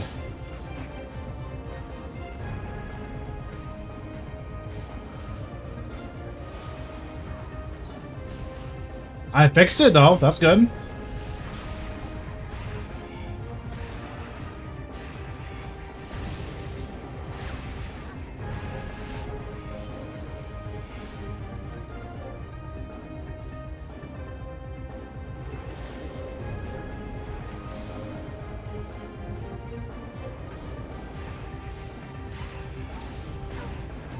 Bro, where is my damage? Okay, there we go. Thanks, I appreciate it. That's his second attack, or is that his third? I don't remember. Okay, that was his third. Nice.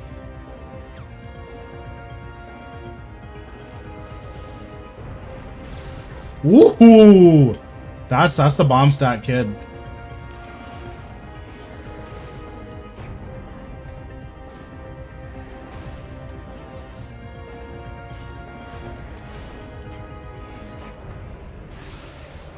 Look at me juggling the death skulls. I'm such a problem. I'm actually such a problem. Like, how good am I, though? But yeah, thanks, Pat. I do appreciate that. I try really hard to make my guides digestible. So I'm glad that people are able to understand what I'm trying to communicate. And then hopefully the new series gets a lot of you guys ready for bossing. Because I think that a lot of people are lacking on the fundamentals, so hopefully by putting out videos that teach them, it'll be easier for you guys to learn bosses.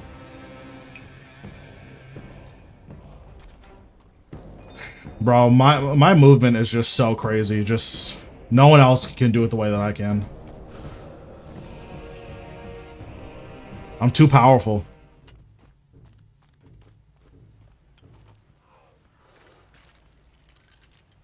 Unless it comes to hard mode, Verago. At hard mode, I'm just a griefer, but at normal mode, I'm clean.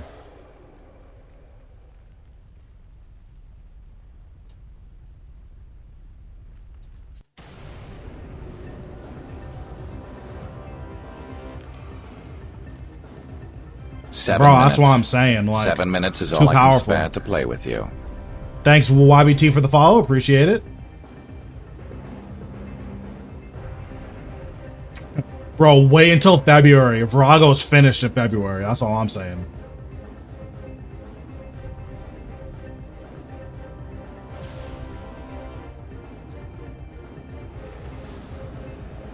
Oh, I messed up the dive. Oops. I'm bad. 110?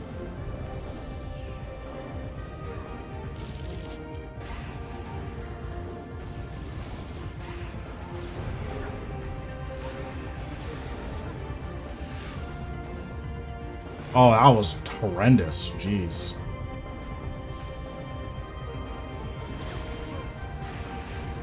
Which isn't a ton, but it's all solo, so, like, I'm pretty proud of it.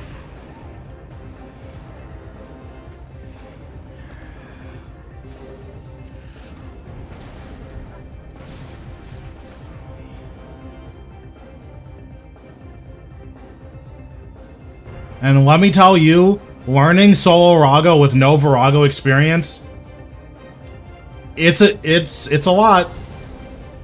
And I also learned on ceilings, which ceilings is miserable for learning on.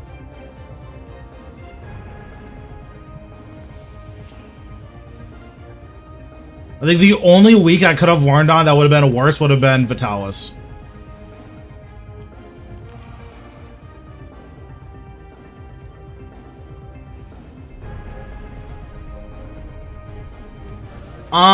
I think so, because it depends on where the rock falls, I believe. Because if you can, like, trap Verago on ceilings, then he'll either skip bleeds entirely, or he'll do it very slowly.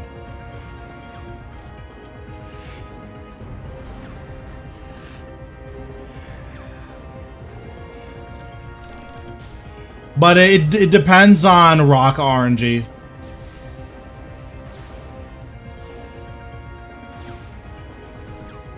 Oh, I see, sure.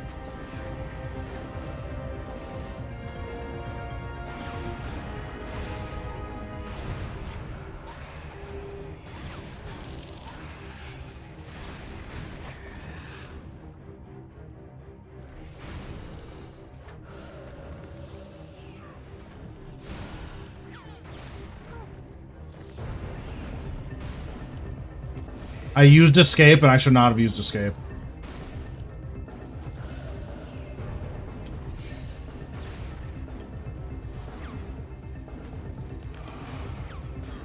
Isn't it faster to just do bleeds? Like, surely it's faster, right? Like, maybe not. I could be wrong, but I feel like it's gotta be faster to just do bleeds.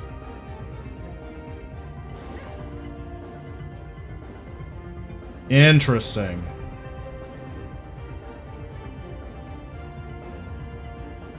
I'd be curious to see how much time you save.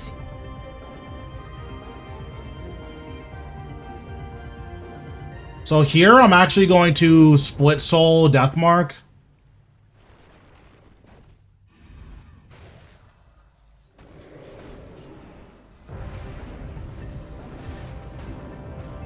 So that we can chip away at some of this health.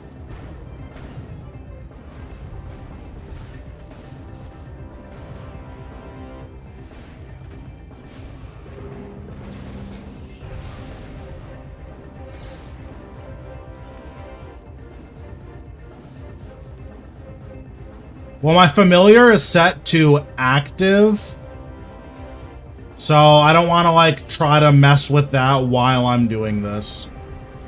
I also life transferred again, and that's just not good.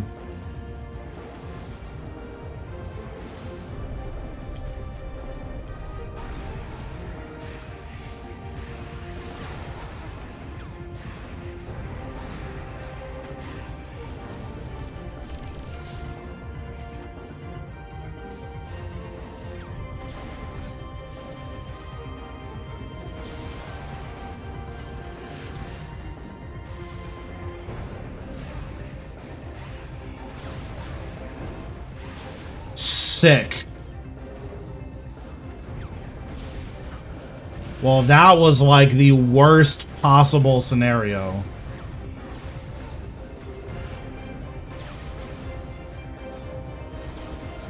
That's what sucks about ceilings.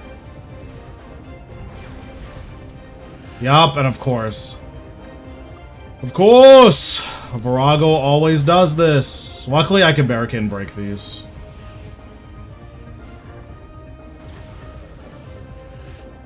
Wait, that was actually a blessing in disguise?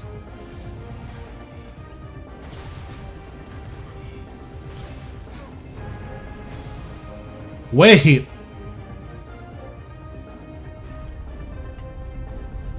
Wait, that was actually a blessing. Hello?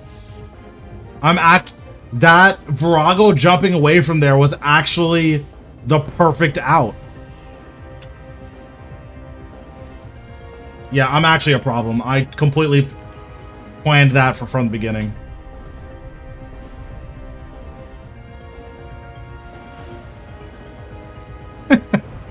Bro, you don't want to learn about apple picking? Hello?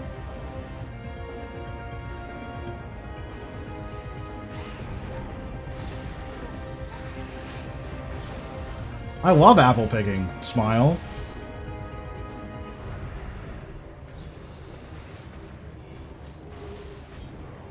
I don't think I've gone apple picking since I've been like 10, unironically. Like, I think that's the last time I went apple picking.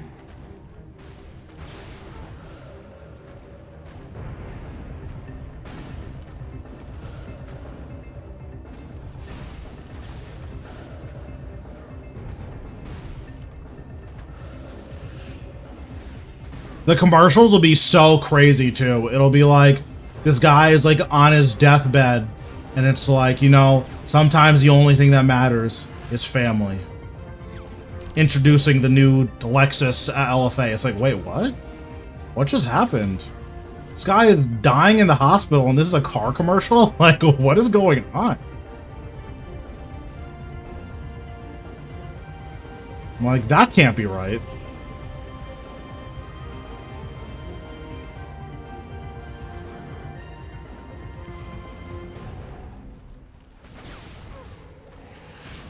But listen, car commercials be going crazy. Okay, Verago, be nice to me. See, now this is when Verago's evil.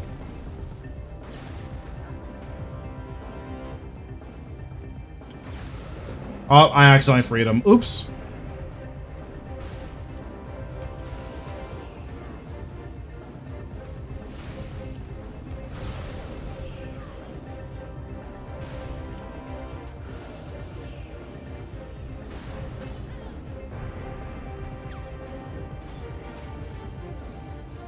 Bro, I'm telling you, bro, those commercials go so crazy. Because, like, a part of you is like, this is the most ridiculous thing I've ever seen. Then a part of you is like, wait, but that car does look kind of sick, though.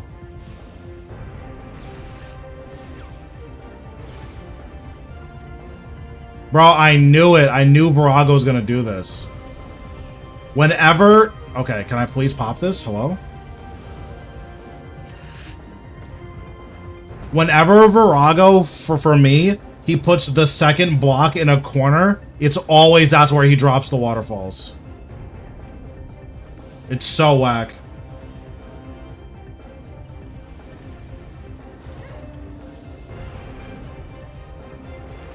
Bro, not the red seats. He said my one true weakness.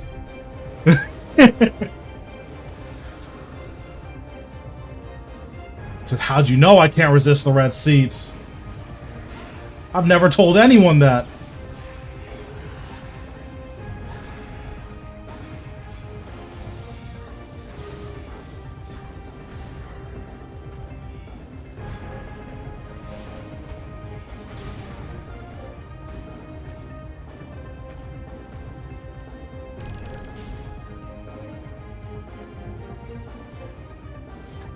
Oh, I stepped way too close.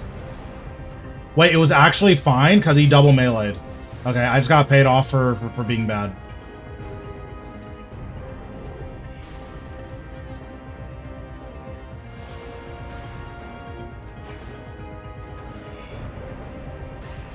Dude, that's so sick. I trolled so hard there, and I got paid off for it.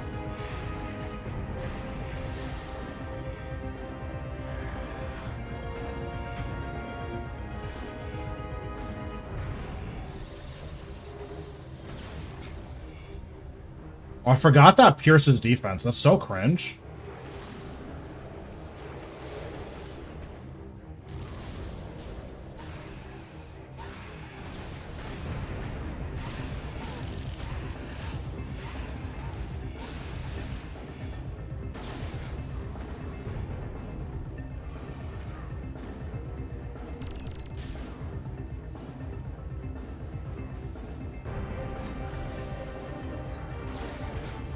I'm too clean.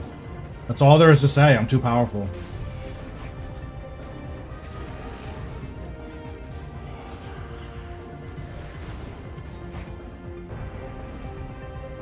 Okay, I don't know why I didn't dive back in. That was really dumb. Don't do that.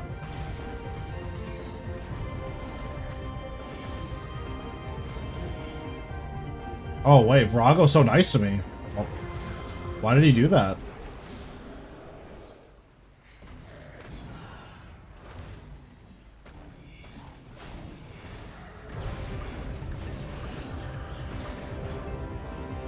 This Skulls is extremely risky, but guess what? Don't care. And there it is.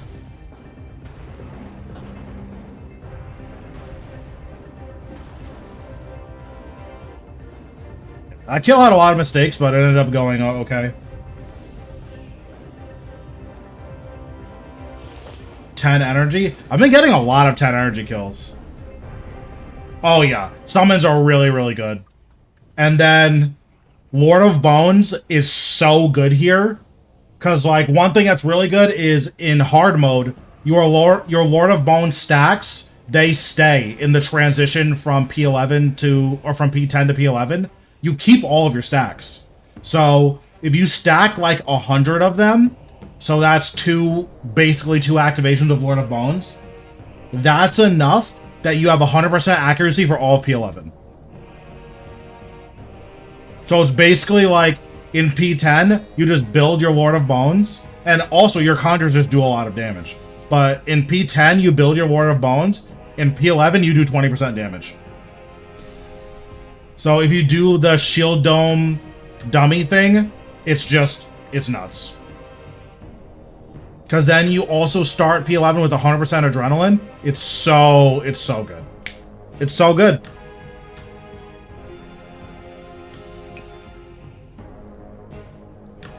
Yeah, this is from, what, 4 kills? No, it's from 5 kills. Verago's trash loot is just so good. Like, this is 5 kills. That's an hour.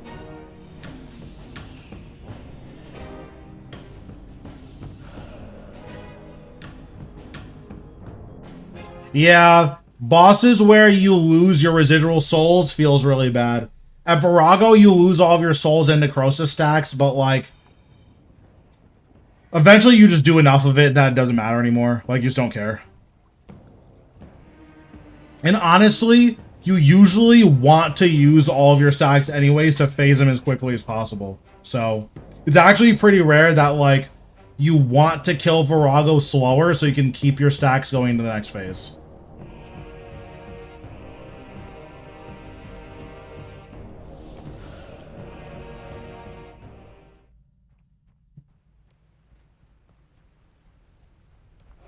I might need to do some more AFK bossing off stream so that I can keep, I can get some more Sign of Lives.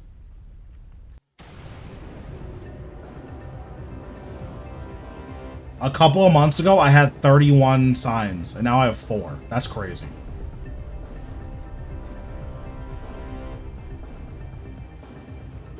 That was basically all from learning Rago and then a little bit at Vorkath.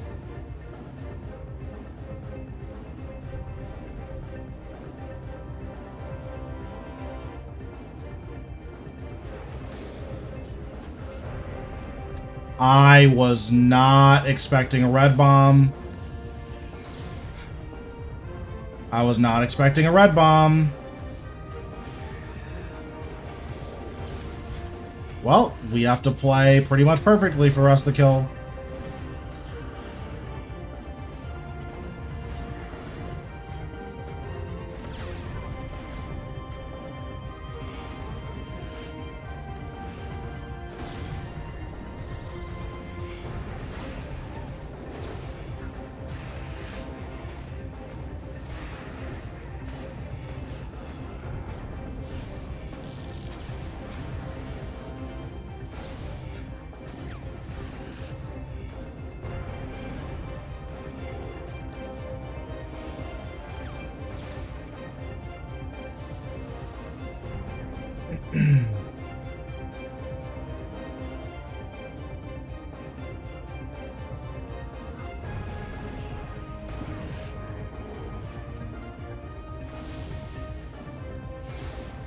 Okay, we got that res, so that's good enough.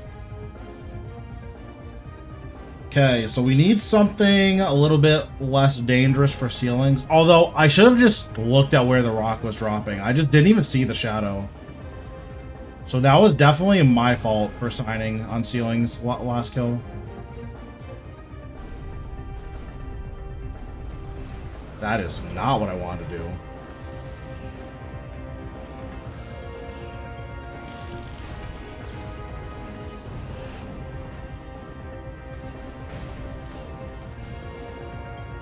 Okay, we fixed it.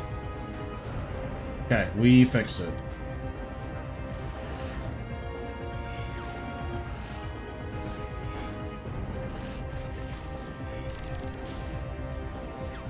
The crazy thing about Conjures too, they do so much damage, they used to do so much more. Like, way more.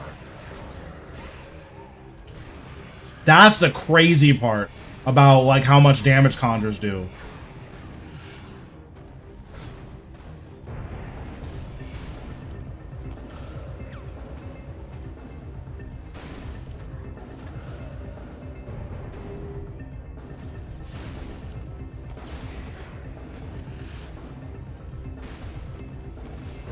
I don't remember if that was 4 or if that was 5. Okay, that was 4.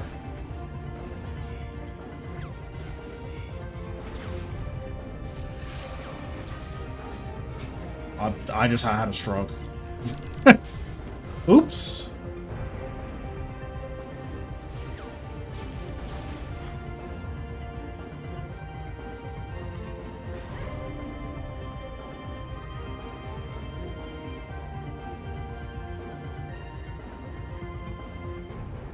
I don't know what that was. That was horrible.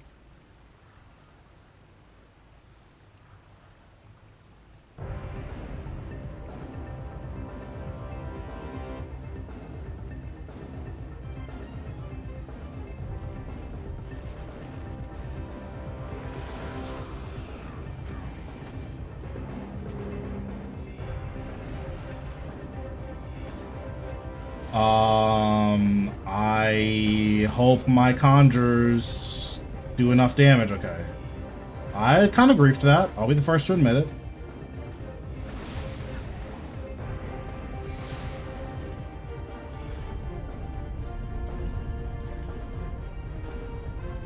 Okay. Will Verago be nice to me on ceilings? Let's find out.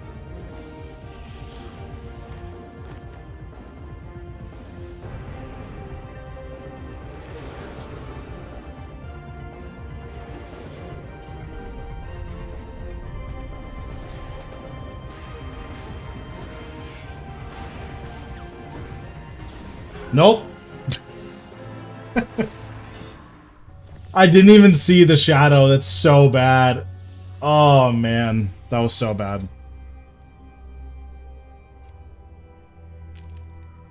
Well, don't do that, kids. That's not good.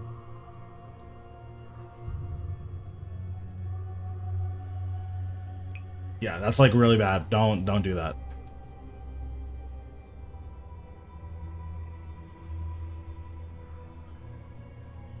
I wonder if that shadow was visible or if I just wasn't paying attention. Like, I probably just wasn't paying attention, but I wonder if that's just a really hard one to see.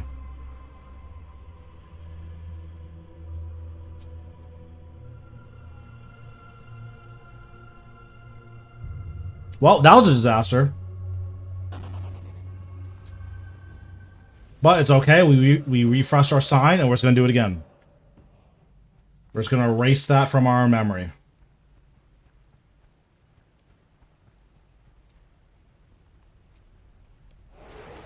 I actually don't even remember what just happened. That's how much it didn't happen, so.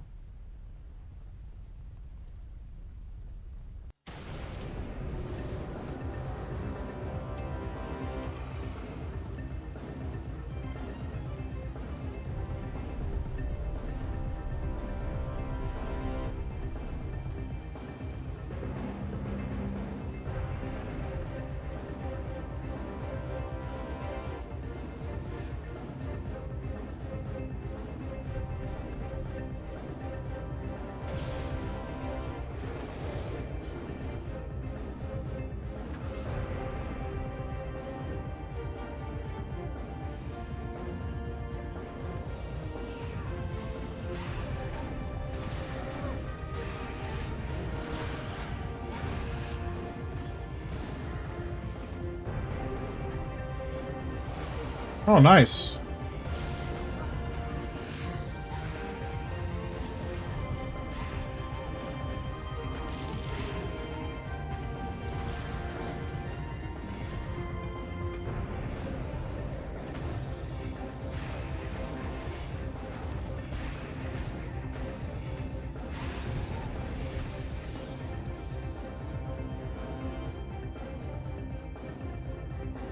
Also, how cute does Verago look with his Christmas lights? Getting this as a pet with the Christmas lights would be so sick. Like, I would pay so much money in-game for boss pets to have Christmas lights. Or just holiday stuff in general. Like, getting a Zuk pet that has a Santa hat, I'd pay like a bill for that. Honestly, I'd probably pay even more for that.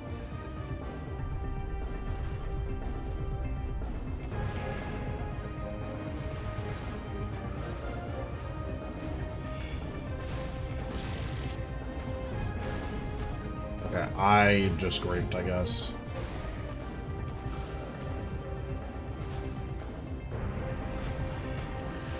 It's okay, though.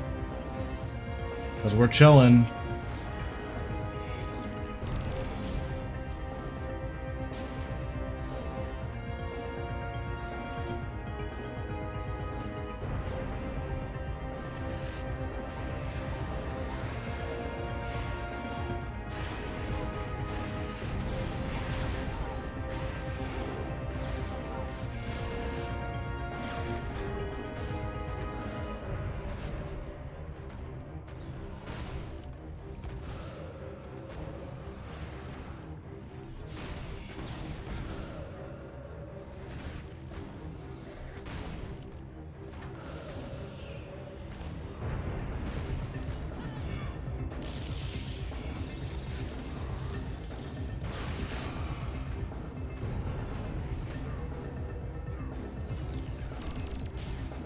Okay, this is going a lot better.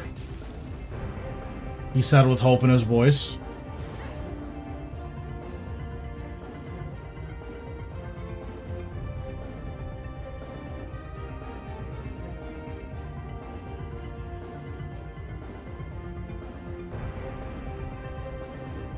Honestly, I'm kind of feeling a wand this kill. I don't know what it is, but I've been super dry pretty much everywhere. I just died. I think we're getting a wand this kill.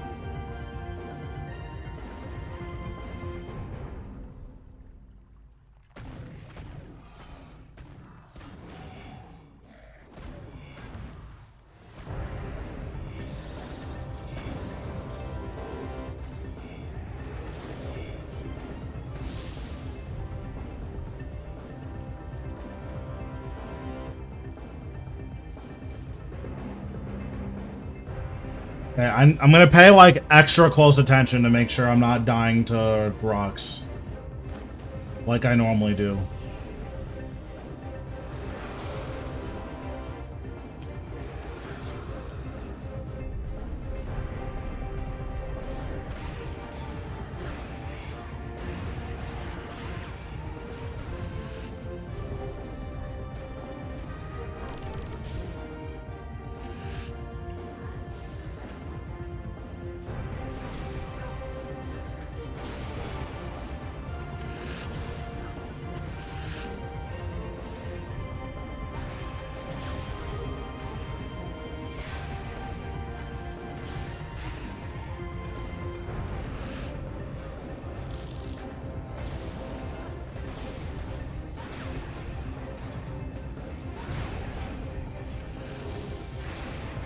Wait, that was like so clean. What just happened?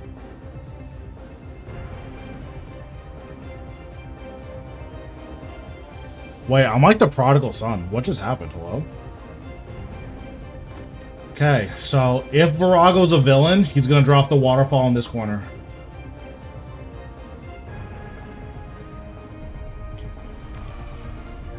Okay, Verago is a defender of truth. And also, he's not a racist.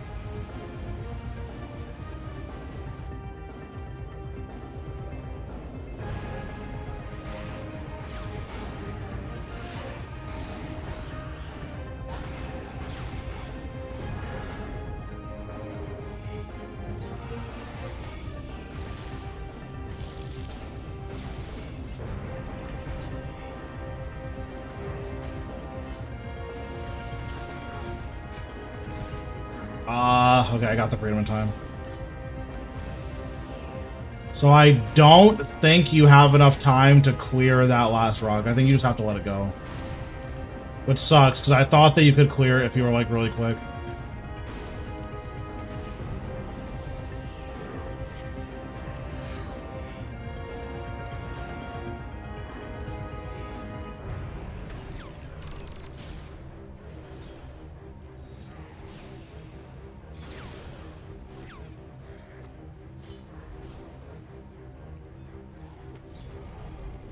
Either way, it's fine. We didn't die, we didn't sign, so...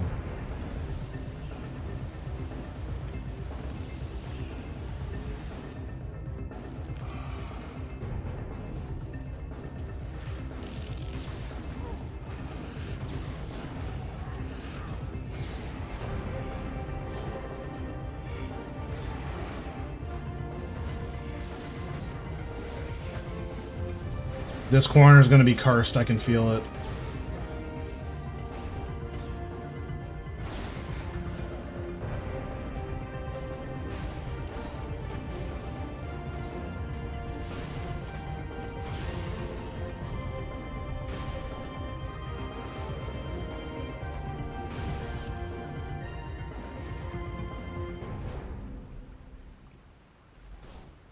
Hit me. It's not what I meant.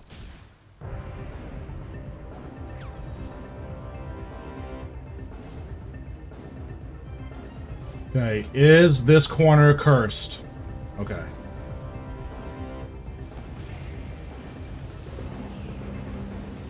Yeah, we're getting drops. I can feel it in me bones. Okay, that's gonna be a lot of damage.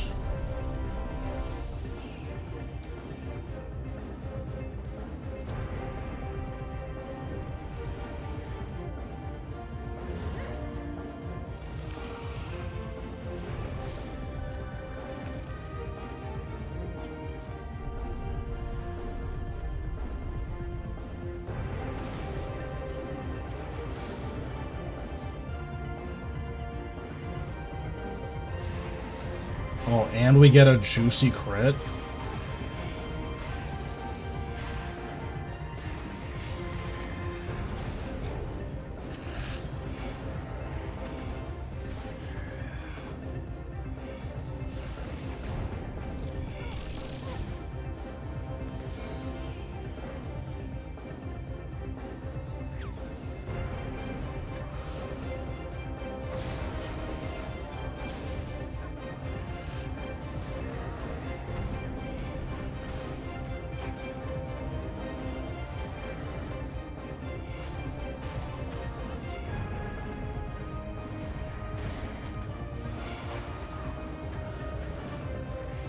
The godlike movement.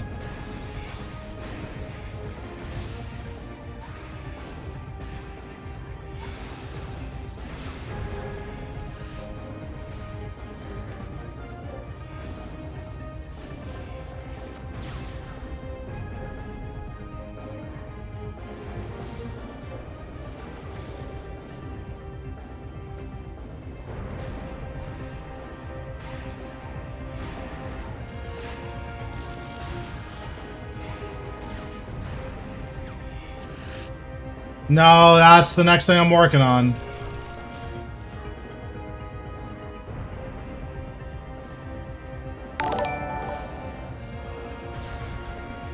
Thanks to Axpect for the sub, I appreciate it.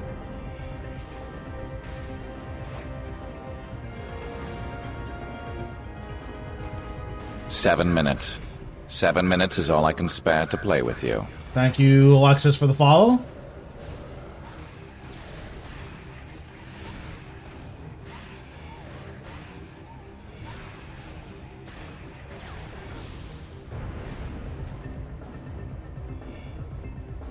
Okay, Verago.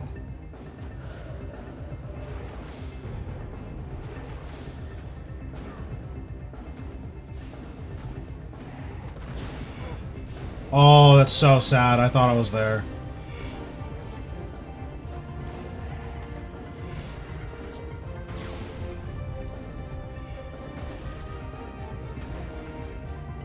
Alright, show me the wand. I believe I've earned it.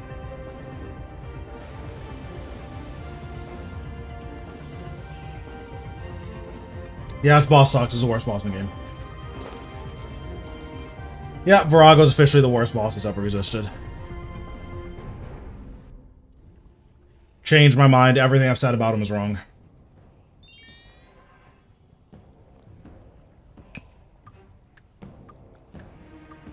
I mean, besides that one time that I completely griefed, that was a pretty good hour of Verago. Alright, I think I'm going to end it for tonight. Ended a little bit early. I don't really feel like doing anything else tonight, so I'm going to work on some skilling off stream. I have tomorrow off, but I will be back on Monday. So, let's raid out. Let's see who's online.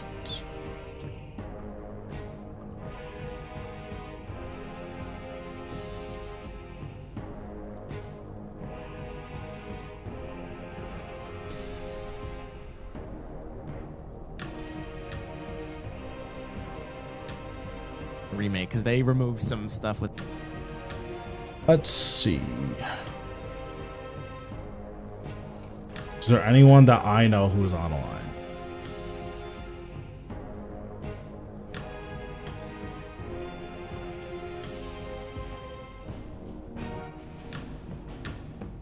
I think I've seen this guy in my chat before. Let's rate him.